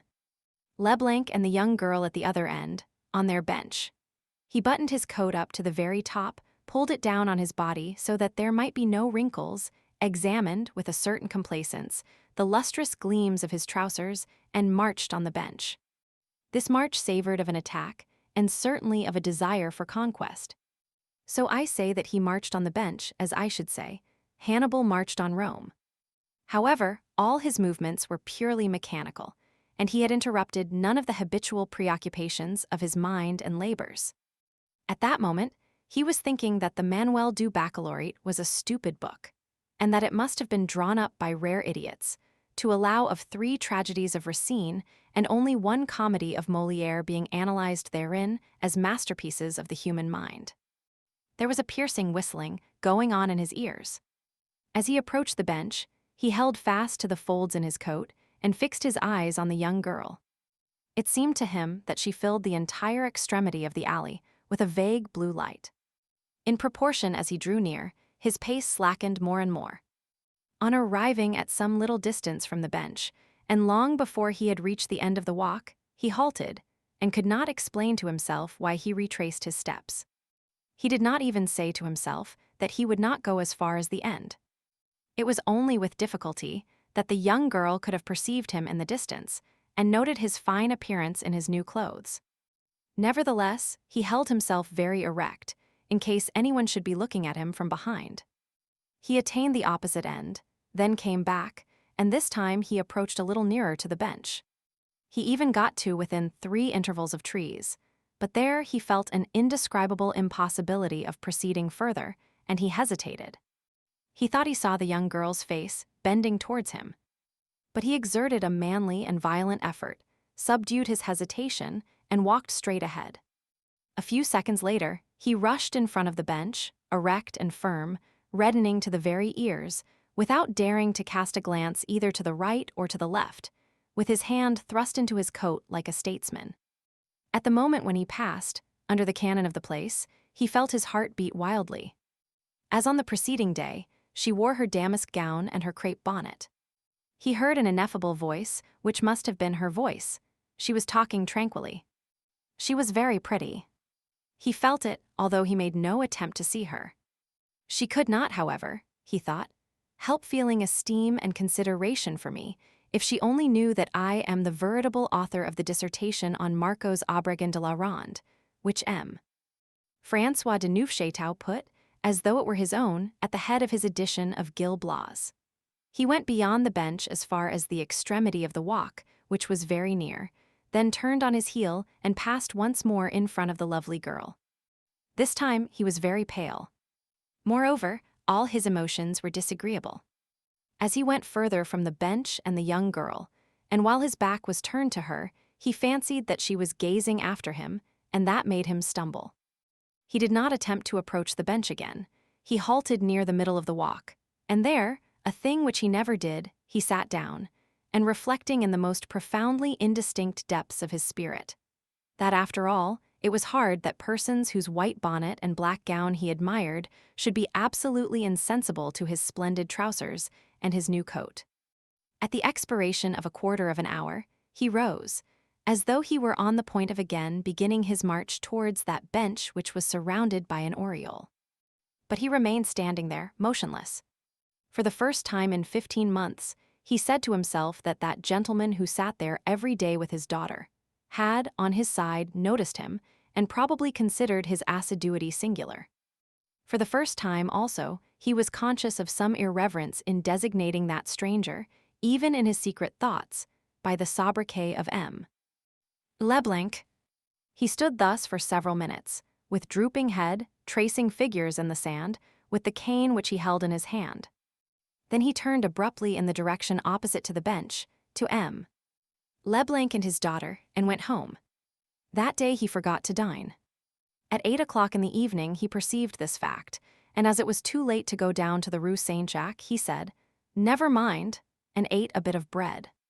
He did not go to bed until he had brushed his coat and folded it up with great care. Chapter 5. Divers claps of thunder fall on Ma'am Bougon.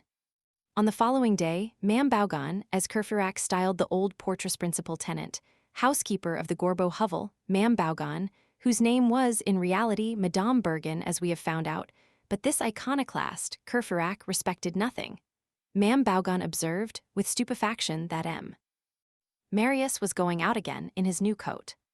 He went to the Luxembourg again, but he did not proceed further than his bench midway of the alley. He seated himself there, as on the preceding day, surveying from a distance and clearly making out the white bonnet, the black dress, and above all, that blue light. He did not stir from it, and only went home when the gates of the Luxembourg closed. He did not see M. Leblanc and his daughter retire. He concluded that they had quitted the garden by the gate on the Rue de l'Ouest. Later on, several weeks afterwards, when he came to think it over, he could never recall where he had dined that evening. On the following day, which was the 3rd, Ma'am Bougon was thunderstruck. Marius went out in his new coat. 3 days in succession, she exclaimed. She tried to follow him, but Marius walked briskly and with immense strides. It was a hippopotamus undertaking the pursuit of a chamois. She lost sight of him in 2 minutes and returned breathless, 3/4 choked with asthma and furious. "If there is any sense," she growled, "in putting on one's best clothes every day and making people run like this." Marius betook himself to the Luxembourg. The young girl was there with M. Leblanc. Marius approached as near as he could, pretending to be busy reading a book, but he halted afar off, then returned and seated himself on his bench, where he spent 4 hours in watching the house sparrows who were skipping about the walk, and who produced on him the impression that they were making sport of him. A fortnight passed thus. Marius went to the Luxembourg no longer for the sake of strolling there, but to seat himself always in the same spot, and that without knowing why. Once arrived there, he did not stir. He put on his new coat every morning, for the purpose of not showing himself, and he began all over again on the morrow. She was decidedly a marvelous beauty. The only remark approaching a criticism that could be made was that the contradiction between her gaze, which was melancholy, and her smile, which was merry, gave a rather wild effect to her face, which sometimes caused this sweet countenance to become strange without ceasing to be charming. Chapter 6. Taken prisoner. On one of the last days of the 2nd week, Marius was seated on his bench, as usual, holding in his hand an open book, of which he had not turned a page for the last 2 hours. All at once he started. An event was taking place at the other extremity of the walk.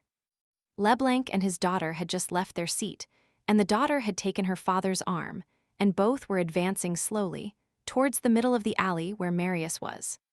Marius closed his book, then opened it again, then forced himself to read. He trembled. The oriole was coming straight towards him. "Ah, good heavens," thought he, "I shall not have time to strike an attitude." Still, the white-haired man and the girl advanced. It seemed to him that this lasted for a century, and that it was but a second. What are they coming in this direction for? He asked himself. What? She will pass here. Her feet will tread this sand, this walk, 2 paces from me. He was utterly upset. He would have liked to be very handsome. He would have liked to own the cross. He heard the soft and measured sound of their approaching footsteps. He imagined that M. Leblanc was darting angry glances at him. "Is that gentleman going to address me?" he thought to himself. He dropped his head. When he raised it again, they were very near him. The young girl passed, and as she passed, she glanced at him. She gazed steadily at him, with a pensive sweetness which thrilled Marius from head to foot.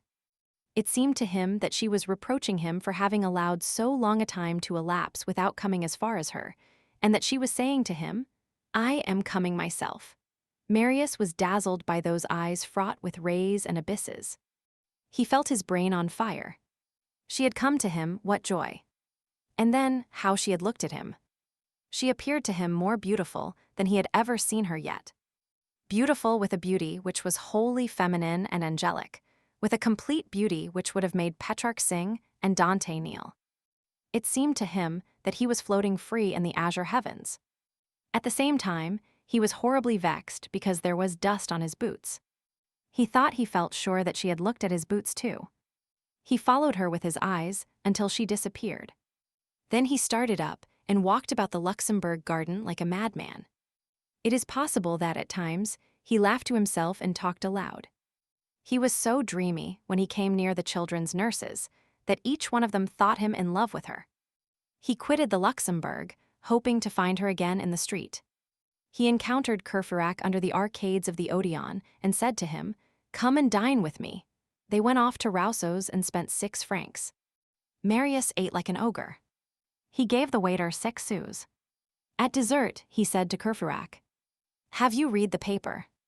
What a fine discourse Audrey de Peyreval delivered. He was desperately in love. After dinner, he said to Courfeyrac, "I will treat you to the play." They went to the Porte Saint-Martin to see Frederick in L'Auberge des Adrettes. Marius was enormously amused. At the same time, he had a redoubled attack of shyness. On emerging from the theater, he refused to look at the garter of a modiste who was stepping across a gutter, and Courfeyrac, who said, "I should like to put that woman in my collection," almost horrified him. Courfeyrac invited him to breakfast at the Café Voltaire on the following morning. Marius went thither, and ate even more than on the preceding evening. He was very thoughtful and very merry. One would have said that he was taking advantage of every occasion to laugh uproariously. He tenderly embraced some man or other from the provinces, who was presented to him. A circle of students formed round the table, and they spoke of the nonsense paid for by the state which was uttered from the rostrum in the Sorbonne.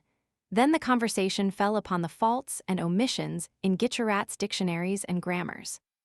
Marius interrupted the discussion to exclaim, "But it is very agreeable, all the same, to have the cross." "That's queer," whispered Courfeyrac to Jean Prouvaire. "No," responded Prouvaire, "that's serious." It was serious. In fact, Marius had reached that first violent and charming hour with which grand passions begin. A glance had wrought all this. When the mind is charged, when the conflagration is ready, nothing is more simple. A glance is a spark. It was all over with him. Marius loved a woman. His fate was entering the unknown. The glance of women resembles certain combinations of wheels, which are tranquil in appearance yet formidable. You pass close to them every day, peaceably and with impunity, and without a suspicion of anything. A moment arrives when you forget that the thing is there. You go and come, dream, speak, laugh. All at once you feel yourself clutched, all is over. The wheels hold you fast, the glance has ensnared you. It has caught you, no matter where or how, by some portion of your thought which was fluttering loose, by some distraction which had attacked you. You are lost. The whole of you passes into it. A chain of mysterious forces takes possession of you. You struggle in vain, no more human succor is possible. You go on falling from gearing to gearing, from agony to agony, from torture to torture. You, your mind, your fortune, your future, your soul. And, according to whether you are in the power of a wicked creature or of a noble heart, you will not escape from this terrifying machine otherwise than disfigured with shame or transfigured by passion. Chapter 7. Adventures of the letter U delivered over to conjectures. Isolation, detachment from everything, pride, independence, the taste of nature, the absence of daily and material activity, the life within himself, the secret conflicts of chastity, a benevolent ecstasy towards all creation, had prepared Marius for this possession which is called passion. His worship of his father had gradually become a religion, and, like all religions, it had retreated to the depths of his soul.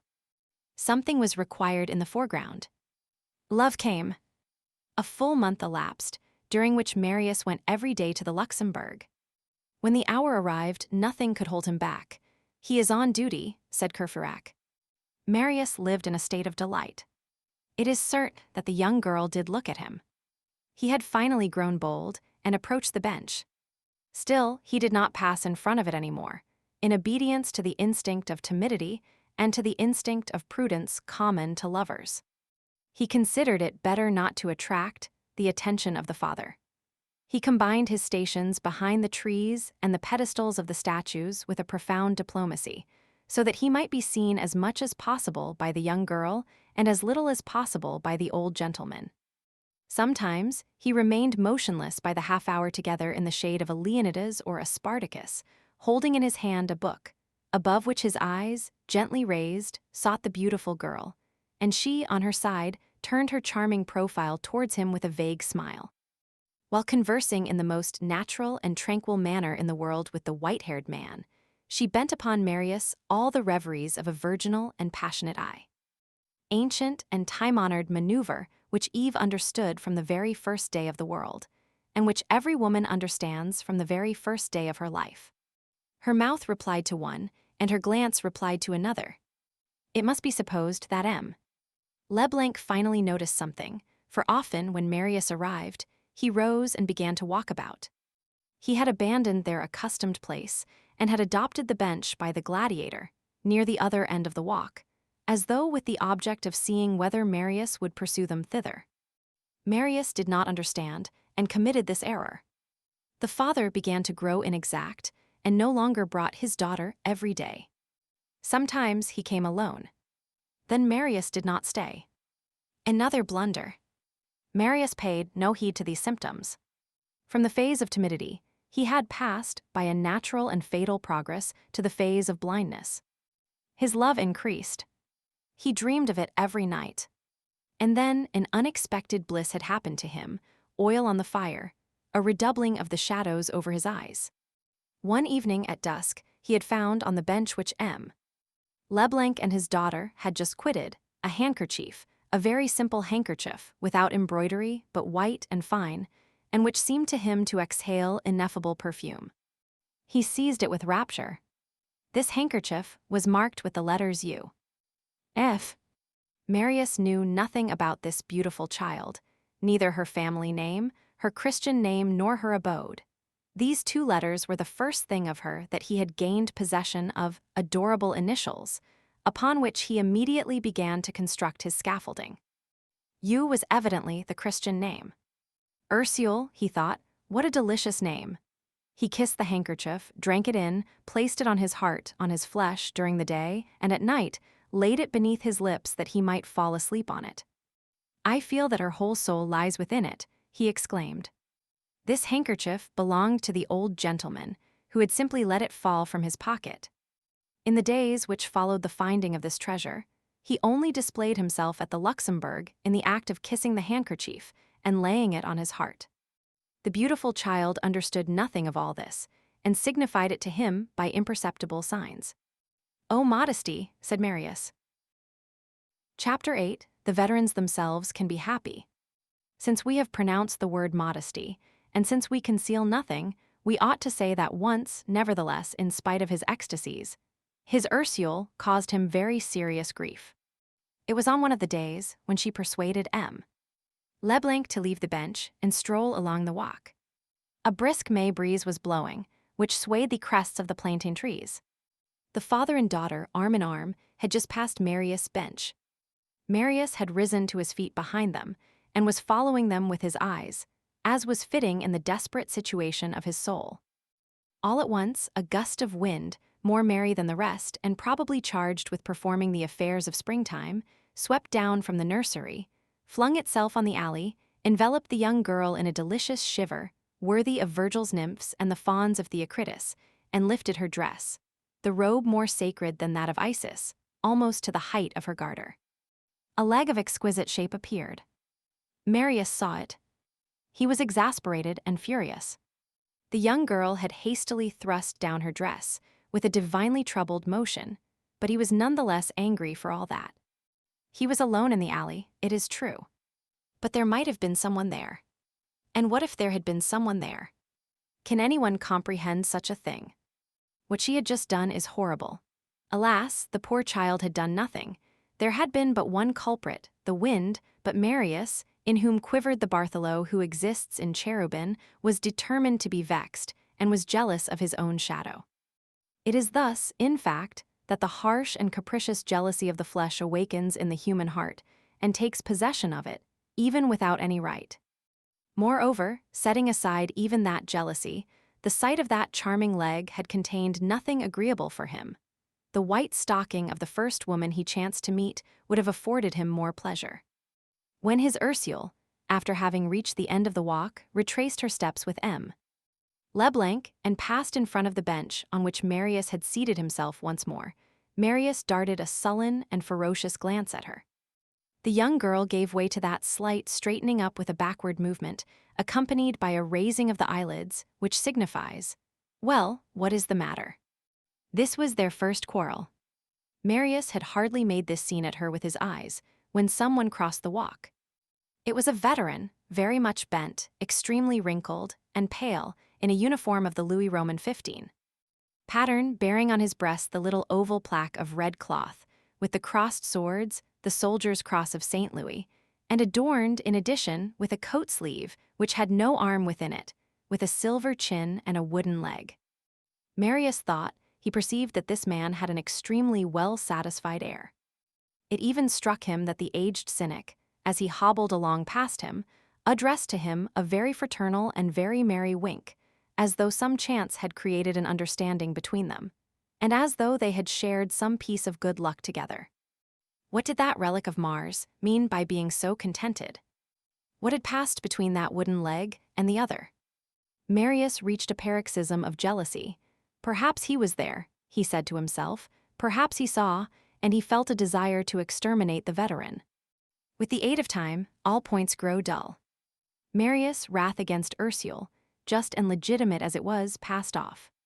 He finally pardoned her, but this cost him a great effort. He sulked for 3 days. Nevertheless, in spite of all this, and because of all this, his passion augmented and grew to madness. Chapter 9, Eclipse. The reader has just seen how Marius discovered, or thought that he discovered, that she was named Ursule. Appetite grows with loving. To know that her name was Ursule was a great deal. It was very little. In 3 or 4 weeks, Marius had devoured this bliss. He wanted another.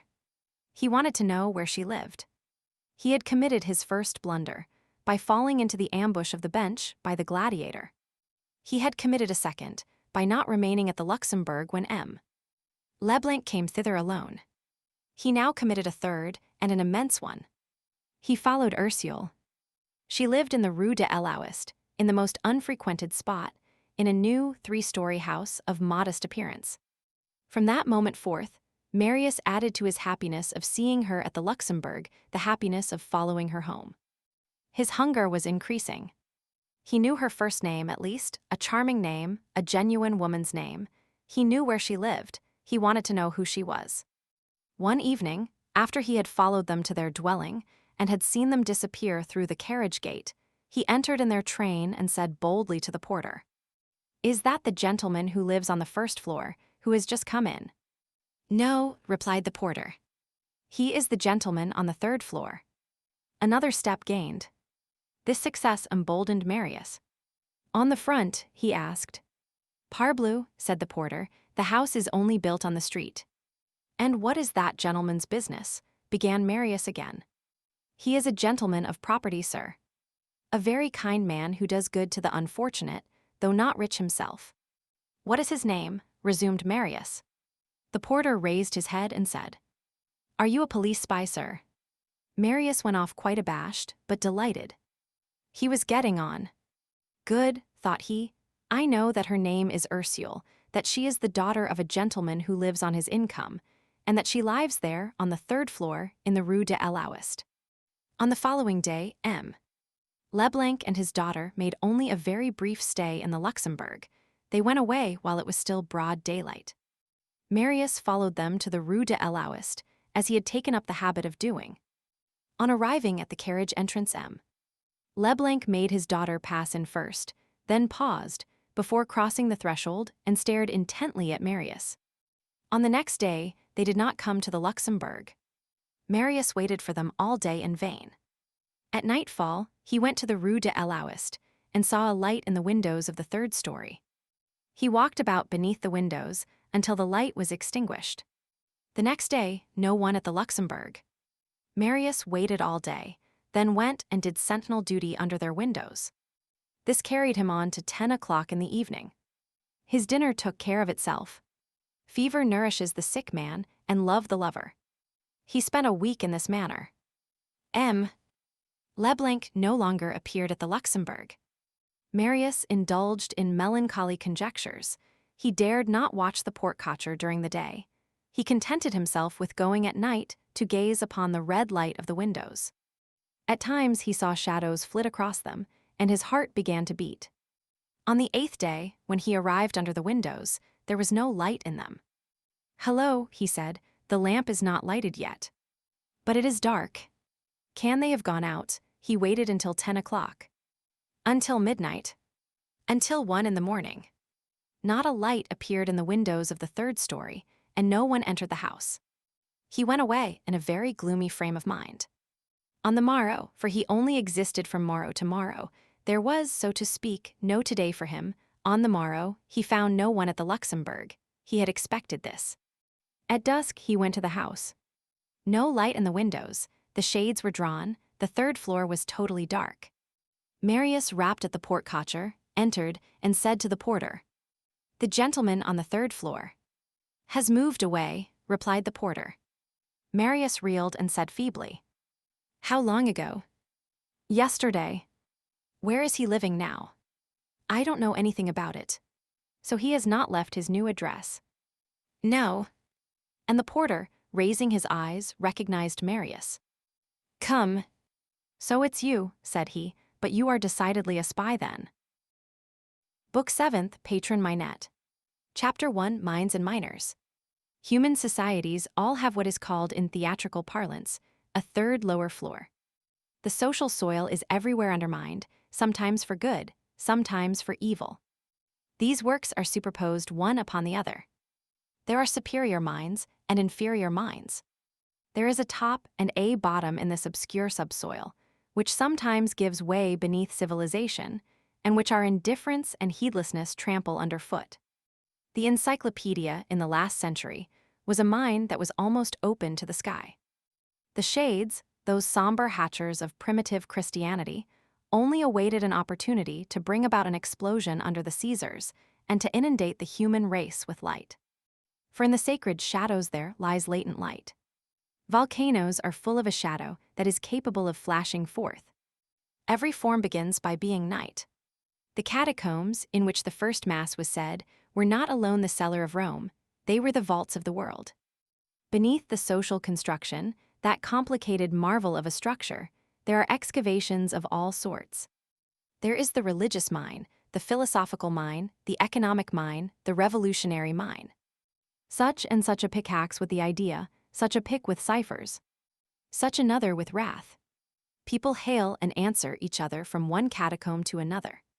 Utopias travel about underground, in the pipes. There they branch out in every direction. They sometimes meet and fraternize there. Jean-Jacques lends his pick to Diogenes, who lends him his lantern. Sometimes they enter into combat there. Calvin seizes Socinius by the hair. But nothing arrests nor interrupts the tension of all these energies toward the goal, and the vast, simultaneous activity, which goes and comes, mounts, descends, and mounts again in these obscurities, and which immense unknown swarming slowly transforms the top and the bottom and the inside and the outside.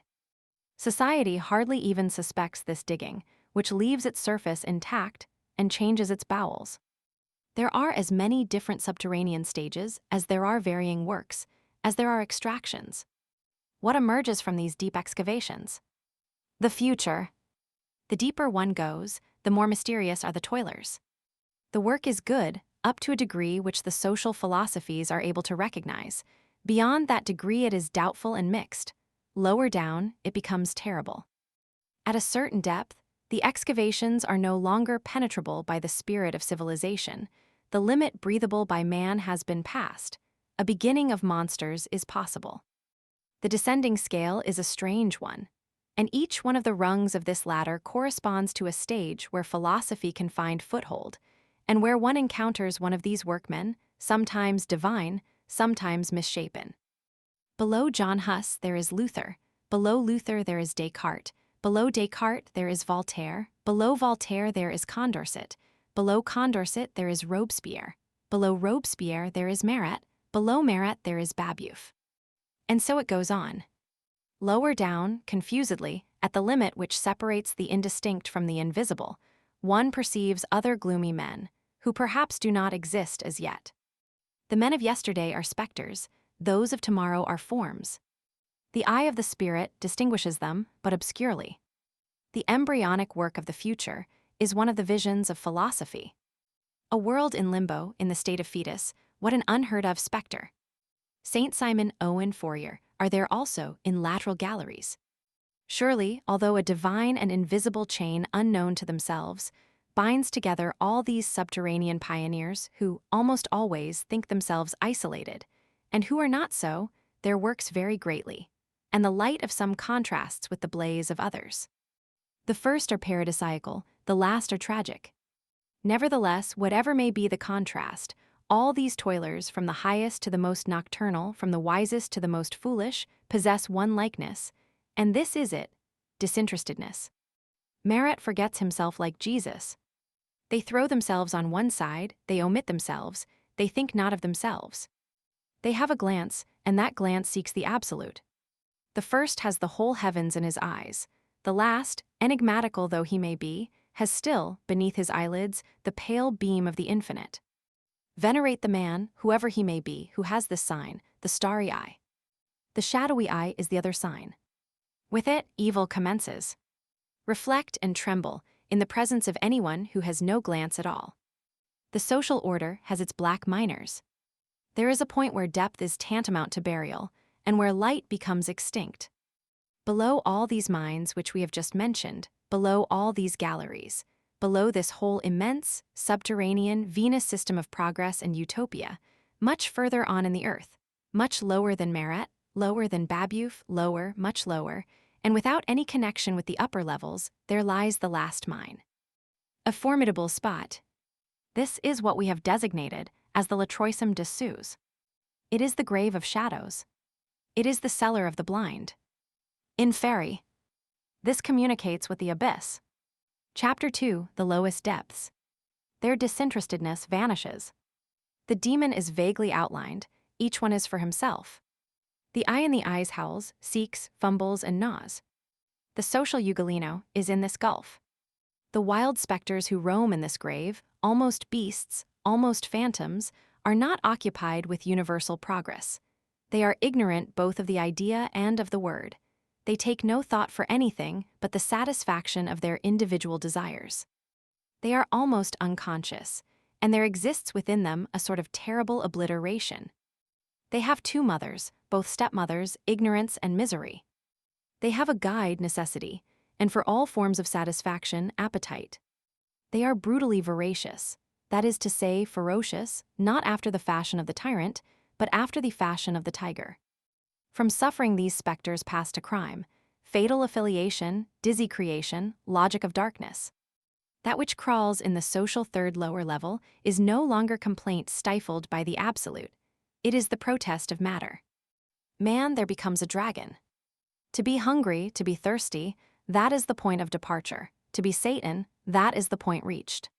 From that vault Leisner emerges. We have just seen, in Book Fourth, one of the compartments of the upper mine of the great political, revolutionary, and philosophical excavation. There, as we have just said, all is pure, noble, dignified, honest. There, assuredly, one might be misled, but error is worthy of veneration there, so thoroughly does it imply heroism. The work there effected, taken as a whole, has a name: progress. The moment has now come when we must take a look at other depths, hideous depths. There exists beneath society, we insist upon this point, and there will exist, until that day when ignorance shall be dissipated, the great cavern of evil. This cavern is below all, and is the foe of all. It is hatred without exception. This cavern knows no philosophers, its dagger has never cut a pen. Its blackness has no connection with the sublime blackness of the inkstand. Never have the fingers of night, which contract beneath this stifling ceiling, turned the leaves of a book nor unfolded a newspaper. Babeuf is a speculator to Cartouche. Marat is an aristocrat to Skinderhands. This cavern has, for its object, the destruction of everything. Of everything, including the upper superior minds, which it execrates. It not only undermines, in its hideous swarming, the actual social order. It undermines philosophy, it undermines human thought, it undermines civilization, it undermines revolution, it undermines progress. Its name is simply theft, prostitution, murder, assassination. It is darkness, and it desires chaos. Its vault is formed of ignorance. All the others, those above it, have but one object to suppress it. It is to this point that philosophy and progress tend, with all their organs simultaneously, by their amelioration of the real, as well as by their contemplation of the absolute. Destroy the cavern ignorance, and you destroy the lair crime. Let us condense, in a few words, a part of what we have just written. The only social peril is darkness. Humanity is identity. All men are made of the same clay. There is no difference, here below at least, in predestination. The same shadow in front, the same flesh in the present, the same ashes afterwards. But ignorance, mingled with the human paste, blackens it. This incurable blackness takes possession of the interior of a man, and is there converted into evil. Chapter 3. Babet, Gueulemer, Claquesous, and Montparnasse. A quartet of ruffians, Claquesous, Gueulemer, Babet, and Montparnasse, governed the third lower floor of Paris, from 1830 to 1835. Gueulemer was a Hercules of no defined position. For his lair, he had the sewer of the Archimerion. He was 6 feet high, his pectoral muscles were of marble, his biceps of brass, his breath was that of a cavern, his torso that of a colossus, his head that of a bird. One beheld the Farnese Hercules clad in duck trousers and a cotton velvet waistcoat. Gueulemer, built after this sculptural fashion, might have subdued monsters. He had found it more expeditious to be one. A low brow, large temples, less than 40 years of age, but with crow's feet, harsh, short hair, cheeks like a brush, a beard like that of a wild boar. The reader can see the man before him. His muscles called for work, his stupidity would have none of it. He was a great idle force. He was an assassin through coolness. He was thought to be a Creole. He had, probably, somewhat to do with Marshal Brune, having been a porter at Avignon in 1815. After this stage, he had turned ruffian. The diaphaneity of Babet contrasted with the grossness of Gueulemer. Babet was thin and learned. He was transparent but impenetrable. Daylight was visible through his bones, but nothing through his eyes. He declared that he was a chemist. He had been a jack of all trades. He had played in vaudeville at Saint-Mihiel. He was a man of purpose, a fine talker, who underlined his smiles and accentuated his gestures. His occupation consisted in selling, in the open air, plaster busts and portraits of the head of the state. In addition to this, he extracted teeth. He had exhibited phenomena at fairs, and he had owned a booth with a trumpet and this poster.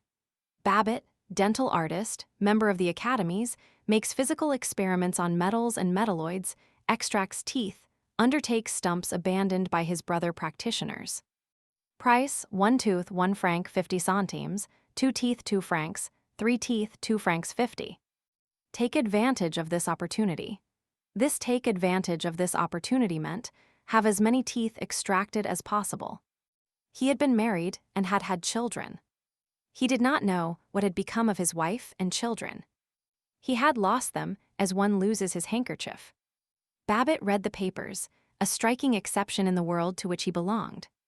One day, at the period when he had his family with him in his booth on wheels, he had read in the Messenger that a woman had just given birth to a child, who was doing well and had a calf's muzzle, and he exclaimed, "There's a fortune.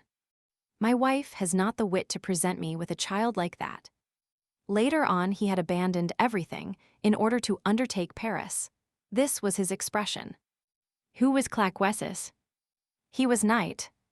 He waited until the sky was daubed with black before he showed himself. At nightfall, he emerged from the hole whither he returned before daylight. Where was this hole? No one knew. He only addressed his accomplices in the most absolute darkness, and with his back turned to them. Was his name Claquessus? Certainly not. If a candle was brought, he put on a mask. He was a ventriloquist. Babbitt said, Claquessus is a nocturne for two voices. Claquessus was vague, terrible, and a roamer.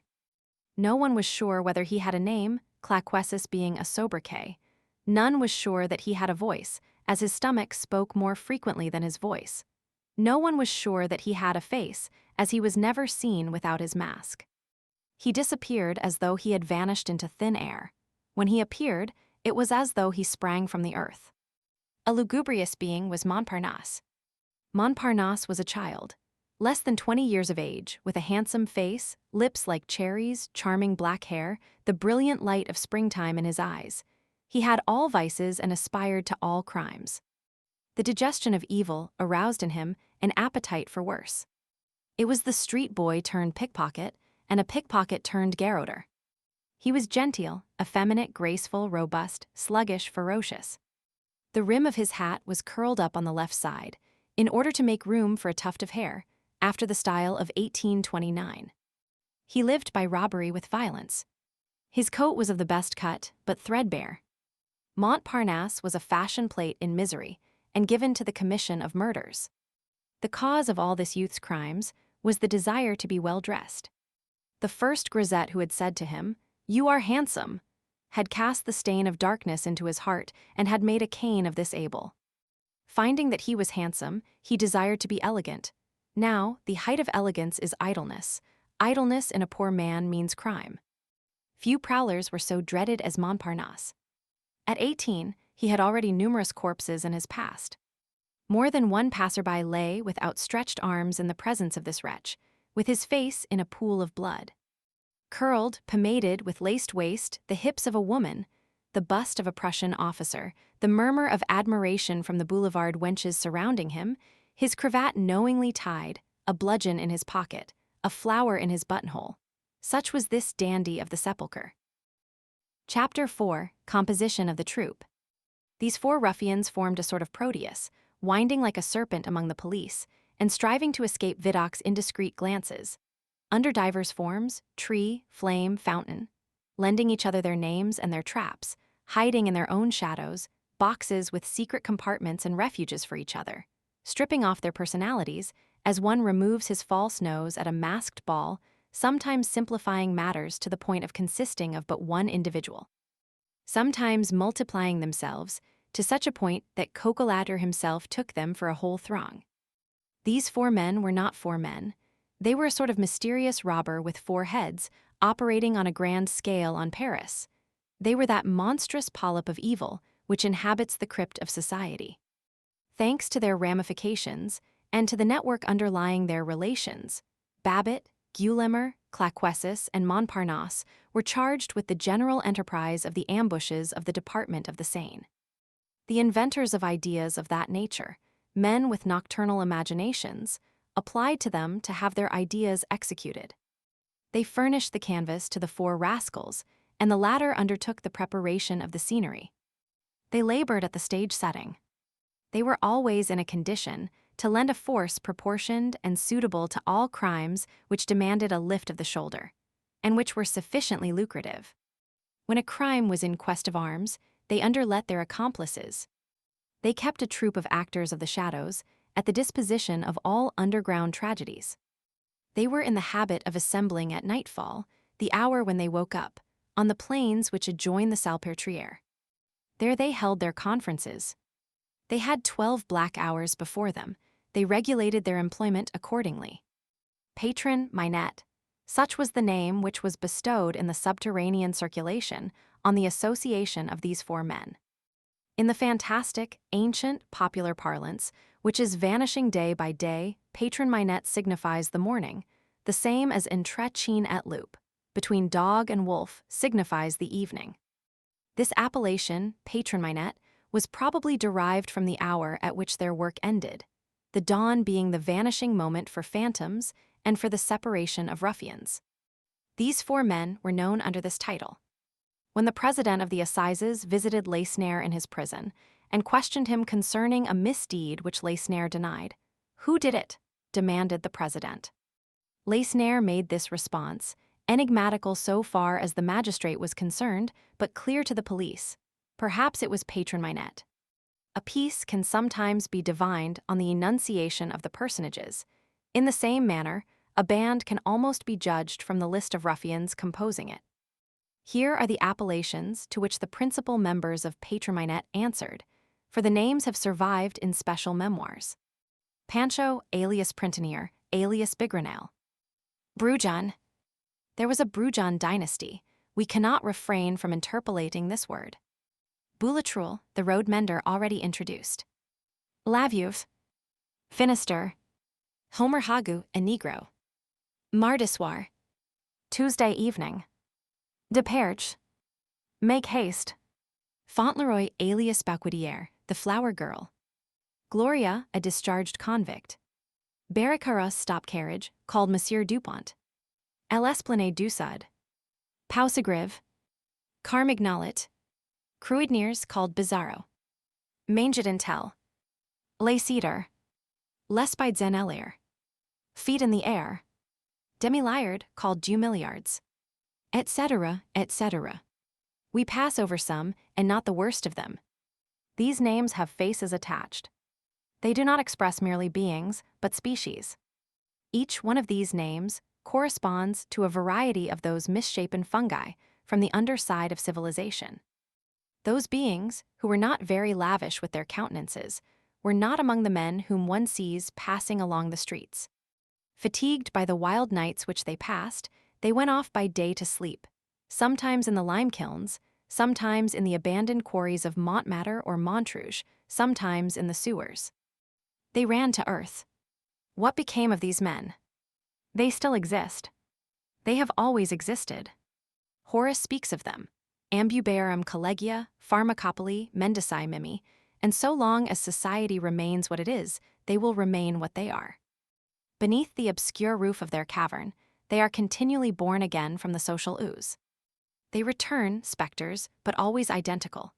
Only, they no longer bear the same names, and they are no longer in the same skins. The individuals extirpated, the tribe subsists. They always have the same faculties. From the vagrant to the tramp, the race is maintained in its purity. They divine purses in pockets, they sent out watches in fobs. Gold and silver possess an odor for them. There exist ingenuous bourgeois, of whom it might be said that they have a stealable air. These men patiently pursue these bourgeois. They experience the quivers of a spider at the passage of a stranger, or of a man from the country. These men are terrible when one encounters them, or catches a glimpse of them towards midnight on a deserted boulevard. They do not seem to be men but forms composed of living mists. One would say that they habitually constitute one mass with the shadows, that they are in no wise distinct from them, that they possess no other soul than the darkness, and that it is only momentarily, and for the purpose of living for a few minutes a monstrous life, that they have separated from the night. What is necessary to cause these specters to vanish? Light. Light in floods. Not a single bat can resist the dawn. Light up society from below. Book 8th, The Wicked Poor Man. Chapter 1, Marius, while seeking a girl in a bonnet, encounters a man in a cap. Summer passed, then the autumn, winter came. Neither M.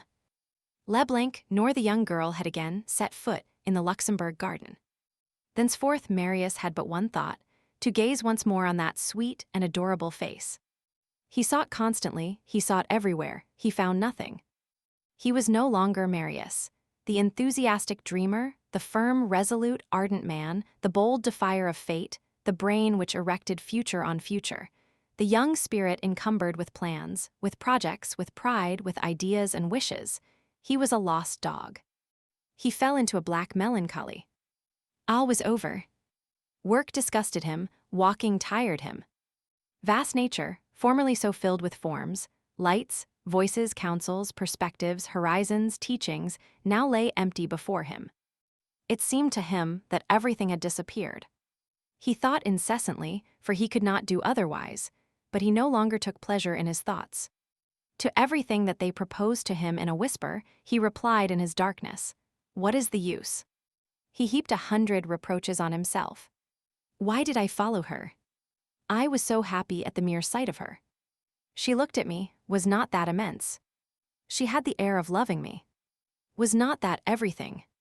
I wished to have what? There was nothing after that. I have been absurd.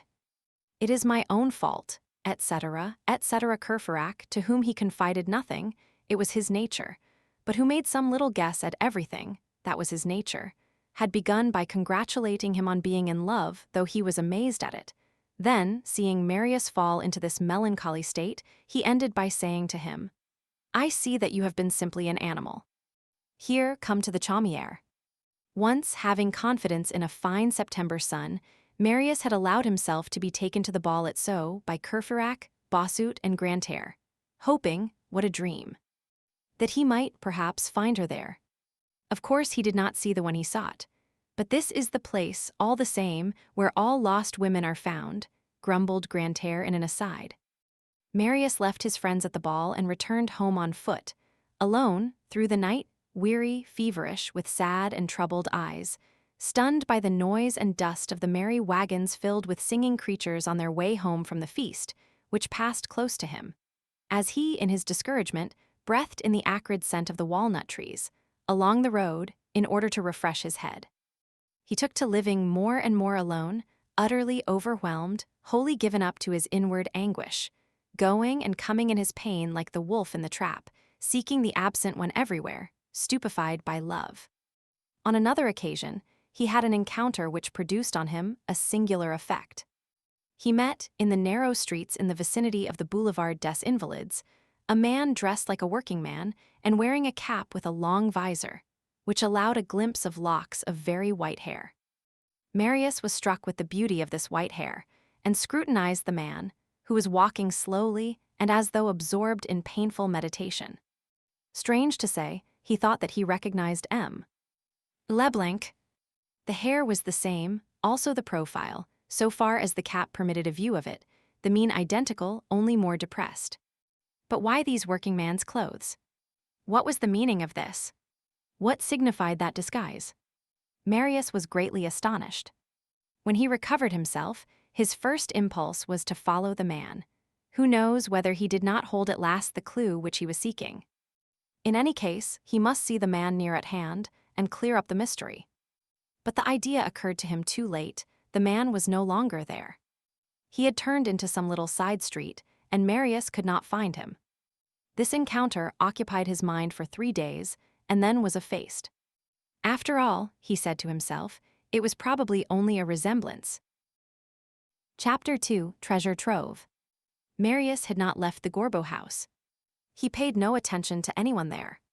At that epoch, to tell the truth, there were no other inhabitants in the house, except himself and those Jondrettes whose rent he had once paid without, moreover, ever having spoken to either father, mother, or daughters.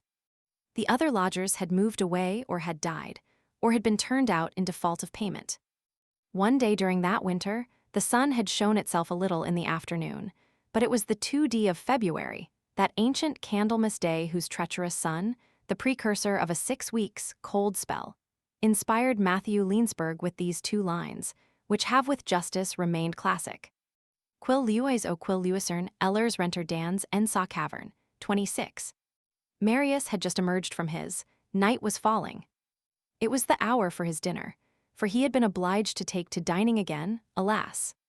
Oh, infirmities of ideal passions. He had just crossed his threshold, where Ma'am Bougon was sweeping at the moment, as she uttered this memorable monologue. What is there that is cheap now? Everything is dear.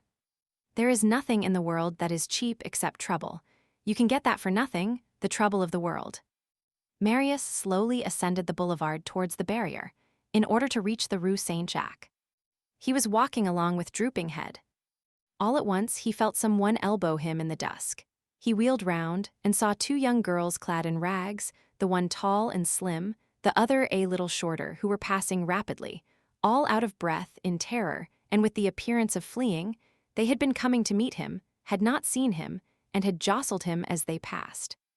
Through the twilight, Marius could distinguish their livid faces, their wild heads, their disheveled hair, their hideous bonnets, their ragged petticoats, and their bare feet.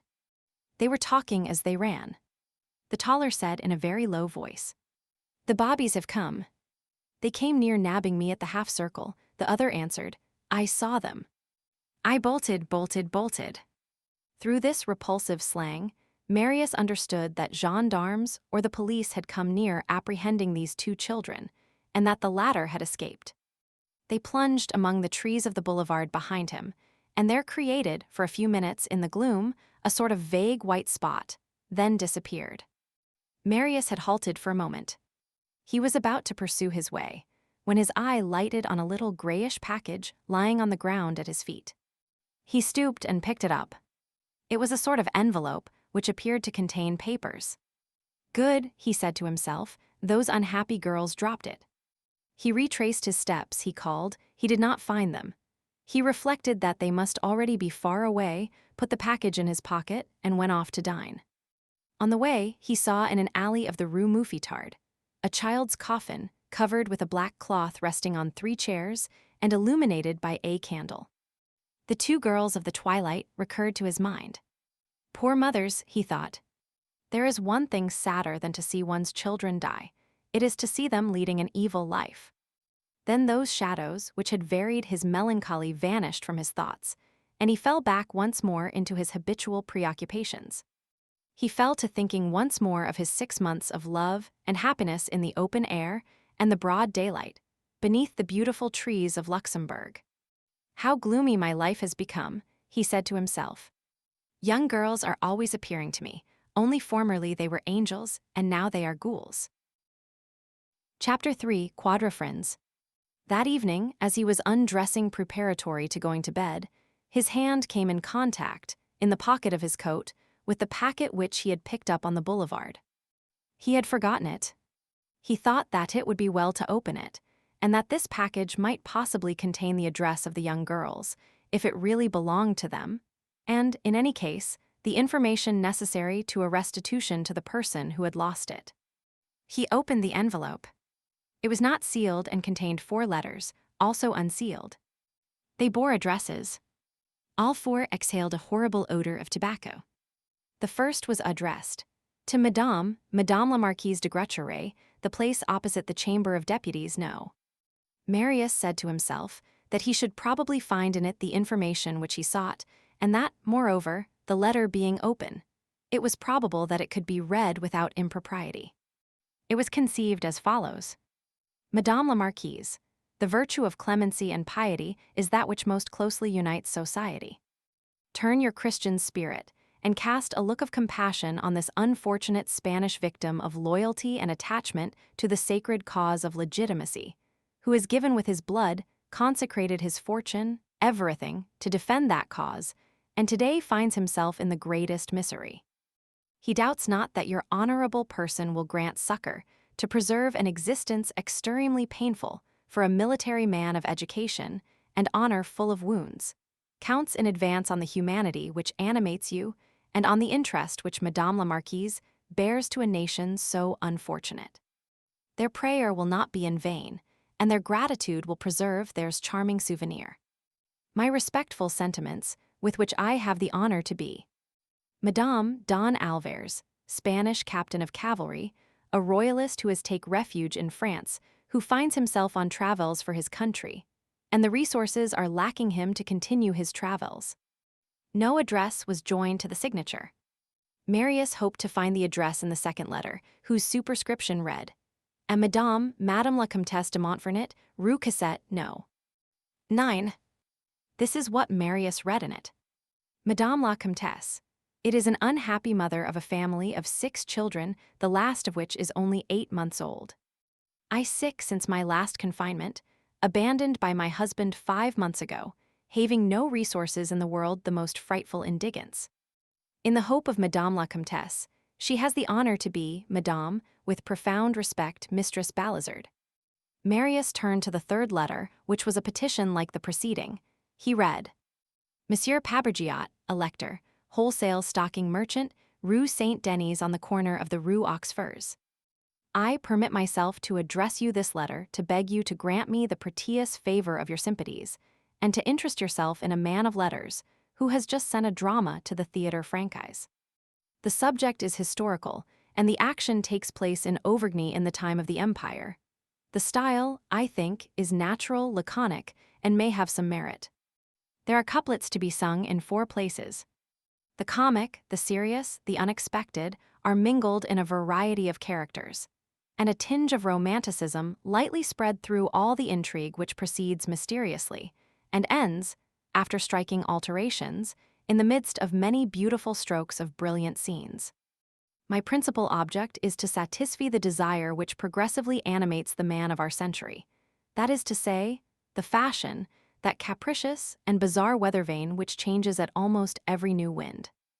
In spite of these qualities, I have reason to fear that jealousy, the egotism of privileged authors, may obtain my exclusion from the theatre, for I am not ignorant of the mortifications with which newcomers are treated. Monsieur Pabergiot, your just reputation as an enlightened protector of men of litters emboldens me to send you my daughter, who will explain our indigent situation to you, lacking bread and fire in this winter season. When I say to you that I beg you to accept the dedication of my drama, which I desire to make to you and of all those that I shall make, is to prove to you how great is my ambition to have the honor of sheltering myself under your protection and of adorning my writings with your name. If you deign to honor me with the most modest offering, I shall immediately occupy myself in making a piece of verse to pay you my tribute of gratitude, which I shall endeavor to render this piece as perfect as possible, will be sent to you before it is inserted at the beginning of the drama and delivered on the stage. To Monsieur and Madame Pabergiot, my most respectful compliments, Genflot, man of letters. P.S. Even if it is only 40 sous. Excuse me for sending my daughter and not presenting myself, but sad motives connected with the toilet do not permit me, alas, to go out. Finally, Marius opened the 4th letter. The address ran, to the benevolent gentleman of the Church of Saint Jacques du Haut Pas. It contained the following lines. Benevolent man, if you deign to accompany my daughter, you will behold a miserable calamity, and I will show you my certificates. At the aspect of these writings, your generous soul will be moved with a sentiment of obvious benevolence, for true philosophers always feel lively emotions. Admit, compassionate man, that it is necessary to suffer the most cruel need, and that it is very painful, for the sake of obtaining a little relief, to get oneself attested by the authorities as though one were not free to suffer and to die of inanition while waiting to have our misery relieved. Destinies are very fatal for several, and too prodigal or too protecting for others. I await your presence or your offering, if you deign to make one, and I beseech you to accept the respectful sentiments with which I have the honor to be. Truly magnanimous man, your very humble and very obedient servant, P. Fabantou, dramatic artist.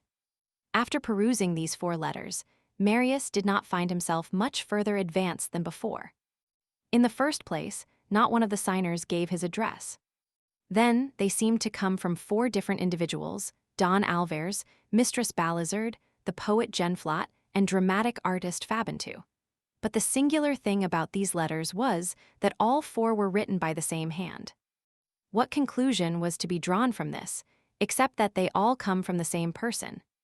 Moreover, and this rendered the conjecture all the more probable, the coarse and yellow paper was the same in all 4, the odor of tobacco was the same, and, although an attempt had been made to vary the style, the same orthographical faults were reproduced with the greatest tranquillity, and the man of letters Genflot was no more exempt from them than the Spanish captain. It was waste of trouble to try to solve this petty mystery. Had it not been a chance find, it would have borne the air of a mystification. Marius was too melancholy to take even a chance pleasantry well, and to lend himself to a game which the pavement of the street seemed desirous of playing with him. It seemed to him that he was playing the part of the blind man in Blind Man's Buff between the 4 letters, and that they were making sport of him. Nothing, however, indicated that these letters belonged to the 2 young girls whom Marius had met on the boulevard. After all, they were evidently papers of no value. Marius replaced them in their envelope, flung the whole into a corner, and went to bed. About 7 o'clock in the morning, he had just risen and breakfasted, and was trying to settle down to work, when there came a soft knock at his door. As he owned nothing, he never locked his door unless occasionally, though very rarely, when he was engaged in some pressing work. Even when absent, he left his key in the lock. "You will be robbed," said Ma'am Bowgun. "Of what?" said Marius. The truth is, however, that he had, one day, been robbed of an old pair of boots, to the great triumph of Ma'am Bowgun. There came a second knock, as gentle as the first. "Come in," said Marius. The door opened. "What do you want, Ma'am Bowgun?" asked Marius, without raising his eyes from the books and manuscripts on his table. A voice which did not belong to Ma'am Bowgun replied, "Excuse me, sir." It was a dull, broken, hoarse, strangled voice, the voice of an old man, roughened with brandy and liquor. Marius turned round hastily and beheld a young girl. Chapter 4: A Rose in Misery. A very young girl was standing in the half-open door. The dormer window of the garret, through which the light fell, was precisely opposite the door, and illuminated the figure with a wan light. She was a frail, emaciated, slender creature. There was nothing but a chemise and a petticoat upon that chilled and shivering nakedness. Her girdle was a string, her head ribbon a string, her pointed shoulders emerged from her chemise, a blonde and lymphatic pallor, earth-colored collarbones, red hands, a half-open and degraded mouth, missing teeth, dull, bold, base eyes. She had the form of a young girl who has missed her youth, and the look of a corrupt old woman. 50 years mingled with 15, one of those beings which are both feeble and horrible, and which cause those to shudder whom they do not cause to weep. Marius had risen, and was staring in a sort of stupor at this being, who was almost like the forms of the shadows which traverse dreams. The most heartbreaking thing of all was that this young girl had not come into the world to be homely. In her early childhood, she must even have been pretty. The grace of her age was still struggling against the hideous, premature decrepitude of debauchery and poverty.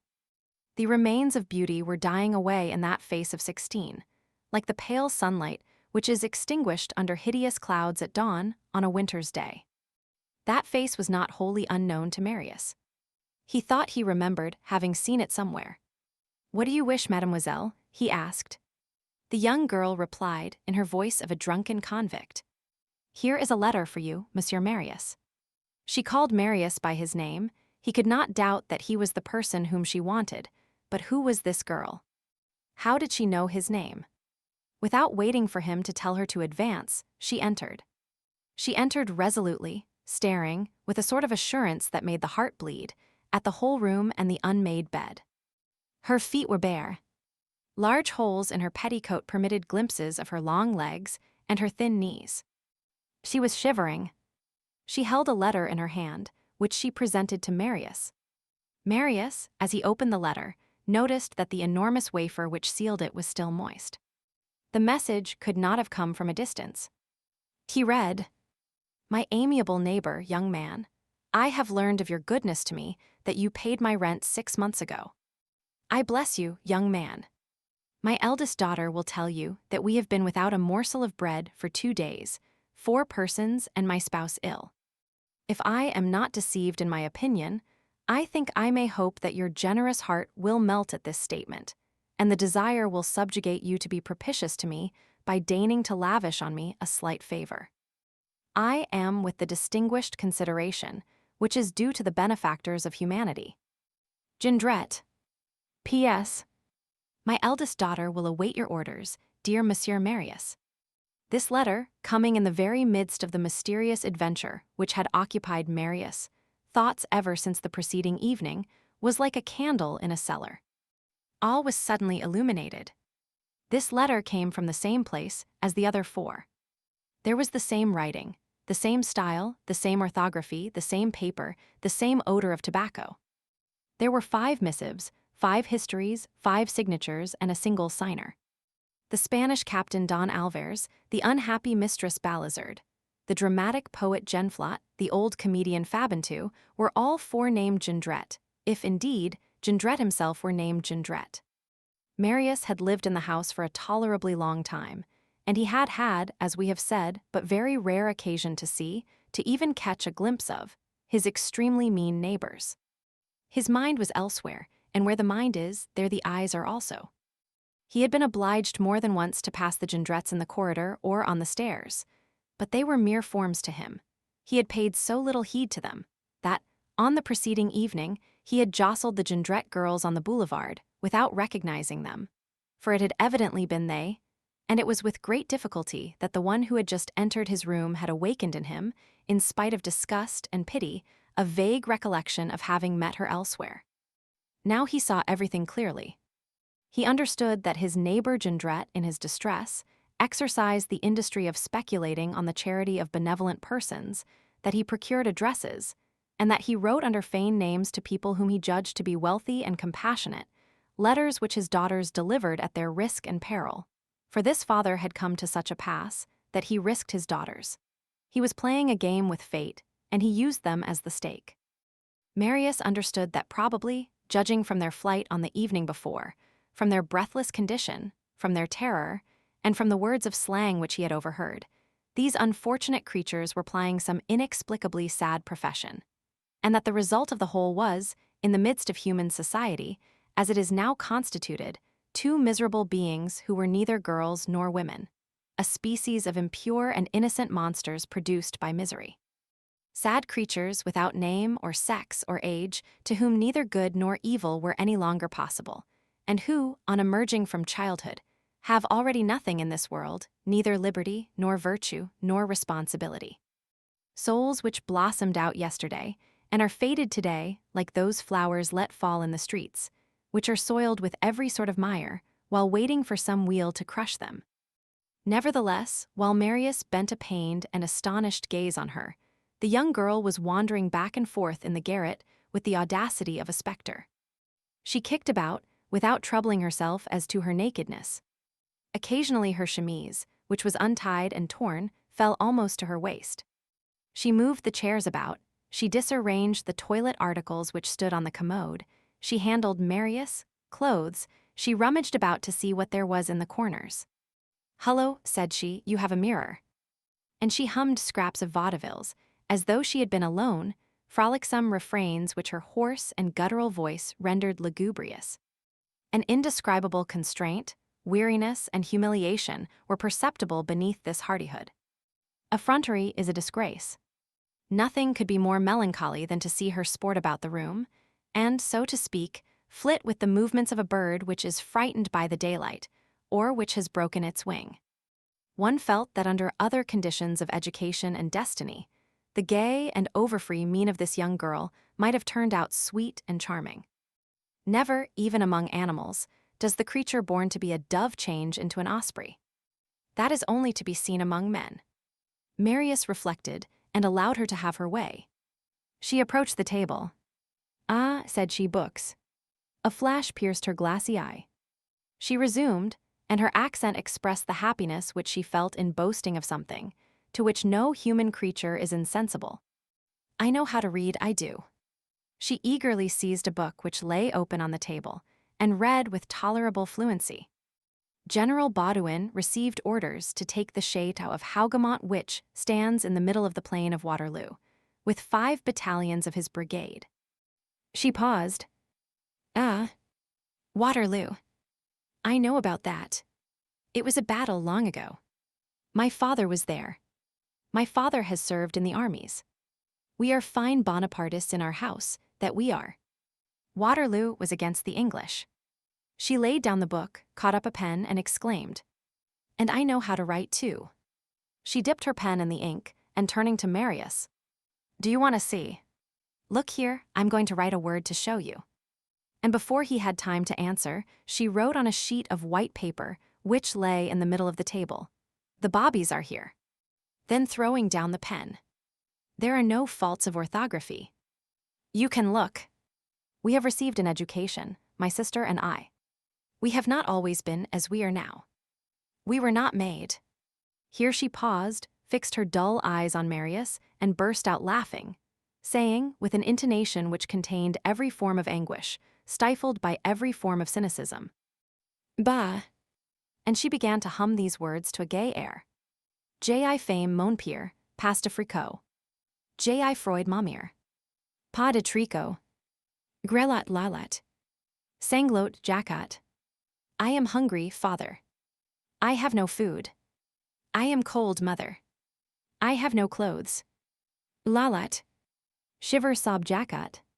She had hardly finished this couplet when she exclaimed, Do you ever go to the play, Monsieur Marius? I do. I have a little brother who is a friend of the artists, and who gives me tickets sometimes. But I don't like the benches in the galleries. One is cramped and uncomfortable there. There are rough people there sometimes, and people who smell bad. Then she scrutinized Marius, assumed a singular air, and said, Do you know, Mr. Marius, that you are a very handsome fellow? And at the same moment, the same idea occurred to them both, and made her smile and him blush. She stepped up to him and laid her hand on his shoulder. You pay no heed to me, but I know you, Mr. Marius. I meet you here on the staircase, and then I often see you going to a person named Father Mabeuf who lives in the direction of Austerlitz, sometimes when I have been strolling in that quarter. It is very becoming to you to have your hair tumbled thus. She tried to render her voice soft, but only succeeded in making it very deep. A portion of her words was lost in the transit from her larynx to her lips, as though on a piano where some notes are missing. Marius had retreated gently. Mademoiselle, said he with his cool gravity, I have here a package which belongs to you, I think. Permit me to return it to you. And he held out the envelope containing the 4 letters. She clapped her hands and exclaimed, We have been looking everywhere for that. Then she eagerly seized the package and opened the envelope, saying as she did so, Dia de dia. How my sister and I have hunted. And it was you who found it. On the boulevard, was it not? It must have been on the boulevard. You see, we let it fall when we were running. It was that brat of a sister of mine who was so stupid. When we got home, we could not find it anywhere. As we did not wish to be beaten, as that is useless, as that is entirely useless, as that is absolutely useless, we said that we had carried the letters to the proper persons, and that they had said to us, Nix. So here they are, those poor letters. And how did you find out that they belonged to me? Ah. Yes, the writing. So it was you that we jostled as we passed last night. We couldn't see. I said to my sister, Is it a gentleman? My sister said to me, I think it is a gentleman. In the meanwhile, she had unfolded the petition addressed to the benevolent gentleman of the Church of Saint Jacques du Haut Pas. Here, said she, this is for that old fellow who goes to Mass. By the way, this is his hour. I'll go and carry it to him. Perhaps he will give us something to breakfast on. Then she began to laugh again, and added, Do you know what it will mean if we get a breakfast today? It will mean that we shall have had our breakfast of the day before yesterday, our breakfast of yesterday, our dinner of today, and all that at once, and this morning. Come. Parbleu. If you're not satisfied, dogs burst. This reminded Marius of the wretched girl's errand to himself. He fumbled in his waistcoat pocket and found nothing there.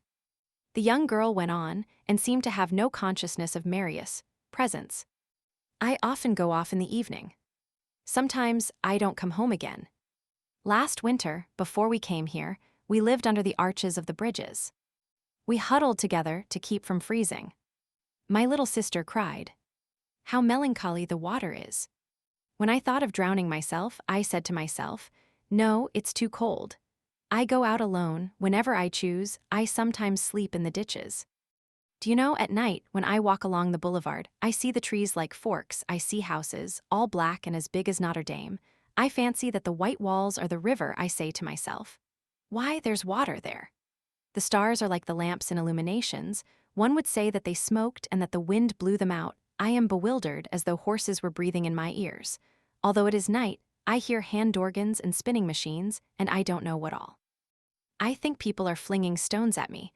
I flee without knowing whither. Everything whirls and whirls. You feel very queer when you have had no food. And then she stared at him with a bewildered air. By dint of searching and ransacking his pockets, Marius had finally collected 5 francs 16 sous. This was all he owned in the world for the moment. At all events, he thought, there is my dinner for today, and tomorrow we will see. He kept the 16 sous and handed the 5 francs to the young girl. She seized the coin. Good, said she, the sun is shining. And, as though the sun had possessed the property of melting the avalanches of slang in her brain, she went on. 5 francs. The shiner. A monarch. In this hole. Ain't this fine? You're a jolly thief. I'm your humble servant. Bravo for the good fellows. 2 days' wine. And meat. And stew. We'll have a royal feast. And a good fill. She pulled her chemise up on her shoulders, made a low bow to Marius, then a familiar sign with her hand, and went towards the door, saying, Good morning, sir. It's all right. I'll go and find my old man. As she passed, she caught sight of a dry crust of bread on the commode, which was molding there amid the dust. She flung herself upon it and bit into it, muttering, That's good. It's hard. It breaks my teeth. Then she departed. Chapter 5, A Providential Peephole. Marius had lived for 5 years in poverty, in destitution, even in distress, but he now perceived that he had not known real misery. True misery he had but just had a view of.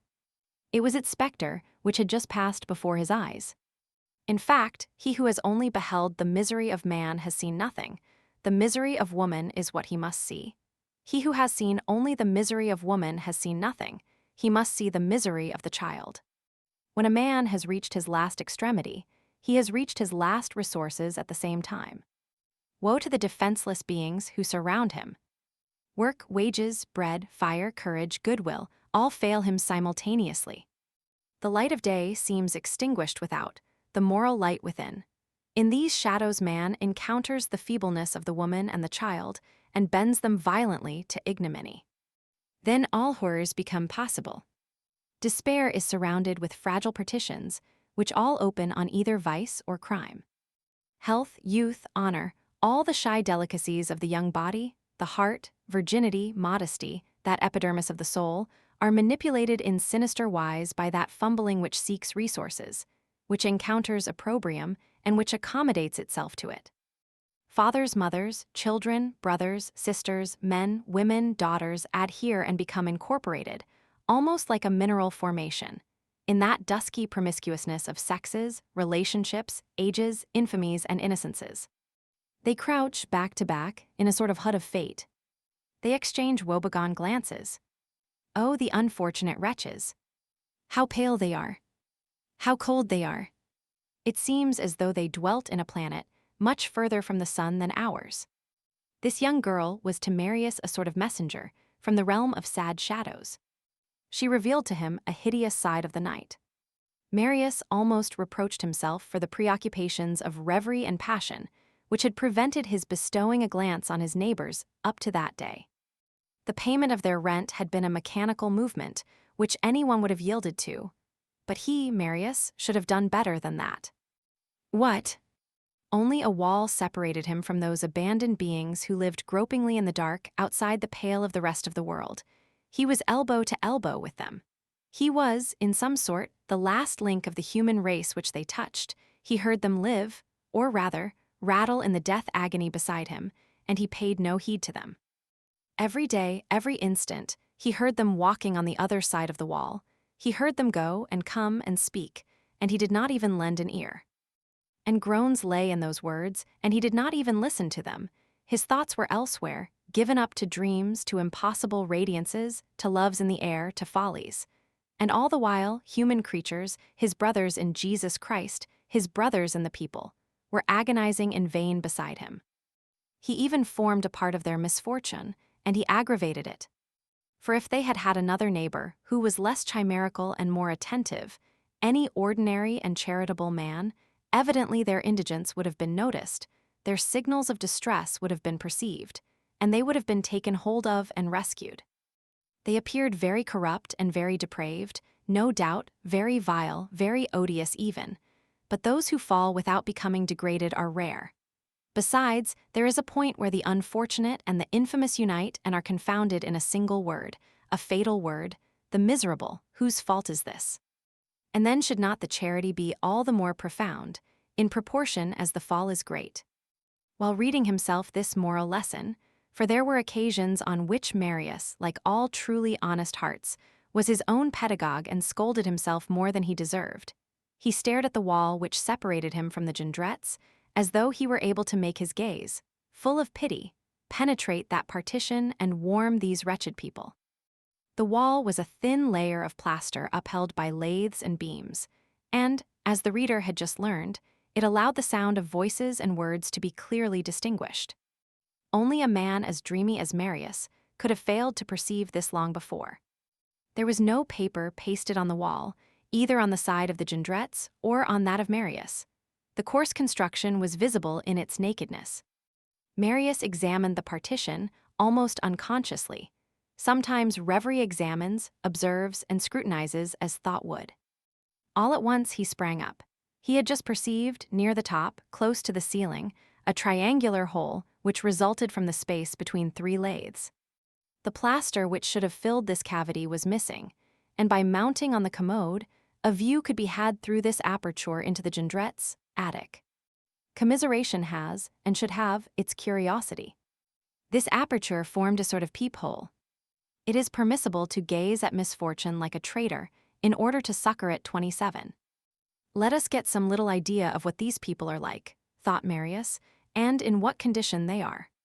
He climbed upon the commode, put his eye to the crevice, and looked. Chapter 6. The Wild Man in His Lair. Cities, like forests, have their caverns in which all the most wicked and formidable creatures which they contain conceal themselves. Only in cities, that which thus conceals itself is ferocious, unclean, and petty, that is to say, ugly. In forests, that which conceals itself is ferocious, savage, and grand, that is to say, beautiful. Taking one lair with another, the beast's is preferable to the man's. Caverns are better than hovels. What Marius now beheld was a hovel. Marius was poor, and his chamber was poverty-stricken, but as his poverty was noble, his garret was neat. The den upon which his eye now rested was abject, dirty, fetid, pestiferous, mean, sordid. The only furniture consisted of a straw chair, an infirm table, some old bits of crockery, and in two of the corners, two indescribable pallets. All the light was furnished by a dormer window of 4 panes, draped with spiders' webs. Through this aperture there penetrated just enough light to make the face of a man appear like the face of a phantom. The walls had a leprous aspect, and were covered with seams and scars, like a visage disfigured by some horrible malady. A repulsive moisture exuded from them.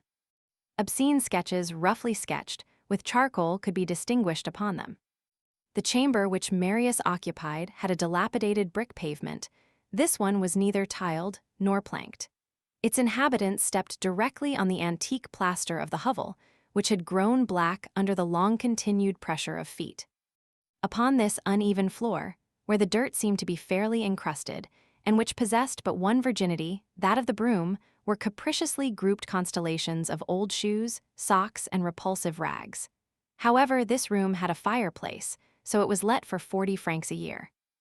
There was every sort of thing in that fireplace: a brazier, a pot, broken boards, rags suspended from nails, a bird cage, ashes, and even a little fire. 2 brands were smoldering there in a melancholy way. One thing which added still more to the horrors of this garret was that it was large. It had projections and angles and black holes, the lower sides of roofs, bays, and promontories. Hence horrible, unfathomable nooks where it seemed as though spiders as big as one's fist, woodlice as large as one's foot, and perhaps even, who knows, some monstrous human beings must be hiding. One of the pallets was near the door, the other near the window. One end of each touched the fireplace and faced Marius. In a corner near the aperture through which Marius was gazing, a colored engraving in a black frame was suspended to a nail on the wall, and at its bottom, in large letters, was the inscription, "The Dream." This represented a sleeping woman and a child also asleep, the child on the woman's lap, an eagle in a cloud, with a crown in his beak, and the woman thrusting the crown away from the child's head without awaking the latter. In the background, Napoleon in a glory, leaning on a very blue column with a yellow capital ornamented with this inscription: Meringo Austerlitz Jena Wagram Alat. Beneath this frame, a sort of wooden panel, which was no longer than it was broad, stood on the ground and rested in a sloping attitude against the wall.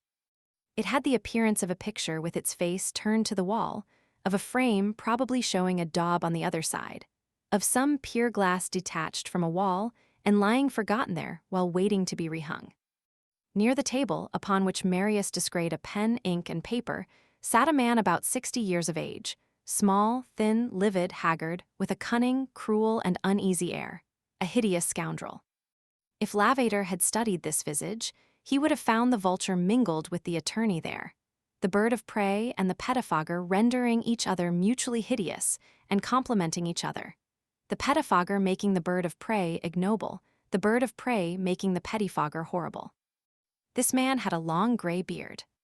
He was clad in a woman's chemise, which allowed his hairy breast and his bare arms, bristling with gray hair, to be seen. Beneath this chemise, muddy trousers and boots through which his toes projected were visible. He had a pipe in his mouth and was smoking. There was no bread in the hovel, but there was still tobacco. He was writing probably some more letters, like those which Marius had read. On the corner of the table lay an ancient, dilapidated, reddish volume, and the size, which was the antique 12mo of reading rooms, betrayed a romance. On the cover sprawled the following title, printed in large capitals: God, the King, Honor and the Ladies, by Ducray Dumenil, 1814. As the man wrote, he talked aloud, and Marius heard his words. The idea that there is no equality, even when you are dead. Just look at Père Lachaise. The great, those who are rich, are up above in the acacia alley, which is paved. They can reach it in a carriage. The little people, the poor, the unhappy, well, what of them? They are put down below, where the mud is up to your knees, in the damp places.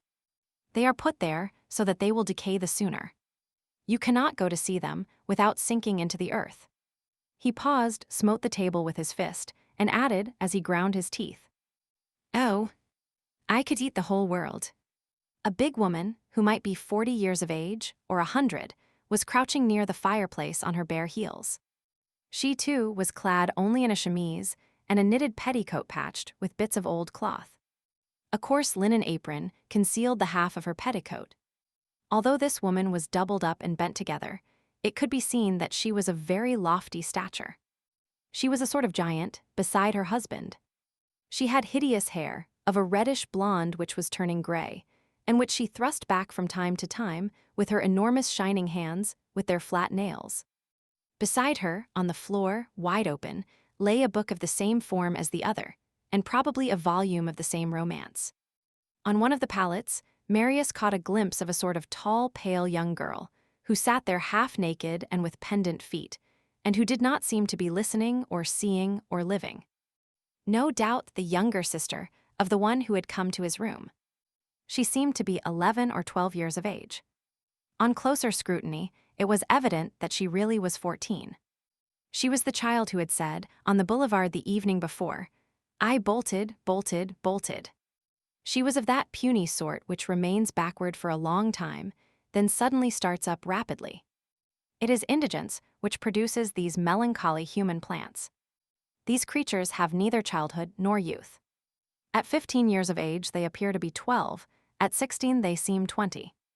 Today a little girl, tomorrow a woman. One might say that they stride through life, in order to get through with it the more speedily. At this moment, this being had the air of a child. Moreover, no trace of work was revealed in that dwelling, no handicraft, no spinning wheel, not a tool. In one corner lay some ironmongery of dubious aspect.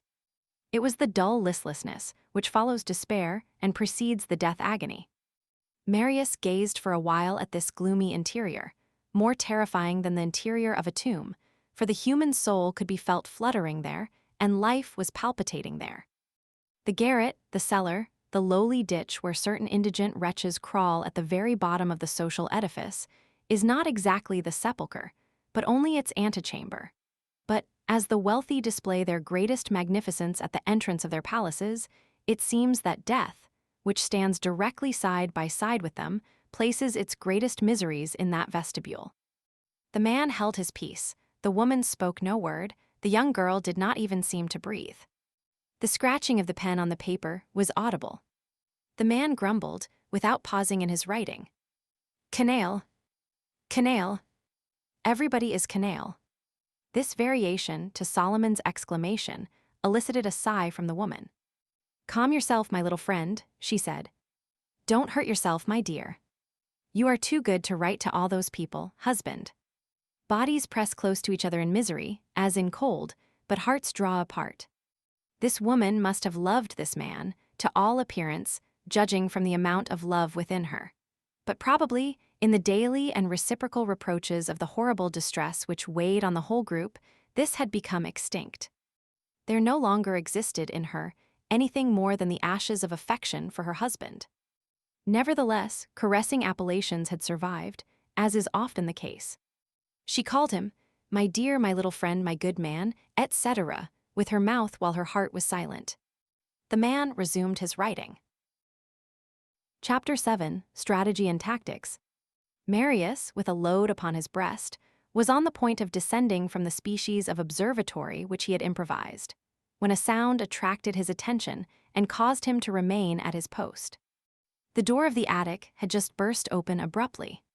The eldest girl made her appearance on the threshold. On her feet she had large, coarse men's shoes, bespattered with mud, which had splashed even to her red ankles, and she was wrapped in an old mantle which hung in tatters.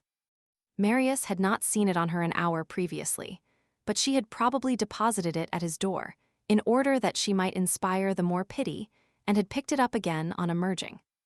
She entered, pushed the door to behind her, paused to take breath, for she was completely breathless, then exclaimed with an expression of triumph and joy. He is coming. The father turned his eyes towards her, the woman turned her head, the little sister did not stir. Who? Demanded her father. The gentleman. The philanthropist. Yes. From the Church of Saint Jacques. Yes. That old fellow. Yes. And he is coming. He is following me. You are sure? I am sure. There truly he is coming. He is coming in a fiacre. In a fiacre. He is Rothschild. The father rose. How are you sure? If he is coming in a fiacre, how is it that you arrive before him? You gave him our address at least. Did you tell him that it was the last door at the end of the corridor, on the right? If he only does not make a mistake. So you found him at the church. Did he read my letter? What did he say to you? Ta ta ta, said the girl, how you do gallop on, my good man. See here, I entered the church, he was in his usual place, I made him a reverence and I handed him the letter. He read it and said to me, Where do you live, my child? I said, Monsieur, I will show you. He said to me, No, give me your address, my daughter has some purchases to make, I will take a carriage and reach your house at the same time that you do. I gave him the address. When I mentioned the house, he seemed surprised and hesitated for an instant, then he said, Never mind, I will come. When the mass was finished, I watched him leave the church with his daughter, and I saw them enter a carriage. I certainly did tell him the last door in the corridor, on the right. And what makes you think that he will come? I have just seen the fiacre turn into the Rue Petit Banquier. That is what made me run so. How do you know that it was the same fiacre? Because I took notice of the number, so there. What was the number? 440. Good, you are a clever girl. The girl stared boldly at her father, and showing the shoes which she had on her feet. A clever girl, possibly. But I tell you I won't put these shoes on again, and that I won't, for the sake of my health in the first place, and for the sake of cleanliness in the next. I don't know anything more irritating than shoes that squelch, and go guy, the whole time. I prefer to go barefoot. You are right, said her father, in a sweet tone which contrasted with the young girl's rudeness. But then, you will not be allowed to enter churches, for poor people must have shoes to do that. One cannot go barefoot to the good God, he added bitterly. Then, returning to the subject which absorbed him. So you are sure that he will come? He is following on my heels, said she. The man started up. A sort of illumination appeared on his countenance. "Wife," he exclaimed, "you here. Here is the philanthropist. Extinguish the fire." The stupefied mother did not stir. The father, with the agility of an acrobat, seized a broken-nosed jug which stood on the chimney and flung the water on the brands. Then, addressing his eldest daughter, "Here you. Pull the straw off that chair." His daughter did not understand. He seized the chair, and with one kick he rendered it seatless. His leg passed through it. As he withdrew his leg, he asked his daughter, "Is it cold?" "Very cold." "It is snowing." The father turned towards the younger girl who sat on the bed near the window and shouted to her in a thundering voice, "Quick! Get off that bed, you lazy thing. Will you never do anything? Break a pane of glass." The little girl jumped off the bed with a shiver. "Break a pane," he repeated. The child stood still in bewilderment. "Do you hear me?" repeated her father. "I tell you to break a pane." The child, with a sort of terrified obedience, rose on tiptoe and struck a pane with her fist. The glass broke and fell with a loud clatter. "Good," said the father. He was grave and abrupt. His glance swept rapidly over all the crannies of the garret. One would have said that he was a general making the final preparation at the moment when the battle is on the point of beginning. The mother, who had not said a word so far, now rose and demanded in a dull, slow, languid voice, whence her words seemed to emerge in a congealed state. "What do you mean to do, my dear?" "Get into bed," replied the man. His intonation admitted of no deliberation. The mother obeyed and threw herself heavily on one of the pallets. In the meantime, a sob became audible in one corner. "What's that?" cried the father. The younger daughter exhibited her bleeding fist, without quitting the corner in which she was cowering. She had wounded herself while breaking the window. She went off, near her mother's pallet, and wept silently. It was now the mother's turn to start up and exclaim, "Just see there! What follies you commit! She has cut herself breaking that pane for you." "So much the better," said the man. "I foresaw that." "What?" "So much the better," retorted his wife. "Peace," replied the father, "I suppress the liberty of the press." Then tearing the woman's chemise which he was wearing, he made a strip of cloth with which he hastily swathed the little girl's bleeding wrist. That done, his eye fell with a satisfied expression on his torn chemise. "And the chemise too," said he, "this has a good appearance." An icy breeze whistled through the window and entered the room.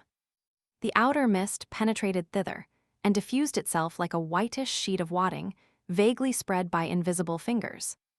Through the broken pane, the snow could be seen falling. The snow promised by the Candlemas sun of the preceding day had actually come. The father cast a glance about him, as though to make sure that he had forgotten nothing.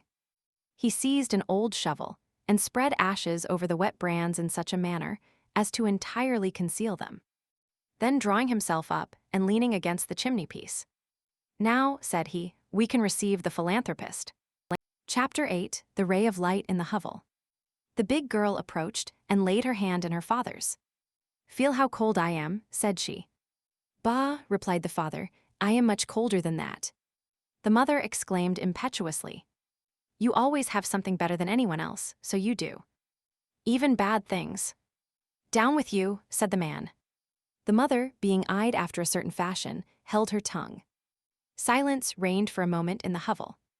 The elder girl was removing the mud from the bottom of her mantle, with a careless air.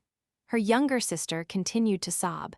The mother had taken the latter's head between her hands and was covering it with kisses, whispering to her the while, "My treasure, I entreat you, it is nothing of consequence, don't cry, you will anger your father." "No," exclaimed the father, "quite the contrary. Sob. Sob. That's right." Then turning to the elder, "There now. He is not coming. What if he were not to come? I shall have extinguished my fire, wrecked my chair, torn my shirt, and broken my pane all for nothing." "And wounded the child," murmured the mother. "Do you know," went on the father, "that it's beastly cold in this devil's garret? What if that man should not come? Oh, see there, you. He makes us wait. He says to himself, Well, they will wait for me. That's what they're there for. Oh, how I hate them, and with what joy, jubilation, enthusiasm, and satisfaction I could strangle all those rich folks. All those rich folks. These men who pretend to be charitable, who put on airs, who go to mass, who make presents to the priesthood, preachy in their skull caps, and who think themselves above us, and who come for the purpose of humiliating us, and to bring us clothes, as they say. Old duds that are not worth 4 sous. And bread. That's not what I want. Pack of rascals that they are, it's money. Money. Never. Because they say that we would go off and drink it up, and that we are drunkards and idlers. And they. What are they then, and what have they been in their time? Thieves. They never could have become rich otherwise. Oh. Society ought to be grasped by the 4 corners of the cloth and tossed into the air, all of it. It would all be smashed, very likely, but at least no one would have anything, and there would be that much gained. But what is that blockhead of a benevolent gentleman doing? Will he come? Perhaps the animal has forgotten the address. I'll bet that old beast. At that moment there came a light tap at the door. The man rushed to it and opened it, exclaiming, amid profound bows and smiles of adoration, "Enter, sir. Deign to enter, most respected benefactor, and your charming young lady also." A man of ripe age and a young girl made their appearance on the threshold of the attic. Marius had not quitted his post. His feelings, for the moment, surpassed the powers of the human tongue. It was she. Whoever has loved knows all the radiant meanings contained in those 3 letters of that word, she. It was certainly she. Marius could hardly distinguish her through the luminous vapor which had suddenly spread before his eyes. It was that sweet, absent being, that star which had beamed upon him for 6 months. It was those eyes, that brow, that mouth, that lovely vanished face which had created night by its departure. The vision had been eclipsed, now it reappeared. It reappeared in that gloom, in that garret, in that misshapen attic, in all that horror. Marius shuddered in dismay. What? It was she. The palpitations of his heart troubled his sight. He felt that he was on the brink of bursting into tears. What? He beheld her again at last, after having sought her so long. It seemed to him that he had lost his soul, and that he had just found it again. She was the same as ever, only a little pale. Her delicate face was framed in a bonnet of violet velvet, her figure was concealed beneath a pelisse of black satin. Beneath her long dress, a glimpse could be caught of her tiny foot shod in a silken boot. She was still accompanied by M. Leblanc. She had taken a few steps into the room, and had deposited a tolerably bulky parcel on the table. The eldest Jondrette girl had retired behind the door, and was staring with somber eyes at that velvet bonnet, that silk mantle, and that charming, happy face. Chapter 9, Jondrette comes near weeping. The hovel was so dark that people coming from without felt on entering it the effect produced on entering a cellar. The 2 newcomers advanced, therefore, with a certain hesitation, being hardly able to distinguish the vague forms surrounding them, while they could be clearly seen and scrutinized by the eyes of the inhabitants of the garret, who were accustomed to this twilight. M. Leblanc approached, with his sad but kindly look, and said to Jondrette the father, "Monsieur, in this package you will find some new clothes, and some woolen stockings and blankets." "Our angelic benefactor overwhelms us," said Jondrette, bowing to the very earth. Then, bending down to the ear of his eldest daughter, while the 2 visitors were engaged in examining this lamentable interior, he added in a low and rapid voice, "Hey, what did I say? Duds. No money. They are all alike. By the way, how was the letter to that old blockhead signed?" "Fabantou," replied the girl. "The dramatic artist, good." It was lucky for Jondrette that this had occurred to him, for at the very moment M. Leblanc turned to him, and said to him with the air of a person who is seeking to recall a name, "I see that you are greatly to be pitied, monsieur." "Fabantou," replied Jondrette quickly. "Monsieur Fabantou, yes, that is it." "I remember. Dramatic artist, sir, and one who has had some success." Here Jondrette evidently judged the moment propitious for capturing the philanthropist. He exclaimed with an accent which smacked at the same time of the vainglory of the mountebank at fairs and the humility of the mendicant on the highway. A pupil of Talma. Sir, I am a pupil of Talma. Fortune formerly smiled on me, alas. Now it is misfortune's turn. You see, my benefactor, no bread, no fire. My poor babes have no fire. My only chair has no seat. A broken pane. And in such weather. My spouse in bed. Ill. Poor woman, said M. Leblanc. My child wounded, added Jondrette. The child, diverted by the arrival of the strangers, had fallen to contemplating the young lady, and had ceased to sob. Cry. Bawl, said Jondrette to her in a low voice. At the same time, he pinched her sore hand. All this was done with the talent of a juggler. The little girl gave vent to loud shrieks. The adorable young girl, whom Marius in his heart called his Ursule, approached her hastily. Poor dear child, said she. You see, my beautiful young lady, pursued Jondrette her bleeding wrist. It came through an accident while working at a machine to earn 6 sous a day. It may be necessary to cut off her arm. Really, said the old gentleman in alarm. The little girl, taking this seriously, fell to sobbing more violently than ever. Alas! Yes, my benefactor, replied the father. For several minutes, Jondrette had been scrutinizing the benefactor in a singular fashion. As he spoke, he seemed to be examining the other attentively, as though seeking to summon up his recollections. All at once, profiting by a moment when the newcomers were questioning the child with interest as to her injured hand, he passed near his wife, who lay in her bed with a stupid and dejected air, and said to her in a rapid but very low tone, Take a look at that man. Then turning to M. Leblanc and continuing his lamentations. You see, sir, all the clothing that I have is my wife's chemise. And all torn at that. In the depths of winter. I can't go out for lack of a coat. If I had a coat of any sort, I would go and see Mademoiselle Mars, who knows me and is very fond of me. Does she not still reside in the Rue de la Tour des Dames? Do you know, sir? We played together in the provinces. I shared her laurels. Célimène would come to my succor, sir. Elmire would bestow alms on Bélisaire. But no, nothing. And not a sou in the house. My wife ill, and not a sou. My daughter dangerously injured, not a sou. My wife suffers from fits of suffocation. It comes from her age, and besides, her nervous system is affected. She ought to have assistance, and my daughter also. But the doctor, but the apothecary, how am I to pay them? I would kneel to a penny, sir. Such is the condition to which the arts are reduced. And do you know, my charming young lady, and you, my generous protector, do you know, you who breathe forth virtue and goodness, and who perfume that church where my daughter sees you every day when she says her prayers. For I have brought up my children religiously, sir. I did not want them to take to the theater. The hussies. If I catch them tripping. I do not jest that I do. I read them lessons on honor, on morality, on virtue. Ask them. They have got to walk straight. They are none of your unhappy wretches who begin by having no family and end by espousing the public. One is Mamselle Nobody, and one becomes Madame Everybody. Deuce take it. None of that in the Fabantou family.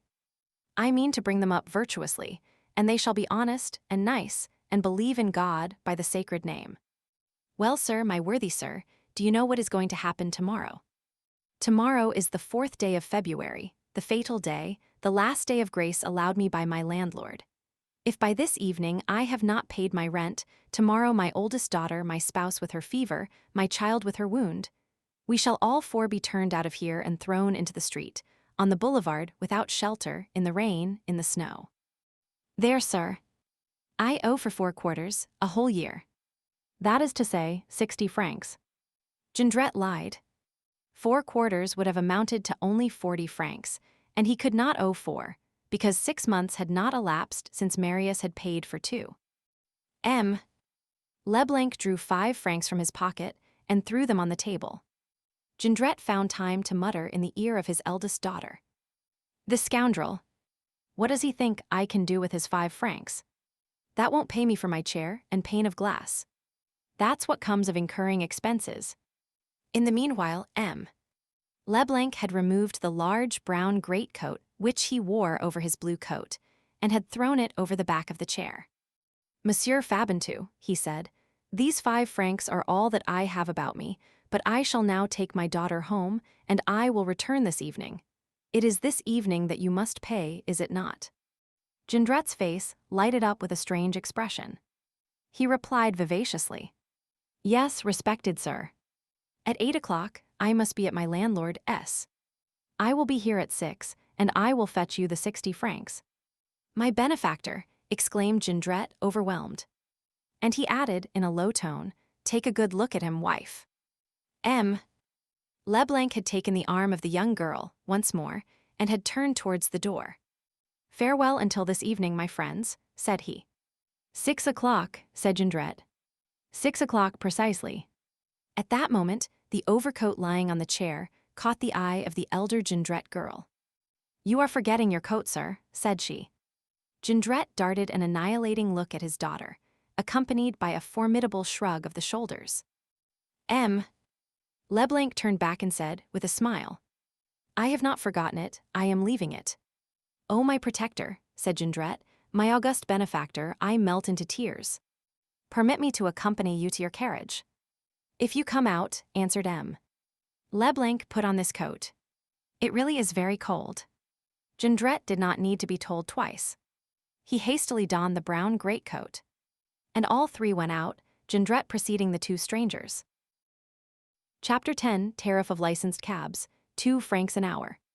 Marius had lost nothing of this entire scene, and yet, in reality, had seen nothing. His eyes had remained fixed on the young girl. His heart had, so to speak, seized her, and wholly enveloped her from the moment of her very first step in that garret. During her entire stay there, he had lived that life of ecstasy which suspends material perceptions and precipitates the whole soul on a single point. He contemplated, not that girl, but that light which wore a satin pelisse and a velvet bonnet. The star Sirius might have entered the room, and he would not have been any more dazzled. While the young girl was engaged in opening the package, unfolding the clothing and the blankets, questioning the sick mother kindly and the little injured girl tenderly, he watched her every movement, he sought to catch her words. He knew her eyes, her brow, her beauty, her form, her walk. He did not know the sound of her voice. He had once fancied that he had caught a few words at the Luxembourg, but he was not absolutely sure of the fact. He would have given 10 years of his life to hear it, in order that he might bear away in his soul a little of that music. But everything was drowned in the lamentable exclamations and trumpet bursts of Jondrette. This added a touch of genuine wrath to Marius' ecstasy. He devoured her with his eyes. He could not believe that it really was that divine creature whom he saw in the midst of those vile creatures, in that monstrous lair. It seemed to him that he beheld a hummingbird in the midst of toads. When she took her departure, he had but one thought: to follow her, to cling to her trace, not to quit her until he learned where she lived, not to lose her again, at least, after having so miraculously rediscovered her. He leaped down from the commode and seized his hat. As he laid his hand on the lock of the door and was on the point of opening it, a sudden reflection caused him to pause. The corridor was long, the staircase steep, Jondrette was talkative. Leblanc had, no doubt, not yet regained his carriage. If on turning round in the corridor or on the staircase he were to catch sight of him, Marius, in that house, he would, evidently, take the alarm and find means to escape from him again, and this time it would be final. What was he to do? Should he wait a little? But while he was waiting, the carriage might drive off. Marius was perplexed. At last he accepted the risk and quitted his room. There was no one in the corridor. He hastened to the stairs. There was no one on the staircase.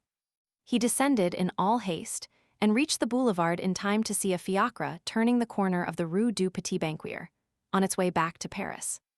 Marius rushed headlong in that direction. On arriving at the angle of the boulevard, he caught sight of the fiacre again, rapidly descending the Rue Mouffetard. The carriage was already a long way off, and there was no means of overtaking it. What? Run after it? Impossible. And besides, the people in the carriage would assuredly notice an individual running at full speed in pursuit of a fiacre, and the father would recognize him. At that moment, wonderful and unprecedented good luck, Marius perceived an empty cab passing along the boulevard. There was but one thing to be done: to jump into this cab and follow the fiacre. That was sure, efficacious, and free from danger. Marius made the driver a sign to halt, and called to him. By the hour. Marius wore no cravat. He had on his working coat, which was destitute of buttons. His shirt was torn along one of the plates on the bosom. The driver halted, winked, and held out his left hand to Marius, rubbing his forefinger gently with his thumb. "What is it?" said Marius. "Pay in advance," said the coachman. Marius recollected that he had but 16 sous about him. "How much?" he demanded. 40 sous. "I will pay on my return." The driver's only reply was to whistle the air of La Palisse and to whip up his horse. Marius stared at the retreating cabriolet with a bewildered air. For the lack of 24 sous, he was losing his joy, his happiness, his love. He had seen, and he was becoming blind again. He reflected bitterly, and it must be confessed with profound regret, on the 5 francs which he had bestowed, that very morning, on that miserable girl. If he had had those 5 francs, he would have been saved, he would have been born again, he would have emerged from the limbo and darkness, he would have made his escape from isolation and spleen, from his widowed state. He might have reknotted the black thread of his destiny to that beautiful golden thread, which had just floated before his eyes and had broken at the same instant once more. He returned to his hovel in despair. He might have told himself that M. Leblanc had promised to return in the evening, and that all he had to do was to set about the matter more skillfully, so that he might follow him on that occasion. But, in his contemplation, it is doubtful whether he had heard this. As he was on the point of mounting the staircase, he perceived, on the other side of the boulevard, near the deserted wall skirting the Rue de la Barrière des Gobelins, Jondrette, wrapped in the philanthropist's greatcoat, engaged in conversation with one of those men of disquieting aspect who have been dubbed by common consent prowlers of the barriers. People of equivocal face, of suspicious monologues, who present the air of having evil minds, and who generally sleep in the daytime, which suggests the supposition that they work by night. These 2 men, standing there motionless and in conversation, in the snow which was falling in whirlwinds, formed a group that a policeman would surely have observed, but which Marius hardly noticed. Still, in spite of his mournful preoccupation, he could not refrain from saying to himself that this prowler of the barriers, with whom Jondrette was talking, resembled a cert Pancho, alias Printanier, alias Bigrenail, whom Courfeyrac had once pointed out to him as a very dangerous nocturnal roamer. This man's name the reader has learned in the preceding book. This Pancho, alias Printanier, alias Bigrenail, figured later on in many criminal trials, and became a notorious rascal. He was at that time only a famous rascal. Today he exists in the state of tradition, among ruffians and assassins. He was at the head of a school towards the end of the last reign. And in the evening, at nightfall, at the hour when groups form and talk in whispers, he was discussed at La Force in the Fossox Lions. One might even, in that prison, precisely at the spot where the sewer which served the unprecedented escape, in broad daylight, of 30 prisoners in 1843, passes under the culvert, read his name, Pancho, audaciously carved by his own hand on the wall of the sewer during one of his attempts at flight. In 1832, the police already had their eye on him, but he had not as yet made a serious beginning. Chapter 11, Offers of Service from Misery to Wretchedness. Marius ascended the stairs of the hovel with slow steps. At the moment when he was about to re-enter his cell, he caught sight of the elder Jondrette girl following him through the corridor. The very sight of this girl was odious to him. It was she who had his 5 francs, it was too late to demand them back. The cab was no longer there, the fiacre was far away. Moreover, she would not have given them back. As for questioning her about the residence of the persons who had just been there, that was useless. It was evident that she did not know, since the letter signed Fabantou had been addressed to the benevolent gentleman of the Church of Saint Jacques du Haut Pas. Marius entered his room and pushed the door to after him. It did not close. He turned round and beheld a hand which held the door half open. "What is it?" he asked. "Who is there?" It was the Jondrette girl. "Is it you?" resumed Marius almost harshly. "Still you? What do you want with me?" She appeared to be thoughtful and did not look at him. She no longer had the air of assurance which had characterized her that morning. She did not enter, but held back in the darkness of the corridor, where Marius could see her through the half-open door. "Come now, will you answer?" cried Marius. "What do you want with me?" She raised her dull eyes, in which a sort of gleam seemed to flicker vaguely, and said, "Monsieur Marius, you look sad. What is the matter with you?" "With me," said Marius. "Yes, you." "There is nothing the matter with me." "Yes, there is." "No." "I tell you there is." "Let me alone." Marius gave the door another push, but she retained her hold on it. "Stop," said she, "you are in the wrong. Although you are not rich, you were kind this morning. Be so again now. You gave me something to eat, now tell me what ails you. You are grieved, that is plain. I do not want you to be grieved. What can be done for it? Can I be of any service? Employ me. I do not ask for your secrets, you need not tell them to me, but I may be of use, nevertheless. I may be able to help you, since I help my father. When it is necessary to carry letters, to go to houses, to inquire from door to door, to find out an address, to follow anyone, I am of service. Well, you may assuredly tell me what is the matter with you, and I will go and speak to the persons. Sometimes it is enough if someone speaks to the persons, that suffices to let them understand matters, and everything comes right. Make use of me."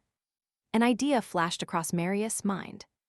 What branch does one disdain when one feels that one is falling? He drew near to the Jondrette girl. "Listen," he said to her. She interrupted him with a gleam of joy in her eyes. "Oh yes, do call me thou, I like that better." "Well," he resumed, "thou hast brought hither that old gentleman and his daughter." "Yes." "Dost thou know their address?" "No." "Find it for me." The Jondrette's dull eyes had grown joyous, and they now became gloomy. "Is that what you want?" she demanded. "Yes." "Do you know them?" "No." "That is to say," she resumed quickly, "you do not know her, but you wish to know her."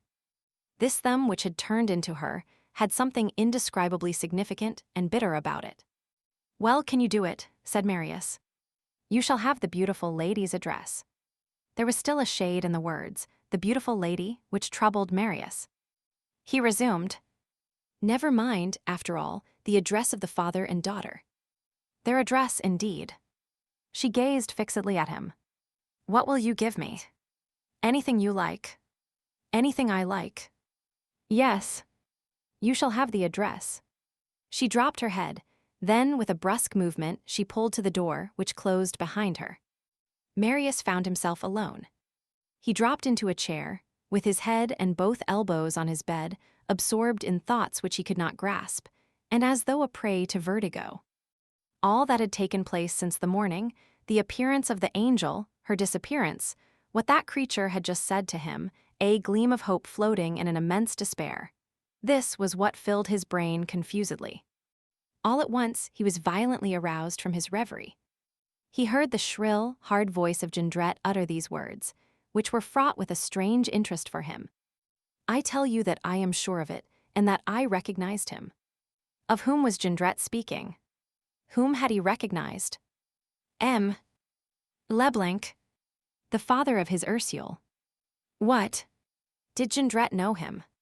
Was Marius about to obtain in this abrupt and unexpected fashion all the information without which his life was so dark to him? Was he about to learn at last who it was that he loved, who that young girl was? Who her father was? Was the dense shadow which enwrapped them on the point of being dispelled? Was the veil about to be rent? Ah! Heavens! He bounded rather than climbed upon his commode, and resumed his post near the little peephole in the partition wall. Again he beheld the interior of Jondrette's hovel. Chapter 12, The Use Made of M. Leblanc's 5 franc piece. Nothing in the aspect of the family was altered, except that the wife and daughters had levied on the package and put on woolen stockings and jackets. 2 new blankets were thrown across the 2 beds. Jondrette had evidently just returned. He still had the breathlessness of out of doors. His daughters were seated on the floor near the fireplace, the elder engaged in dressing the younger's wounded hand. His wife had sunk back on the bed near the fireplace, with a face indicative of astonishment. Jondrette was pacing up and down the garret with long strides. His eyes were extraordinary. The woman, who seemed timid and overwhelmed with stupor in the presence of her husband, turned to say, "What, really? You are sure?" "Sure. 8 years have passed. But I recognize him." "Ah. I recognize him. I knew him at once." "What? Didn't it force itself on you?" "No. But I told you, pay attention. Why, it is his figure, it is his face, only older. There are people who do not grow old, I don't know how they manage it. It is the very sound of his voice. He is better dressed, that is all." "Ah. You mysterious old devil, I've got you that I have." He paused and said to his daughters, "Get out of here, you. It's queer that it didn't strike you." They arose to obey. The mother stammered, with her injured hand. "The air will do it good," said Jondrette. "Be off." It was plain that this man was of the sort to whom no one offers to reply. The 2 girls departed.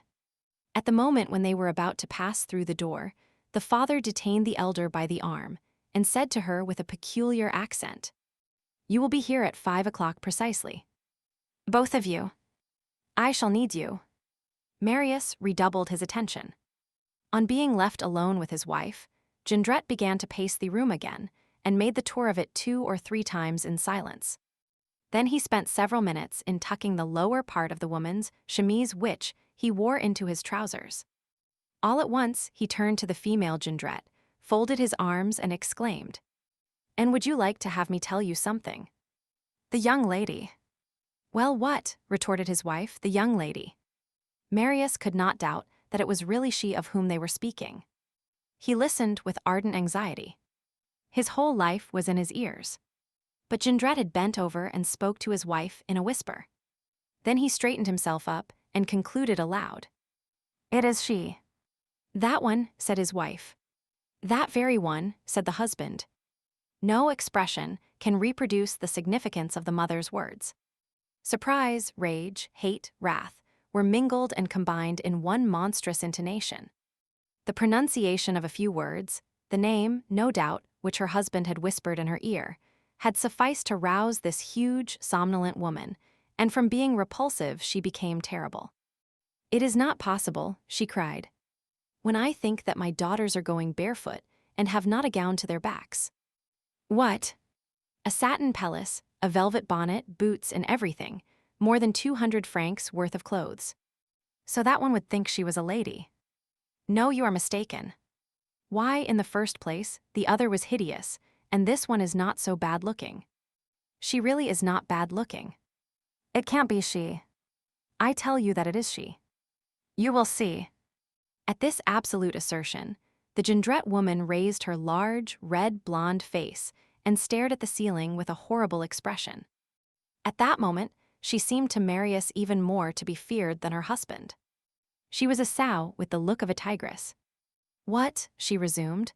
"That horrible, beautiful young lady who gazed at my daughters with an air of pity, she is that beggar brat." "Oh. I should like to kick her stomach in for her." She sprang off of the bed and remained standing for a moment, her hair in disorder, her nostrils dilating, her mouth half open, her fists clenched and drawn back. Then she fell back on the bed once more. The man paced to and fro and paid no attention to his female. After a silence lasting several minutes, he approached the female Jondrette and halted in front of her with folded arms as he had done a moment before. "And shall I tell you another thing?" "What is it?" she asked. He answered in a low, curt voice, "My fortune is made." The woman stared at him with the look that signifies, "Is the person who is addressing me on the point of going mad?" He went on, Thunder. It was not so very long ago that I was a parishioner of the parish of die of hunger if you have a fire, die of cold if you have bread. I have had enough of misery. My share and other people's share. I am not joking any longer. I don't find it comic anymore. I've had enough of puns, good God. No more farces, eternal Father. I want to eat till I am full. I want to drink my fill. To gourmandize. To sleep. To do nothing. I want to have my turn, so I do come now. Before I die. I want to be a bit of a millionaire. He took a turn round the hovel and added, like other people. What do you mean by that? Asked the woman. He shook his head, winked, screwed up one eye, and raised his voice like a medical professor who is about to make a demonstration. What do I mean by that? Listen. Hush, muttered the woman, not so loud. These are matters which must not be overheard. Bah. Who's here? Our neighbor. I saw him go out a little while ago. Besides, he doesn't listen, the big booby. And I tell you that I saw him go out. Nevertheless, by a sort of instinct, Jondrette lowered his voice, although not sufficiently to prevent Marius hearing his words. One favorable circumstance, which enabled Marius not to lose a word of this conversation, was the falling snow which deadened the sound of vehicles on the boulevard. This is what Marius heard. Listen carefully. The Croesus is caught, or as good as caught. That's all settled already. Everything is arranged. I have seen some people. He will come here this evening at 6 o'clock. To bring 60 francs, the rascal. Did you notice how I played that game on him? My 60 francs, my landlord, my 4th of February. I don't even owe for 1 quarter. Isn't he a fool? So he will come at 6 o'clock. That's the hour when our neighbor goes to his dinner. Mother Bougon is off washing dishes in the city. There's not a soul in the house. The neighbor never comes home until 11 o'clock. The children shall stand on watch.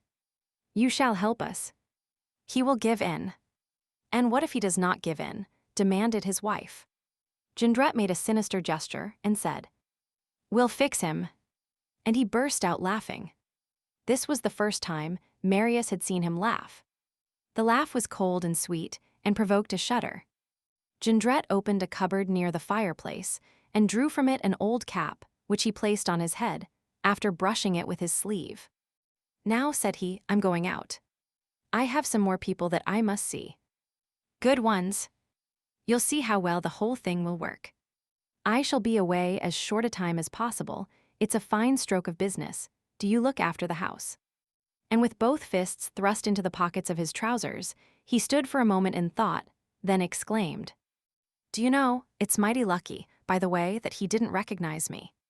If he had recognized me on his side, he would not have come back again. He would have slipped through our fingers. It was my beard that saved us. My romantic beard. My pretty little romantic beard. And again he broke into a laugh. He stepped to the window. The snow was still falling and streaking the gray of the sky. What beastly weather, said he. Then lapping his overcoat across his breast. This rind is too large for me. Never mind, he added. He did a devilish good thing in leaving it for me, the old scoundrel. If it hadn't been for that, I couldn't have gone out, and everything would have gone wrong. What small points things hang on anyway. And pulling his cap down over his eyes, he quitted the room. He had barely had time to take half a dozen steps from the door, when the door opened again, and his savage but intelligent face made its appearance once more in the opening. I came near forgetting, said he. You are to have a brazier of charcoal ready. And he flung into his wife's apron the 5-franc piece, which the philanthropist had left with him. A brazier of charcoal, asked his wife. Yes. How many bushels? 2 good ones. That will come to 30 sous. With the rest I will buy something for dinner. The devil, no. Why? Don't go and spend the 100-sou piece. Why? Because I shall have to buy something too. What? Something. How much shall you need? Whereabouts in the neighborhood is there an ironmonger's shop? Rue Mouffetard. Yes, at the corner of a street, I can see the shop. But tell me how much you will need for what you have to purchase. 50 sous, 3 francs. There won't be much left for dinner. Eating is not the point today. There's something better to be done. That's enough, my jewel. At this word from his wife, Jondrette closed the door again, and this time, Marius heard his step die away in the corridor of the hovel and descend the staircase rapidly. At that moment, 1 o'clock struck from the church of Saint Médard. Chapter 13. Solus cum solo, in loco remoto, non cogitabantur aurere pater noster. Marius, dreamer as he was, as we have said, firm and energetic by nature. His habits of solitary meditation, while they had developed in him sympathy and compassion, had perhaps diminished the faculty for irritation, but had left intact the power of waxing indignant. He had the kindliness of a Brahmin and the severity of a judge. He took pity upon a toad, but he crushed a viper. Now it was into a hole of vipers that his glance had just been directed. It was a nest of monsters that he had beneath his eyes. These wretches must be stamped upon, said he. Not one of the enigmas which he had hoped to see solved had been elucidated. On the contrary, all of them had been rendered more dense, if anything.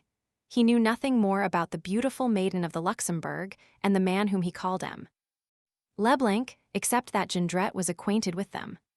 Athwart the mysterious words which had been uttered, the only thing of which he caught a distinct glimpse was the fact that an ambush was in course of preparation, a dark but terrible trap.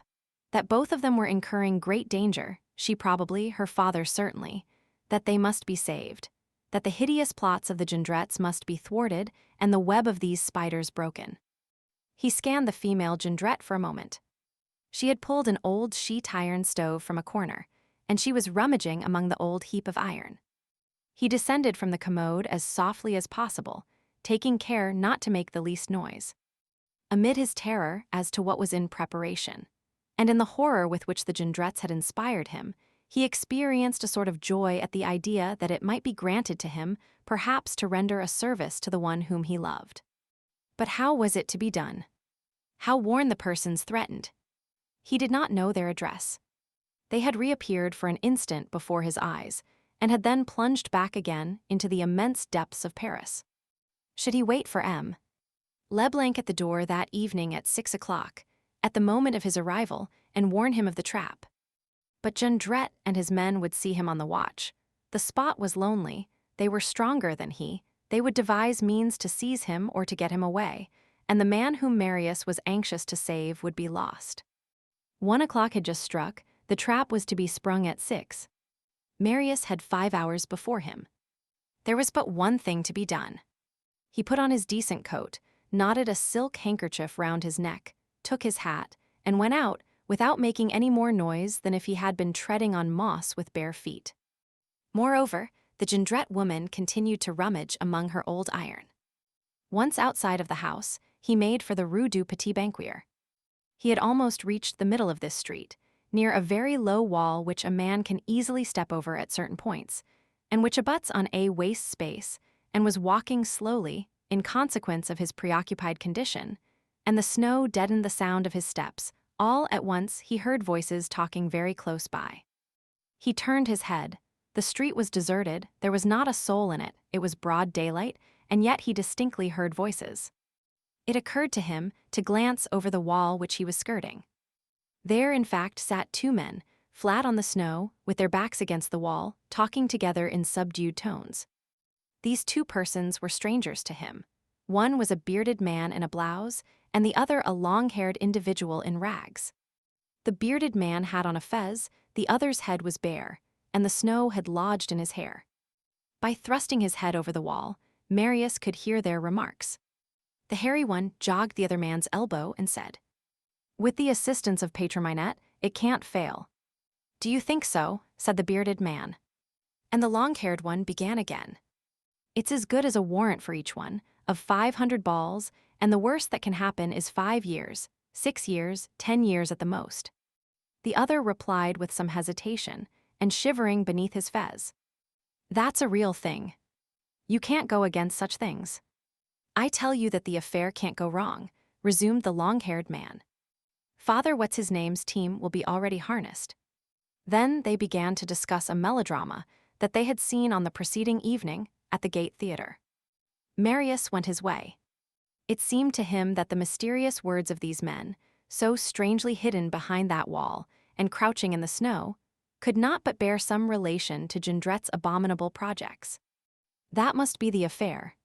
He directed his course towards the Faubourg Saint-Marceau, and asked at the first shop he came to where he could find a commissary of police. He was directed to Rue de Pontoise, No. 14. Thither Marius betook himself. As he passed a baker's shop, he bought a 2-penny roll and ate it, foreseeing that he should not dine. On the way, he rendered justice to Providence. He reflected that had he not given his 5 francs to the Jondrette girl in the morning, he would have followed M. Leblanc's fiacre, and consequently have remained ignorant of everything, and that there would have been no obstacle to the trap of the Jondrettes and that M. Leblanc would have been lost, and his daughter with him, no doubt.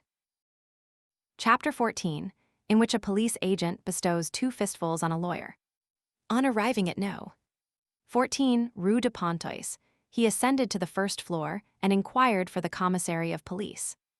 "The commissary of police is not here," said a clerk, "but there is an inspector who takes his place. Would you like to speak to him? Are you in haste?" "Yes," said Marius. The clerk introduced him into the commissary's office. There stood a tall man behind a grating, leaning against a stove, and holding up with both hands the tails of a vast topcoat, with 3 collars. His face was square, with a thin, firm mouth, thick, gray, and very ferocious whiskers, and a look that was enough to turn your pockets inside out. Of that glance it might have been well said, not that it penetrated, but that it searched. This man's air was not much less ferocious nor less terrible than Jondrette's. The dog is, at times, no less terrible to meet than the wolf. "What do you want?" he said to Marius, without adding monsieur. "Is this monsieur le commissaire de police?" "He is absent. I am here in his stead. The matter is very private." "Then speak." "And great haste is required." "Then speak quick." This calm, abrupt man was both terrifying and reassuring at one and the same time. He inspired fear and confidence. Marius related the adventure to him, that a person with whom he was not acquainted otherwise than by sight was to be inveigled into a trap that very evening, that, as he occupied the room adjoining the den, he, Marius Pontmercy, a lawyer, had heard the whole plot through the partition, that the wretch who had planned the trap was a certain Jondrette, that there would be accomplices, probably some prowlers of the barriers, among others a certain Pancho, alias Printanier, alias Bigrenail.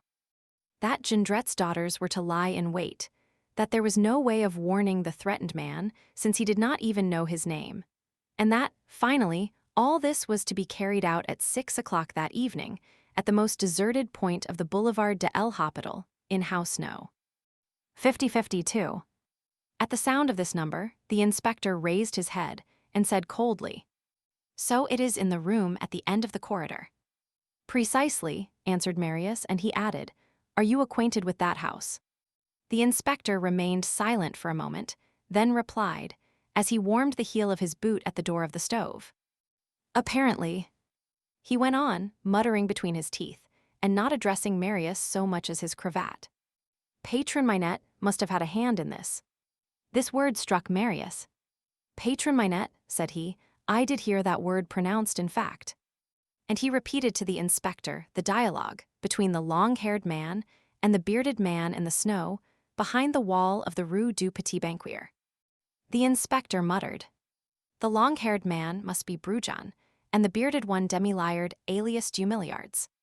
He had dropped his eyelids again and became absorbed in thought. "As for Father What's-His-Name, I think I recognize him. Here I've burned my coat.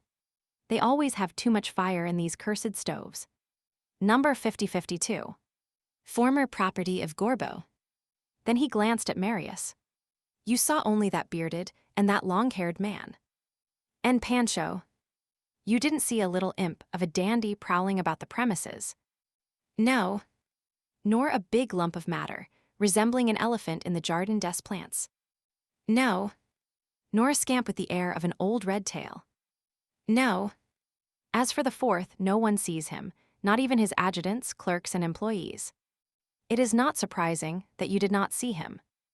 No. Who are all those persons? Asked Marius. The inspector answered. Besides, this is not the time for them. He relapsed into silence, then resumed.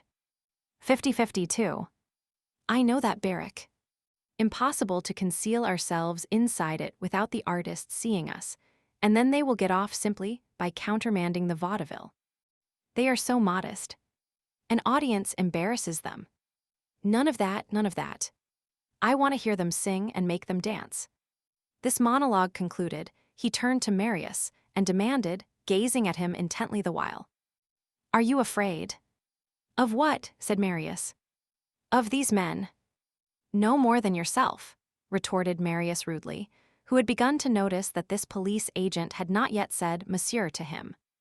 The inspector stared still more intently at Marius and continued with sententious solemnity. There you speak like a brave man and like an honest man. Courage does not fear crime, and honesty does not fear authority. Marius interrupted him. That is well, but what do you intend to do? The inspector contented himself with the remark. The lodgers have passkeys with which to get in at night. You must have one. Yes, said Marius. Have you it about you? Yes. Give it to me, said the inspector. Marius took his key from his waistcoat pocket, handed it to the inspector, and added, If you will take my advice, you will come in force. The inspector cast on Marius such a glance as Voltaire might have bestowed on a provincial academician who had suggested a rhyme to him. With one movement he plunged his hands, which were enormous, into the two immense pockets of his topcoat, and pulled out two small steel pistols, of the sort called knock-me-downs. Then he presented them to Marius, saying rapidly in a curt tone, Take these. Go home. Hide in your chamber, so that you may be supposed to have gone out. They are loaded. Each one carries 2 balls. You will keep watch. There is a hole in the wall, as you have informed me. These men will come. Leave them to their own devices for a time. When you think matters have reached a crisis, and that it is time to put a stop to them, fire a shot. Not too soon. The rest concerns me.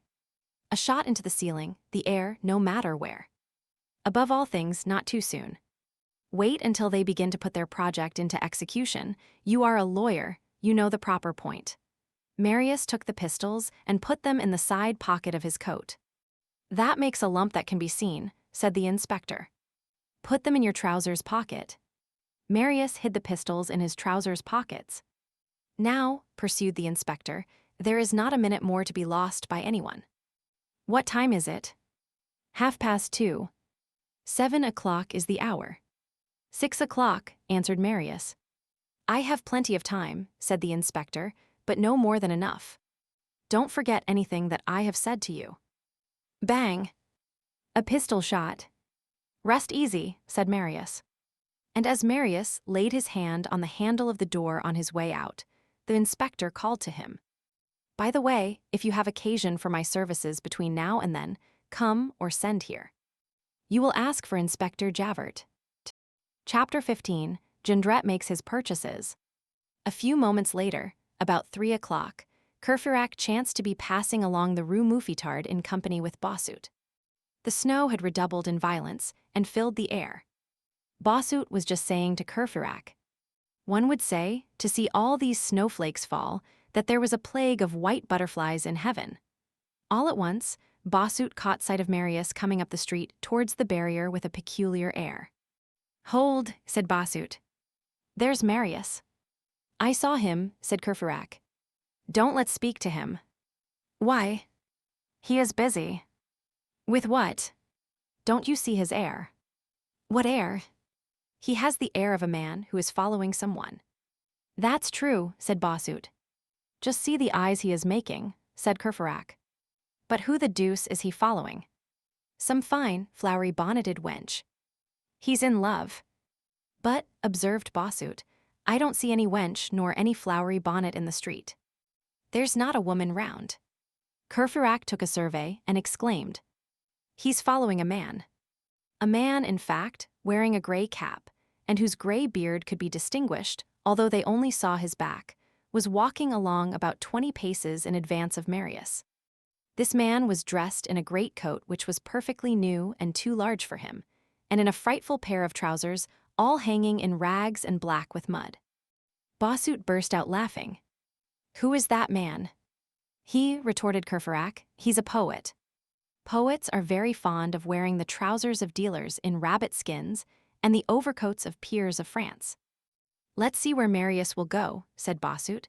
"Let's see where the man is going, let's follow them, hey." "Bossuet," exclaimed Courfeyrac, eagle of Meaux, "you are a prodigious brute. Follow a man who is following another man, indeed." They retraced their steps. Marius had, in fact, seen Jondrette passing along the Rue Mouffetard and was spying on his proceedings. Jondrette walked straight ahead, without a suspicion that he was already held by a glance. He quitted the Rue Mouffetard, and Marius saw him enter one of the most terrible hovels in the Rue Gracieuse. He remained there about a quarter of an hour, then returned to the Rue Mouffetard. He halted at an ironmonger's shop, which then stood at the corner of the Rue Pierre Lombard, and a few minutes later Marius saw him emerge from the shop, holding in his hand a huge cold chisel with a white wood handle, which he concealed beneath his greatcoat. At the top of the Rue Petit Gentilly, he turned to the left and proceeded rapidly to the Rue du Petit Banquier. The day was declining. The snow, which had ceased for a moment, had just begun again. Marius posted himself on the watch at the very corner of the Rue du Petit Banquier, which was deserted, as usual, and did not follow Jondrette into it. It was lucky that he did so, for, on arriving in the vicinity of the wall where Marius had heard the long-haired man and the bearded man conversing, Jondrette turned round, made sure that no one was following him, did not see him, then sprang across the wall and disappeared. The waste land bordered by this wall communicated with the backyard of an ex-livery stable-keeper of bad repute, who had failed and who still kept a few old single-seated berlins under his sheds. Marius thought that it would be wise to profit by Jondrette's absence to return home. Moreover, it was growing late. Every evening, Ma'am Bougon, when she set out for her dishwashing in town, had a habit of locking the door, which was always closed at dusk. Marius had given his key to the inspector of police. It was important, therefore, that he should make haste. Evening had arrived, night had almost closed in. On the horizon and in the immensity of space, there remained but one spot illuminated by the sun, and that was the moon. It was rising in a ruddy glow behind the low dome of Salpêtrière. Marius returned to No. 5052 with great strides. The door was still open when he arrived. He mounted the stairs on tiptoe and glided along the wall of the corridor to his chamber. This corridor, as the reader will remember, was bordered on both sides by attics, all of which were, for the moment, empty and to let. Ma'am Bougon was in the habit of leaving all the doors open. As he passed one of these attics, Marius thought he perceived in the uninhabited cell the motionless heads of 4 men, vaguely lighted up by a remnant of daylight, falling through a dormer window. Marius made no attempt to see, not wishing to be seen himself. He succeeded in reaching his chamber without being seen, and without making any noise. It was high time. A moment later, he heard Ma'am Bougon take her departure, locking the door of the house behind her. Chapter 16, in which will be found the words to an English air which was in fashion in 1832. Marius seated himself on his bed. It might have been 5:30. Only half an hour separated him from what was about to happen. He heard the beating of his arteries, as one hears the ticking of a watch in the dark. He thought of the double march which was going on at that moment in the dark, crime advancing on one side, justice coming up on the other. He was not afraid, but he could not think without a shudder of what was about to take place. As is the case with all those who are suddenly assailed by an unforeseen adventure, the entire day produced upon him the effect of a dream, and in order to persuade himself that he was not the prey of a nightmare, he had to feel the cold barrels of the steel pistols in his trousers pockets. It was no longer snowing. The moon disengaged itself more and more clearly from the mist, and its light, mingled with the white reflection of the snow which had fallen, communicated to the chamber a sort of twilight aspect. There was a light in the Jondrette den. Marius saw the hole in the wall shining with a reddish glow, which seemed bloody to him. It was true that the light could not be produced by a candle. However, there was not a sound in the Jondrette quarters, not a soul was moving there, not a soul speaking, not a breath. The silence was glacial and profound, and had it not been for that light, he might have thought himself next door to a sepulchre. Marius softly removed his boots and pushed them under his bed. Several minutes elapsed. Marius heard the lower door turn on its hinges. A heavy step mounted the staircase and hastened along the corridor. The latch of the hovel was noisily lifted. It was Jondrette returning. Instantly, several voices arose. The whole family was in the garret. Only it had been silent in the master's absence, like wolf whelps in the absence of the wolf. "It's I," said he. "Good evening, Daddy," yelped the girls. "Well," said the mother. "All's going first-rate," responded Jondrette, "but my feet are beastly cold." "Good. You have dressed up. You have done well. You must inspire confidence. All ready to go out. Don't forget what I told you. You will do everything sure. Rest easy." "Because," said Jondrette. And he left the phrase unfinished. Marius heard him lay something heavy on the table, probably the chisel which he had purchased. "By the way," said Jondrette, "have you been eating here?" "Yes," said the mother. "I got 3 large potatoes and some salt. I took advantage of the fire to cook them." "Good," returned Jondrette. "Tomorrow I will take you out to dine with me. We will have a duck and fixings. You shall dine like Charles X. All is going well." Then he added, "The mousetrap is open. The cats are there." He lowered his voice still further and said, "Put this in the fire." Marius heard a sound of charcoal being knocked with the tongs or some iron utensil, and Jondrette continued, "Have you greased the hinges of the door so that they will not squeak?" "Yes," replied the mother. "What time is it?" "Nearly 6. The half-hour struck from St. Médard a while ago." "The devil!" ejaculated Jondrette. "The children must go and watch." "Come you, do you listen here?" A whispering ensued. Jondrette's voice became audible again. "Has old Baugun left?" "Yes," said the mother. "Are you sure that there is no one in our neighbor's room?" "He has not been in all day, and you know very well that this is his dinner hour." "You are sure?" "Sure." "All the same," said Jondrette, "there's no harm in going to see whether he is there. Here, my girl, take the candle and go there." Marius fell on his hands and knees and crawled silently under his bed. Hardly had he concealed himself when he perceived a light through the crack of his door. "Peepaw," cried a voice, "he is not in here." He recognized the voice of the eldest daughter. "Did you go in?" demanded her father. "No," replied the girl, "but as his key is in the door, he must be out." The father exclaimed, "Go in nevertheless." The door opened, and Marius saw the tall Jondrette come in with a candle in her hand. She was as she had been in the morning, only still more repulsive in this light. She walked straight up to the bed. Marius endured an indescribable moment of anxiety, but near the bed there was a mirror nailed to the wall, and it was thither that she was directing her steps. She raised herself on tiptoe and looked at herself in it.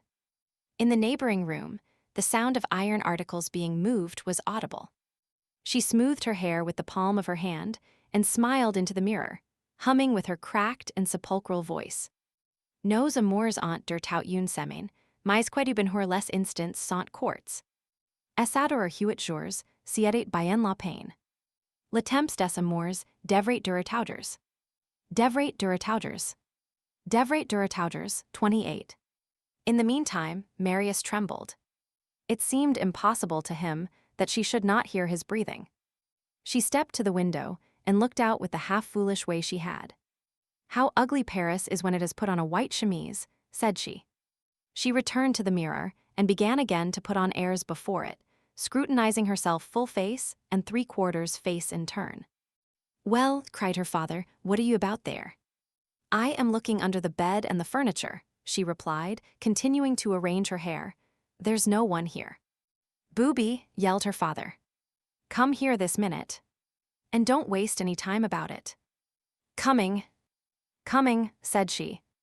One has no time for anything in this hovel. She hummed, Vous me quittez pour aller à la gloire, mon triste cœur s'ouvre partout. 29. She cast a parting glance in the mirror and went out, shutting the door behind her.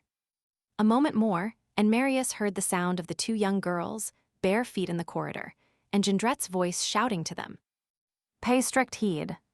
One on the side of the barrier, the other at the corner of the Rue du Petit Banquier. Don't lose sight for a moment of the door of this house, and the moment you see anything, rush here on the instant. As hard as you can go. You have a key to get in. The eldest girl grumbled. The idea of standing watch in the snow barefoot.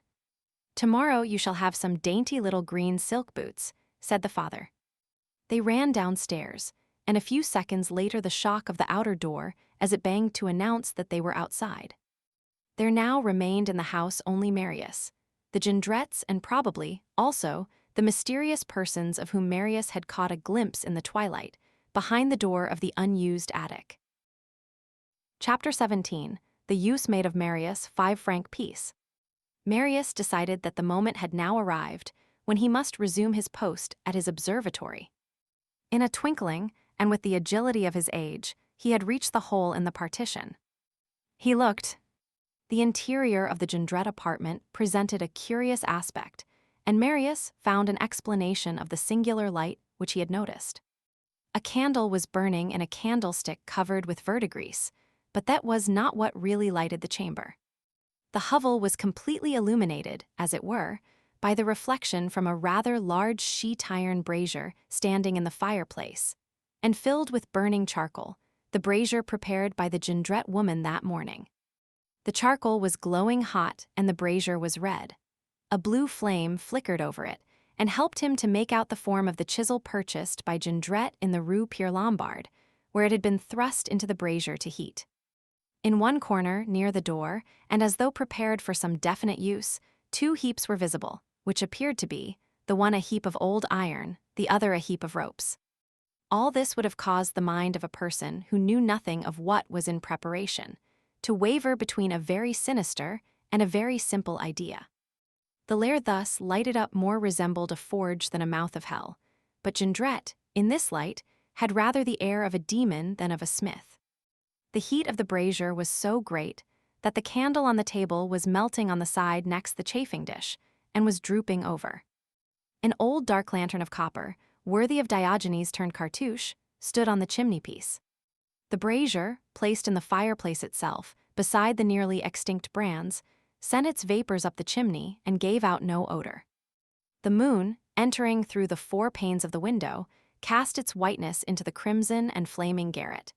And to the poetic spirit of Marius, who was dreamy even in the moment of action, it was like a thought of heaven mingled with the misshapen reveries of earth.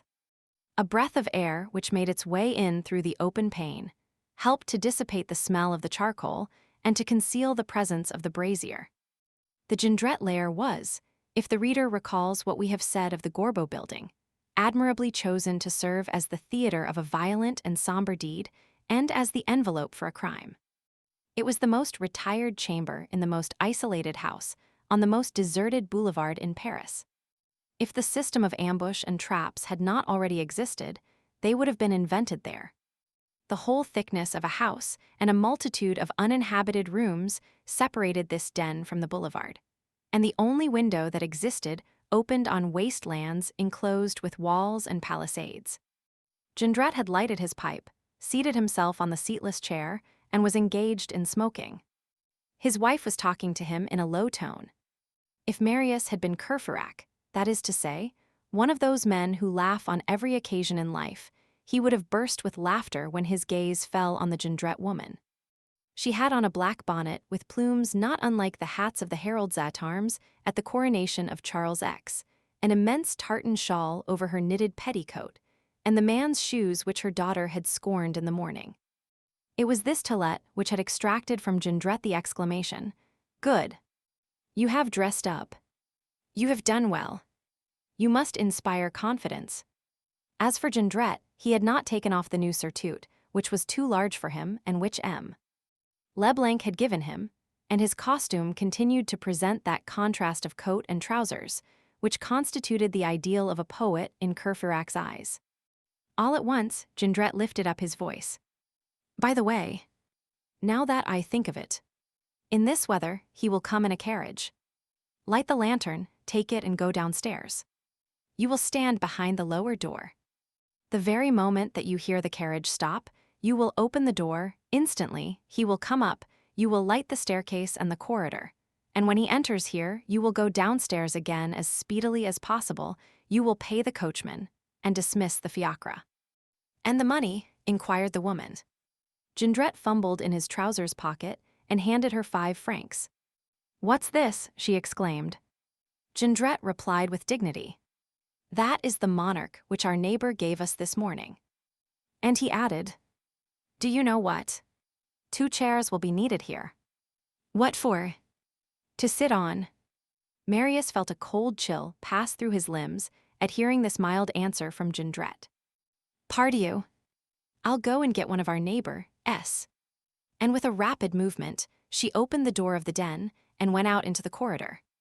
Marius absolutely had not the time to descend from the commode, reach his bed, and conceal himself beneath it. "Take the candle," cried Jondrette. "No," said she, "it would embarrass me, I have the 2 chairs to carry." "There is moonlight." Marius heard Mother Jondrette's heavy hand fumbling at his lock in the dark. The door opened. He remained nailed to the spot with the shock and with horror. The Jondrette entered. The dormer window permitted the entrance of a ray of moonlight between 2 blocks of shadow.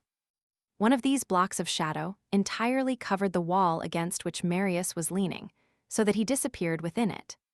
Mother Jondrette raised her eyes, did not see Marius, took the 2 chairs, the only ones which Marius possessed, and went away, letting the door fall heavily to behind her.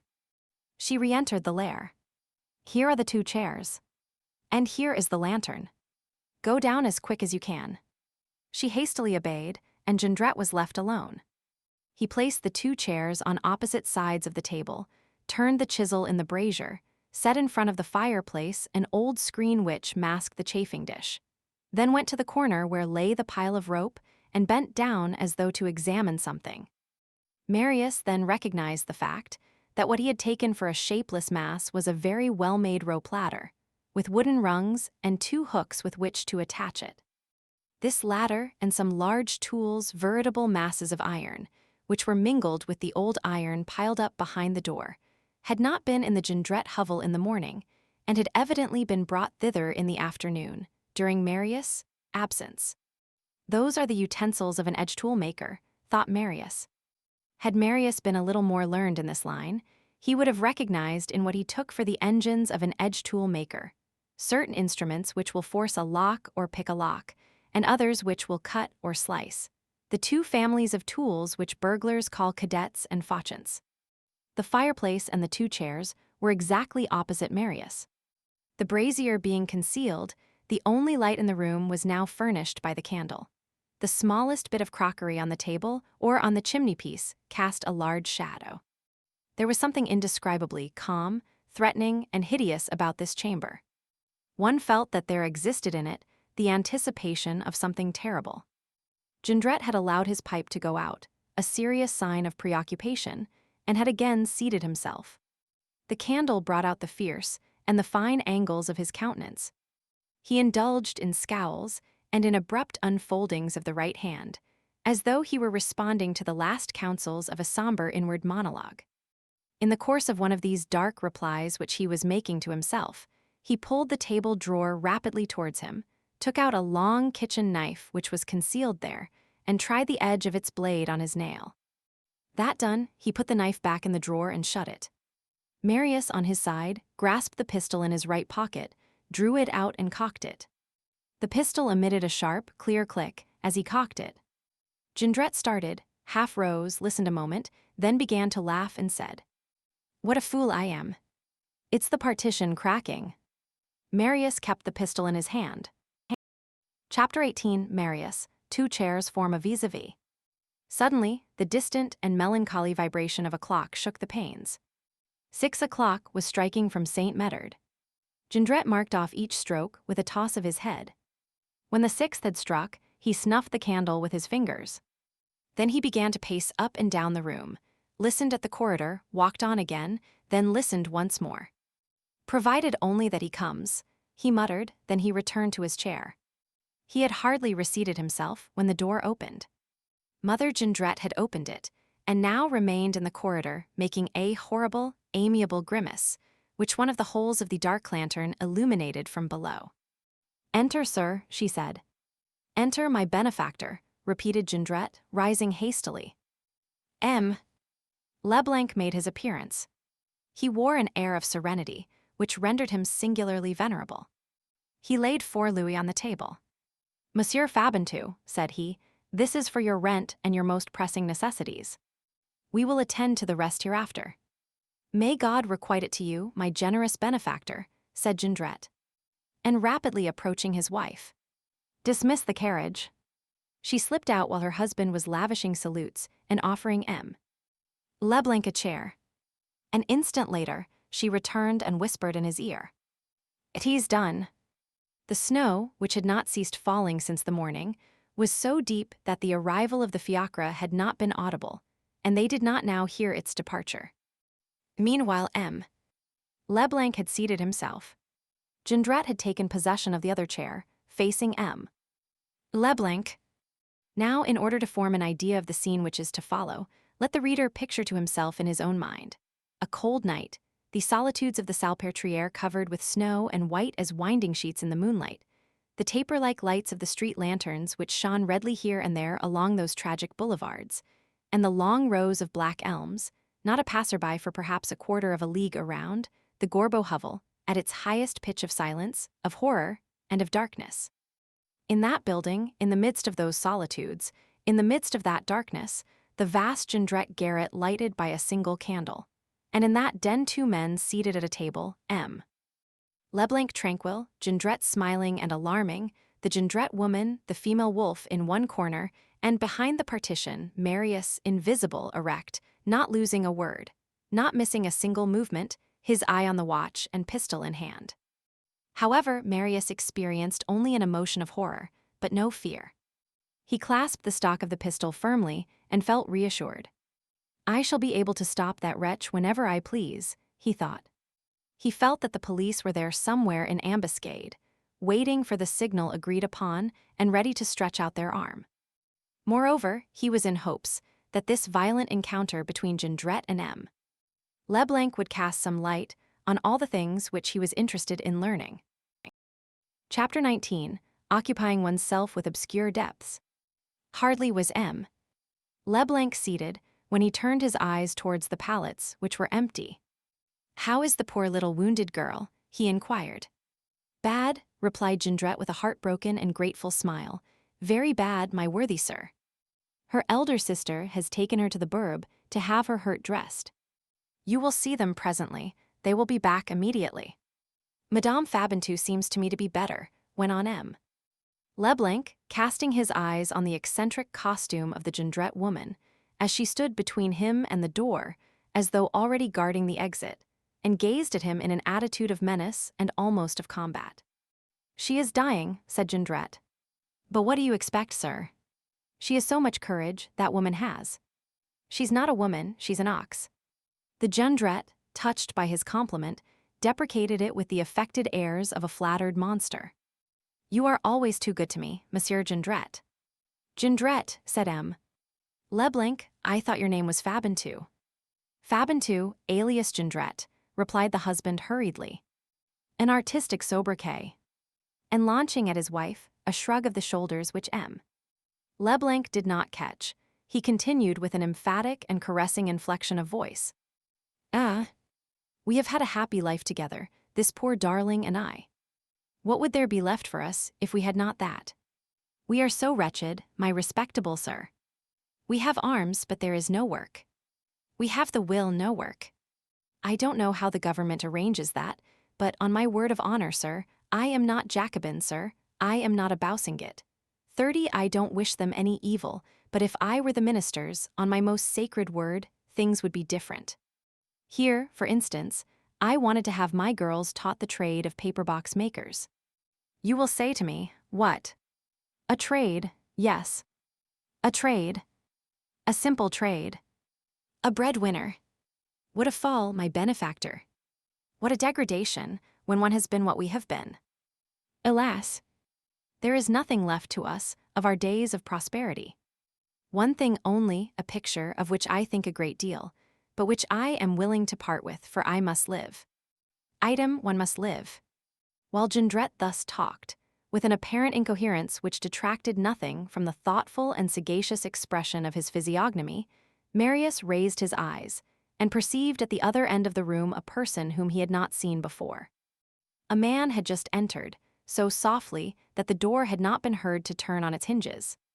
This man wore a violet knitted vest, which was old, worn, spotted, cut and gaping at every fold, wide trousers of cotton velvet, wooden shoes on his feet, no shirt, had his neck bare, his bare arms tattooed, and his face smeared with black.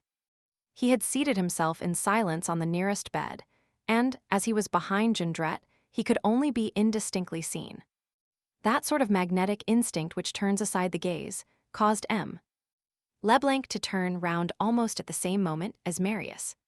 He could not refrain from a gesture of surprise, which did not escape Jondrette. "Ah, I see," exclaimed Jondrette, buttoning up his coat with an air of complacence. "You are looking at your overcoat." "It fits me. My faith, but it fits me." "Who is that man?" said M. "Leblanc." "Him," ejaculated Jondrette. "He's a neighbor of mine." "Don't pay any attention to him." The neighbor was a singular-looking individual. However, manufactories of chemical products abound in the Faubourg Saint-Marceau. Many of the workmen might have black faces. Besides this, M. Leblanc's whole person was expressive of candid and intrepid confidence. He went on. "Excuse me, what were you saying, M.?" "Fabin too." "I was telling you, sir, and dear protector," replied Jondrette, placing his elbows on the table and contemplating M. Leblanc with steady and tender eyes, not unlike the eyes of the boa constrictor. "I was telling you that I have a picture to sell." A slight sound came from the door. A second man had just entered and seated himself on the bed, behind Jondrette. Like the first, his arms were bare, and he had a mask of ink or lampblack. Although this man had, literally, glided into the room, he had not been able to prevent M. Leblanc catching sight of him. "Don't mind them," said Jondrette, "they are people who belong in the house. So I was saying that there remains in my possession a valuable picture.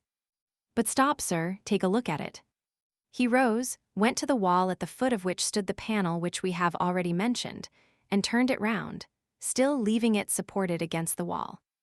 It really was something which resembled a picture, and which the candle illuminated somewhat. Marius could make nothing out of it, as Jondrette stood between the picture and him. He only saw a coarse daub, and a sort of principal personage colored with the harsh crudity of foreign canvases and screen paintings. "What is that?" asked M. "Leblanc." Jondrette exclaimed. "A painting by a master, a picture of great value, my benefactor. I am as much attached to it as I am to my 2 daughters. It recalls souvenirs to me. But I have told you, and I will not take it back, that I am so wretched that I will part with it." Either by chance, or because he had begun to feel a dawning uneasiness, M. Leblanc's glance returned to the bottom of the room as he examined the picture. There were now 4 men, 3 seated on the bed, 1 standing near the doorpost, all 4 with bare arms and motionless, with faces smeared with black. One of those on the bed was leaning against the wall, with closed eyes, and it might have been supposed that he was asleep. He was old. His white hair contrasting with his blackened face produced a horrible effect. The other 2 seemed to be young. One wore a beard, the other wore his hair long. None of them had on shoes. Those who did not wear socks were barefooted. Jondrette noticed that M. Leblanc's eye was fixed on these men. "They are friends." "They are neighbors," said he. "Their faces are black because they work in charcoal. They are chimney builders. Don't trouble yourself about them, my benefactor, but buy my picture. Have pity on my misery. I will not ask you much for it. How much do you think it is worth?" "Well," said M. Leblanc, looking Jondrette full in the eye, and with the manner of a man who is on his guard, "it is some signboard for a tavern, and is worth about 3 francs. Jondrette replied sweetly, "Have you your pocketbook with you? I should be satisfied with 1,000 crowns. M. Leblanc sprang up, placed his back against the wall, and cast a rapid glance around the room. He had Jondrette on his left, on the side next the window, and the Jondrette woman and the 4 men on his right, on the side next the door. The 4 men did not stir, and did not even seem to be looking on. Jondrette had again begun to speak in a plaintive tone, with so vague an eye and so lamentable an intonation, that M. Leblanc might have supposed that what he had before him was a man who had simply gone mad with misery. "If you do not buy my picture, my dear benefactor," said Jondrette, "I shall be left without resources. There will be nothing left for me but to throw myself into the river. When I think that I wanted to have my 2 girls taught the middle-class paper box trade, the making of boxes for New Year's gifts. Well, a table with a board at the end to keep the glasses from falling off is required, then a special stove is needed. A pot with 3 compartments for the different degrees of strength of the paste, according as it is to be used for wood, paper, or stuff, a paring knife to cut the cardboard, a mold to adjust it, a hammer to nail the steels, pincers, how the devil do I know what all. And all that in order to earn 4 sous a day. And you have to work 14 hours a day. And each box passes through the workwoman's hands 13 times. And you can't wet the paper. And you mustn't spot anything. And you must keep the paste hot. The devil, I tell you. 4 sous a day. How do you suppose a man is to live?" As he spoke, Jondrette did not look at M. Leblanc, who was observing him. M. Leblanc's eye was fixed on Jondrette, and Jondrette's eye was fixed on the door. Marius' eager attention was transferred from one to the other. M. Leblanc seemed to be asking himself, "Is this man an idiot?" Jondrette repeated 2 or 3 distinct times, with all manner of varying inflections of the whining and supplicating order, "There is nothing left for me but to throw myself into the river. I went down 3 steps at the side of the bridge of Austerlitz the other day for that purpose." All at once his dull eyes lighted up with a hideous flash. The little man drew himself up and became terrible, took a step toward M. Leblanc, and cried in a voice of thunder, "That has nothing to do with the question. Do you know me?"